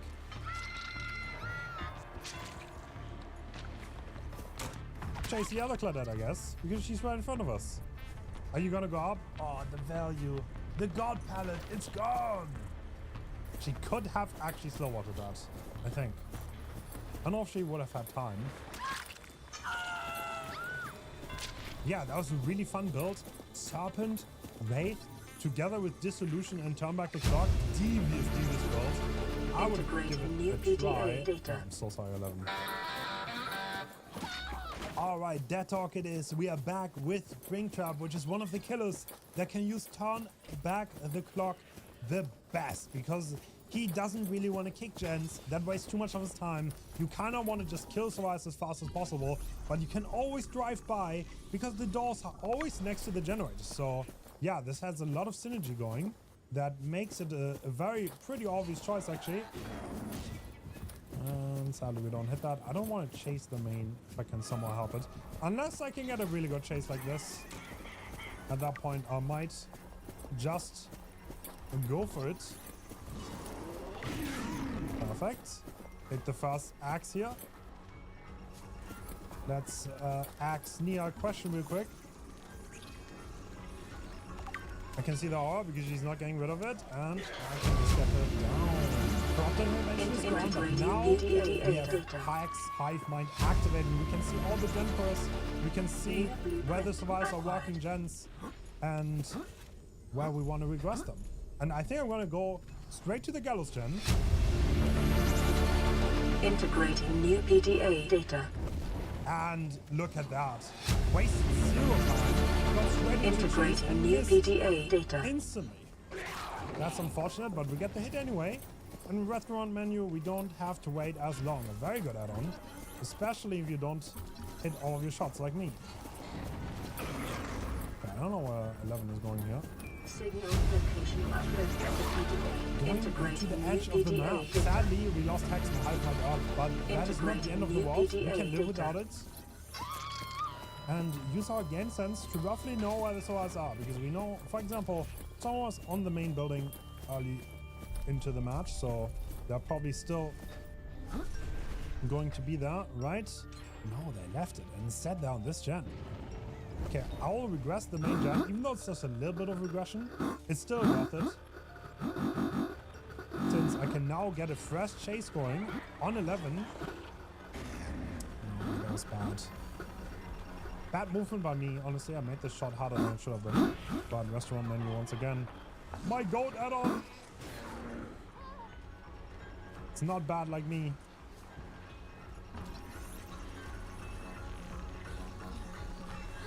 And let's go for the grab. Perfect. We have a hook right here, and I'm gonna use it.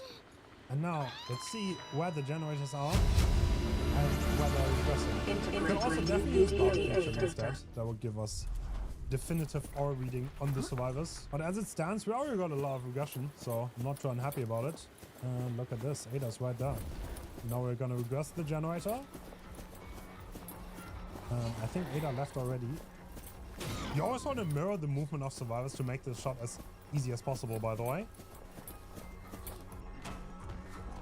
Is that light? No, it's not, which means we're gonna get another grab. Unless you're gonna go into a locker? Nope, you're not. Nice. Getting that grab. Integrating new PDA data. Oh my god, it's beautiful, and it's gone. Could have held that for an hour. Nia with that toolbox. Instantly getting rid of the 3 gen. Well done, well done. I do respect that. Is someone on the main gen? No, it's still fully regressed. Still fully regressed. Yeah, making gens regress honestly has never been that easy, besides maybe if you're on a count hex run, but that is not up all the time. So yeah, turn back the clock, definitely a perk to use on any chase killer. Honestly, the quality of life that you get out of it is also, yeah, I don't know, it's just, this is 0 effort, you know? You can just play your game. Don't have to think about it too much. And you still get the regression.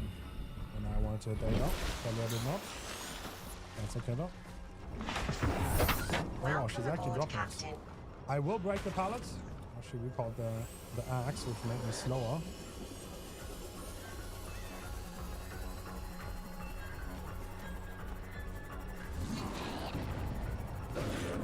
Perfect. Easy hit. And I don't even think you make a window, Ada. I think you're just cooked. Absolutely, and we still have turned back the clock. Look at that. We're gonna get it right back too. Absolute perfection. Honestly, we got the right map for this. One thing that has to be said about this park is that it's a little bit worse on indoor maps because you don't have line of sight on the gens as well, which can hold it back a little bit. But so far, look at all the regression we got. That gen was high progress once. Alright, let's go to the true door. See what's up here.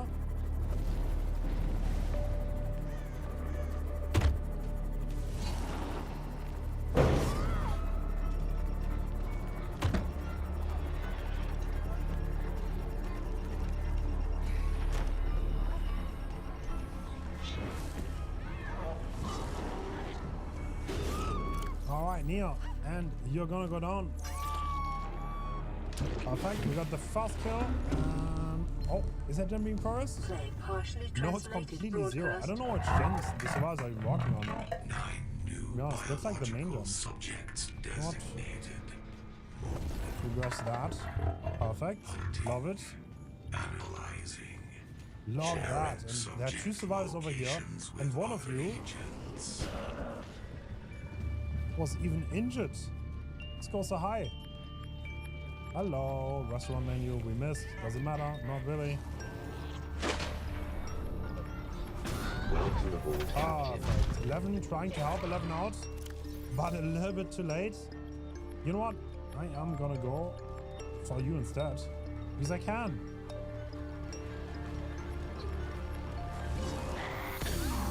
Perfect. Nice. Count back the clock for every single hook. Yeah, it's kind of like a pop where you don't have to invest time. Kind of crazy. I think this box is gonna become one of the most used box in the game for sure. Just because of the convenience it offers. Turn back the clock is only 1 of 3. We already used Hive Mind a little bit, but there are more things with Hive Mind that we have not showcased because that park is very extremely nasty with certain builds and kind of completes a build that is elevating the killers that are already strong because it's abusing their 40-meter terriers. And she found the hatch. All right, geez. All right. Oh my god, we got a devious map. So we are playing Blight. We have a very strong terriers, 40 meters, which has been changed quite a bit ago, so this is not necessarily new. But we have Infectious together with a few Hex Totems. Thrill of the Hunt, which makes cleansing take really long. Hive Mind, which tells us where the where the generators are being repaired, and Ruin, which Welcome regresses aboard, generators. So Captain. overall, Infectious is going to make it really hard to cleanse totems because it's constantly going to interrupt the survivors on them. And Hex Hive Mind will constantly tell us where we have to go to find new chases. And all in all, this should be a very, very devious combo. And you know what? I'm gonna go interrupt this generator.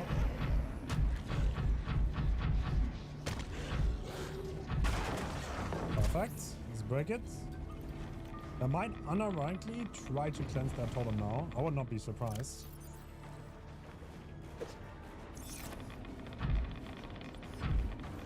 Wow, good movement by her though.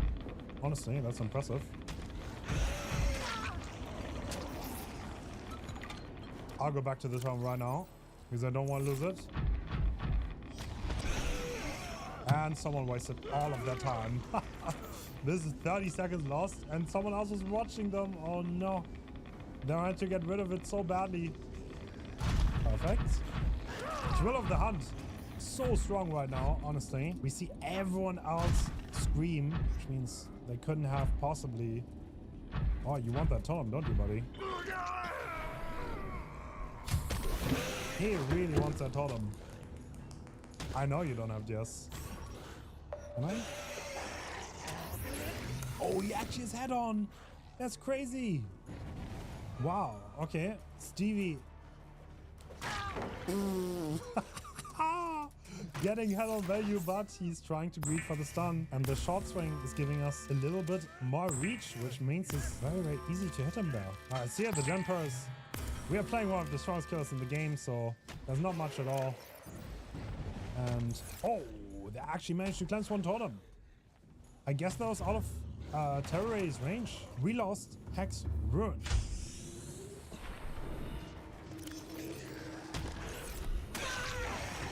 It's very, very high. Okay. Sable taking chase here. Let's break the pallet. This is a god pallet after all.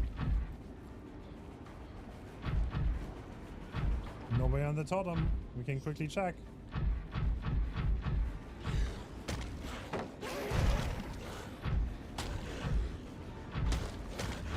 No, I back bumped. I would have hit that. Our patience almost paid off. But sadly, we back bumped there. And this is gonna be a down. And someone was on the totem again. Oh no. Oh, what an angle. Damn, Stevie. That's crazy. All the flashlights coming out from the survivors. And you know what? I'm gonna interrupt you again on your totem. The amount of time they've wasted at this point to try to get the totems. It's like they could have probably done a gen. But realistically they couldn't, because I would have had perfect info on them if they were on a gen. Which makes the entire thing incredibly devious. Let's get that pallet out of the way. Are you just trying to rush the gen here? Yeah, you are. They got interrupted again. Oh no. Poor guy. Oh. Damn. Both survivors on flashlight duty. Interesting. Oh, he's not in range. He can get it now. Can't interrupt in time. I think he might get it now. Yep, he does. 40-meter terror is not enough. I mean, the game is effectively over already, so I think we will survive. Oh, he just dead-hearted. Nice. I think case in point has been proven of how strong this build is.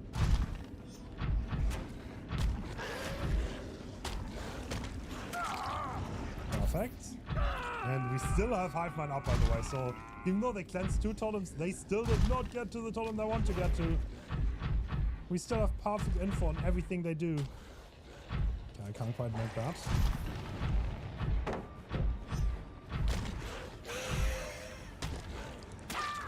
Hold on. Hold on. Something ain't right. There we go. Oh, that gen is almost done. Let's go interrupted. Everyone is death hook, and they finally got it. We are still at 5 gens. They have not managed to complete a single one. Now they got rid of the totems, but if we look at the HUD, the game is effectively over. We just have to collect our kills, more or less. And you're the first one.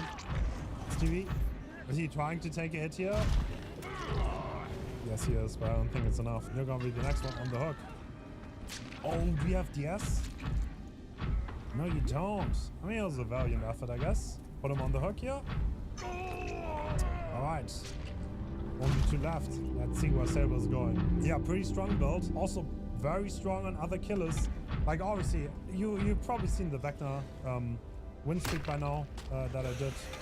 Where I got to... I've never lost on Vecna, and Hive Mind is one of the big reasons for that. No question about it. It's an incredibly strong perk to always know where to rotate to. No!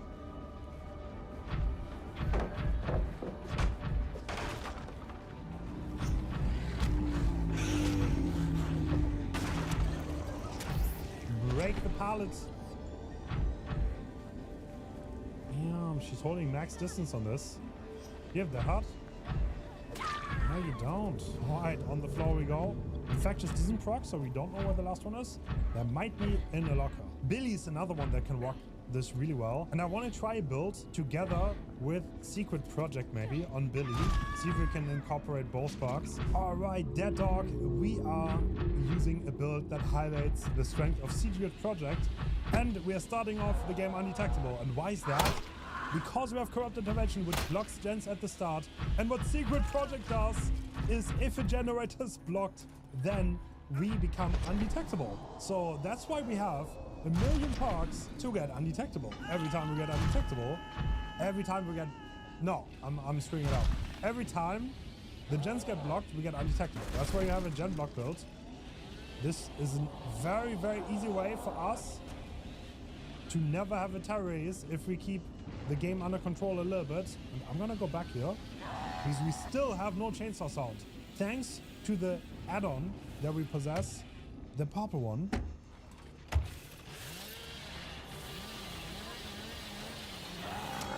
Nah, that was a terrible chainsaw by me. Okay, they have no sound, so if they're not looking back, I might not realize what I'm doing exactly, which could help quite a lot.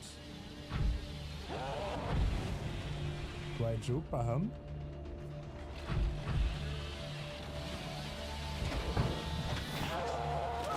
Perfect. Getting another down, and look at this. Undetectable again, because we blocked a gen with thrilling tremors. Not only that, but will also let us know which gens are being walked by the survivors. In this case, this one. And it's one of the two aces. I'm gonna go for him. Sadly, not quite overdrive yet.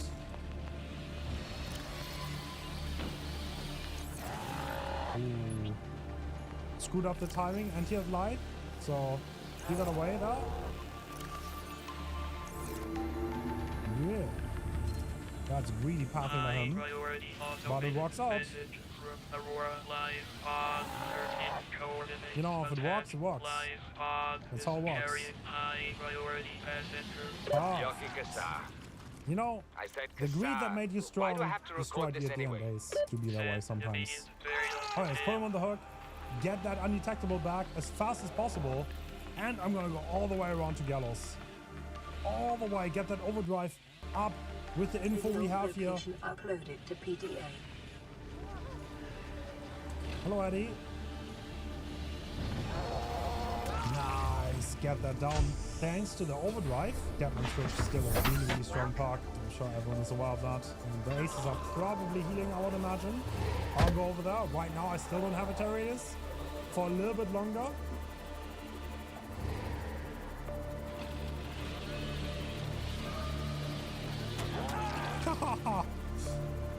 Spook them. I had no idea. I saw you walk that dance. There's no decisive strike. I know this for a fact. I mean, I didn't see it, but I heard it, which is even better. Damn, there's like factory. Are they back on that gen? I'm gonna do the very same thing here. Come from an angle that they probably don't expect here. Which will mean that, Eddie, you're gonna get sniped! Oh my god. How did that not connect? How? God damn it. Almost got that. Leon, watch out, buddy. Billy's on the loose.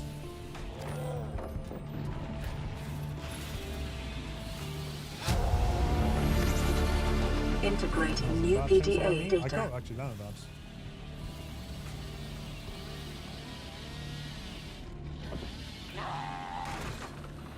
Dude, this Leon is not vaulting.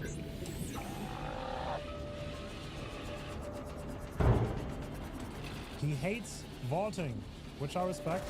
They got the first gen done, which means, oh my god, he's just running in a circle. Does he go back? No, he does not. Another gen pops. Oh, Leon, let's see what you have. Let's see what you have. Camping a pallet on you. I saw that double vault coming. Alright, let's get him on the hook real fast before they complete more gens. Surely you're not gonna complete that in my face, are you? Nope. Oh, there's someone in the corner. Let's see if we can snipe this. Kevin. Hello. Oh, it's Eddie. Hello, Eddie. How's it going?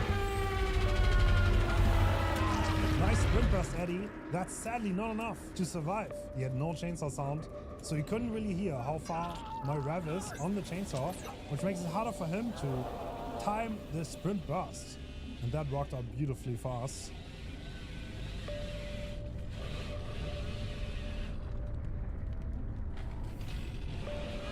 Oh, we caught someone off guard again.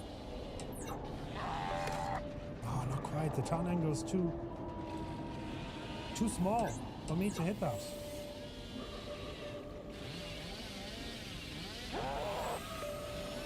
He's quite sharp on his movement, but this is definitely not playable. He just needs to screw up a tiny bit. You know what? I'm gonna farm overdrive here. And that's it. Down you go, Ace. Against Overdrive, you stand no chance. And we activated right as the chainsaw started. Very hard for him to react. Almost outplaced too much. Billy, the first killer I ever mained religiously, and still my most played killer to this day. I love playing him. Yeah, I don't have engravings, this is the thing. With engravings I could do that, without it, no chance.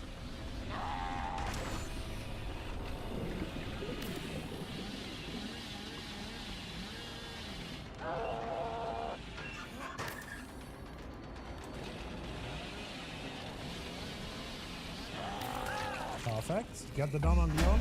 That was such a fun game. But there are way more killers. That secret project is really good on, and it is left the main building gen. That's why I got undetectable for that one switch again. That is such a... I love sniping on Billy. It's one of my favorites. And this is definitely the best build so far to jump scare people. And honestly, this is the best undetectable park in the game. This is probably... This kind of build is probably the best undetectable build in the game. That will probably be the fair way to say it. Work and leisure spaces to maximize productivity. Treat this space as your home, but never forget that it is not. Yo, the hatch is right here though.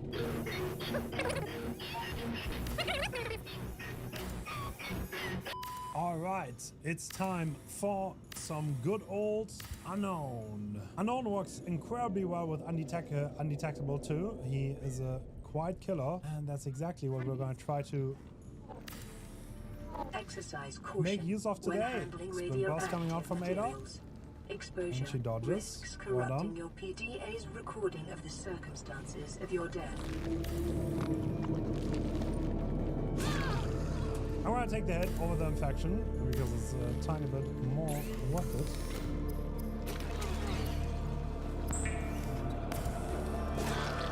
Perfect. First down coming in. And this is what should start the undetectable chain here. The first undetectable off the game.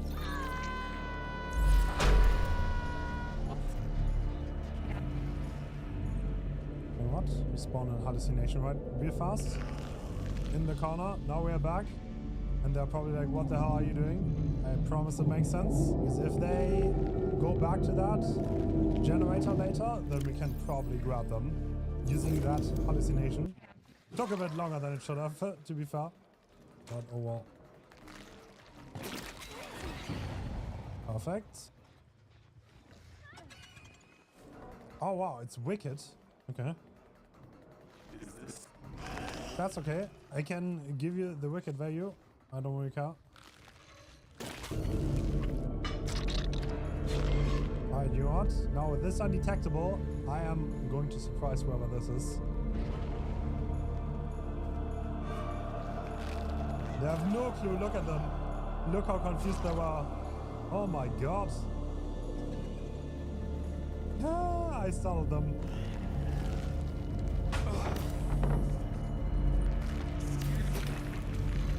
Dodge. Nice. They plot twisted again.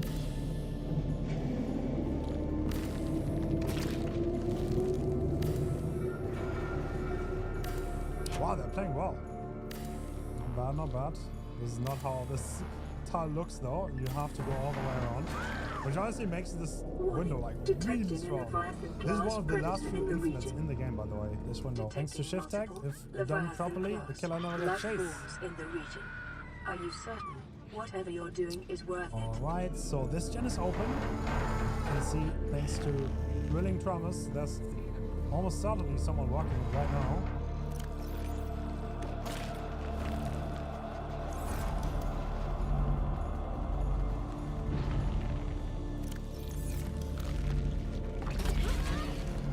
Perfect. You got the first infection. Let's go follow it up.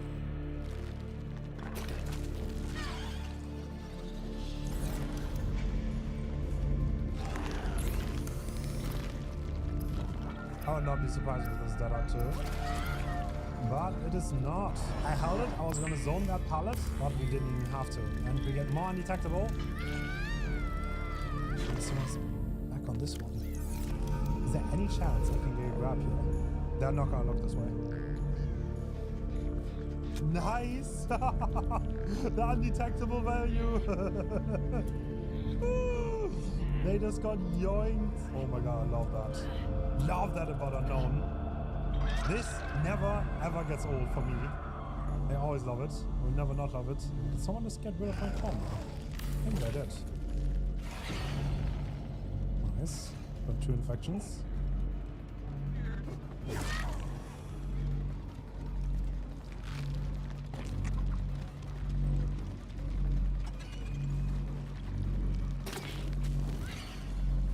They're trying to get value for the anti-tower.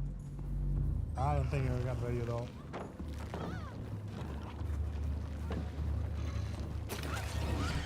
Perfect. Got the hit. They're not dispelling that. That's good. Not dispelling that either. Perfect. And now we continue the undetectable chain. I wonder, there were probably a lot of you that were like, oh my god, what is he doing at the beginning when I went to that corner? But it all made sense. Perfect. Someone on this gen? Doesn't look like it. There we go. Got undetectable. Hello. Oh my god, we keep surprising the Lara. This is the 3rd time.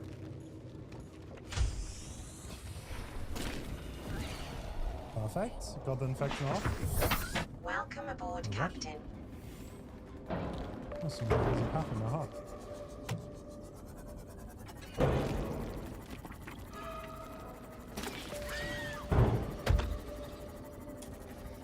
Oh, I saw someone. Guess not. Alright. Thrilling tremors. Nobody in those gens.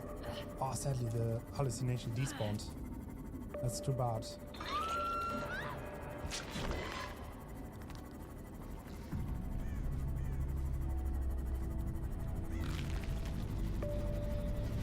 Oh my god, they saw us in time. That would have been a beautiful grab opportunity. If they did not.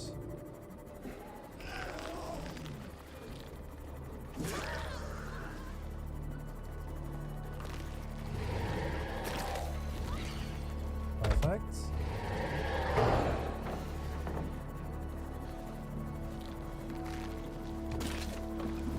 Oh, love that. Unknown is so satisfying to play. I love this killer so much, especially with undetectable. 100% my favorite.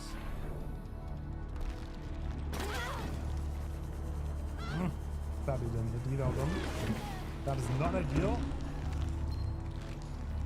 Aurora, we're approaching the planet now. We have a landing site for you that's... well, it's better than the alternatives. Straight We've up sent you the walls. coordinates. Good, I like it. It'll take us a couple of days to align our orbit. Should be able to establish direct contact with you during that time. Then we're coming in to get you. Cross your fingers, the weather holds. Don't leave us waiting. Nice. Send They me were out. staying inside shack. If they would have left, they had a chance. Because if Deadman switched, we got undetectable once more.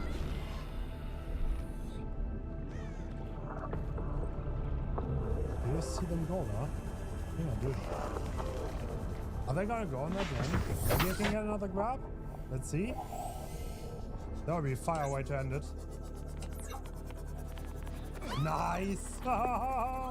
We grabbed the Rebecca. Man, undetectable is so fun. I love undetectable. I thought about doing a video about the best jump scare builds in DVD. Let me know if you want to see that, because I personally really enjoy these kind of playstyles. Feel a little bit more true to the core of Dead by Daylight in a way, because I guarantee you both the Rebecca and the Lara shat their pants when I grabbed them, because they were not looking my way and they had no indication of the grab coming, because Unknown is completely silent, has no sounds at all. Right, Ada, your final chase of the match is commencing.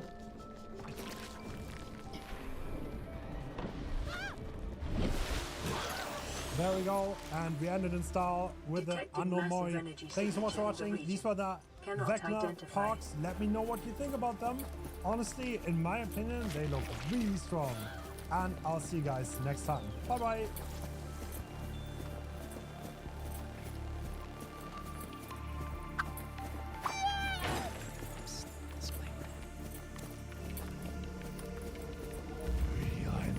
Yeah, hello there, Timmy.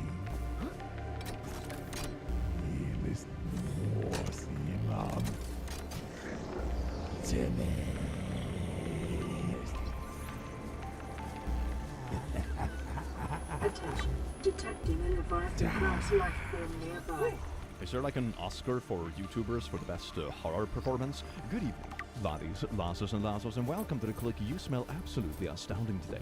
And don't let anyone else tell you otherwise. If there is one thing that never seems to run out in the online world, it is insane parents content. In fact, it's one of the longest running series on this channel, which is both kind of funny but also kind of sad in a way, and I think it's both kind of entertaining and important to talk about so people don't feel lonely, and also some of it is just really funny how unhinged people can be about like the pettiest of things.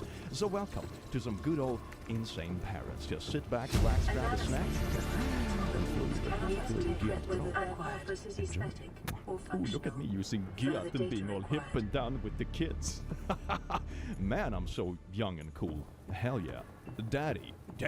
Dad, tears on your eyes. I'll frick him up if he's beating you. You go tell him that. Oh, frickin' little dog. I don't know what this is about out of context, but that's a wild thing to text. Anyway, okay, I get it. I won't ever ring you. Dad, I love you and miss you, but I am struggling because these decoders haven't been sorted, and my credit score has gone from 700 to 300 because of it. Wait a second, did the dad put their own kid in credit debt? That is so bad.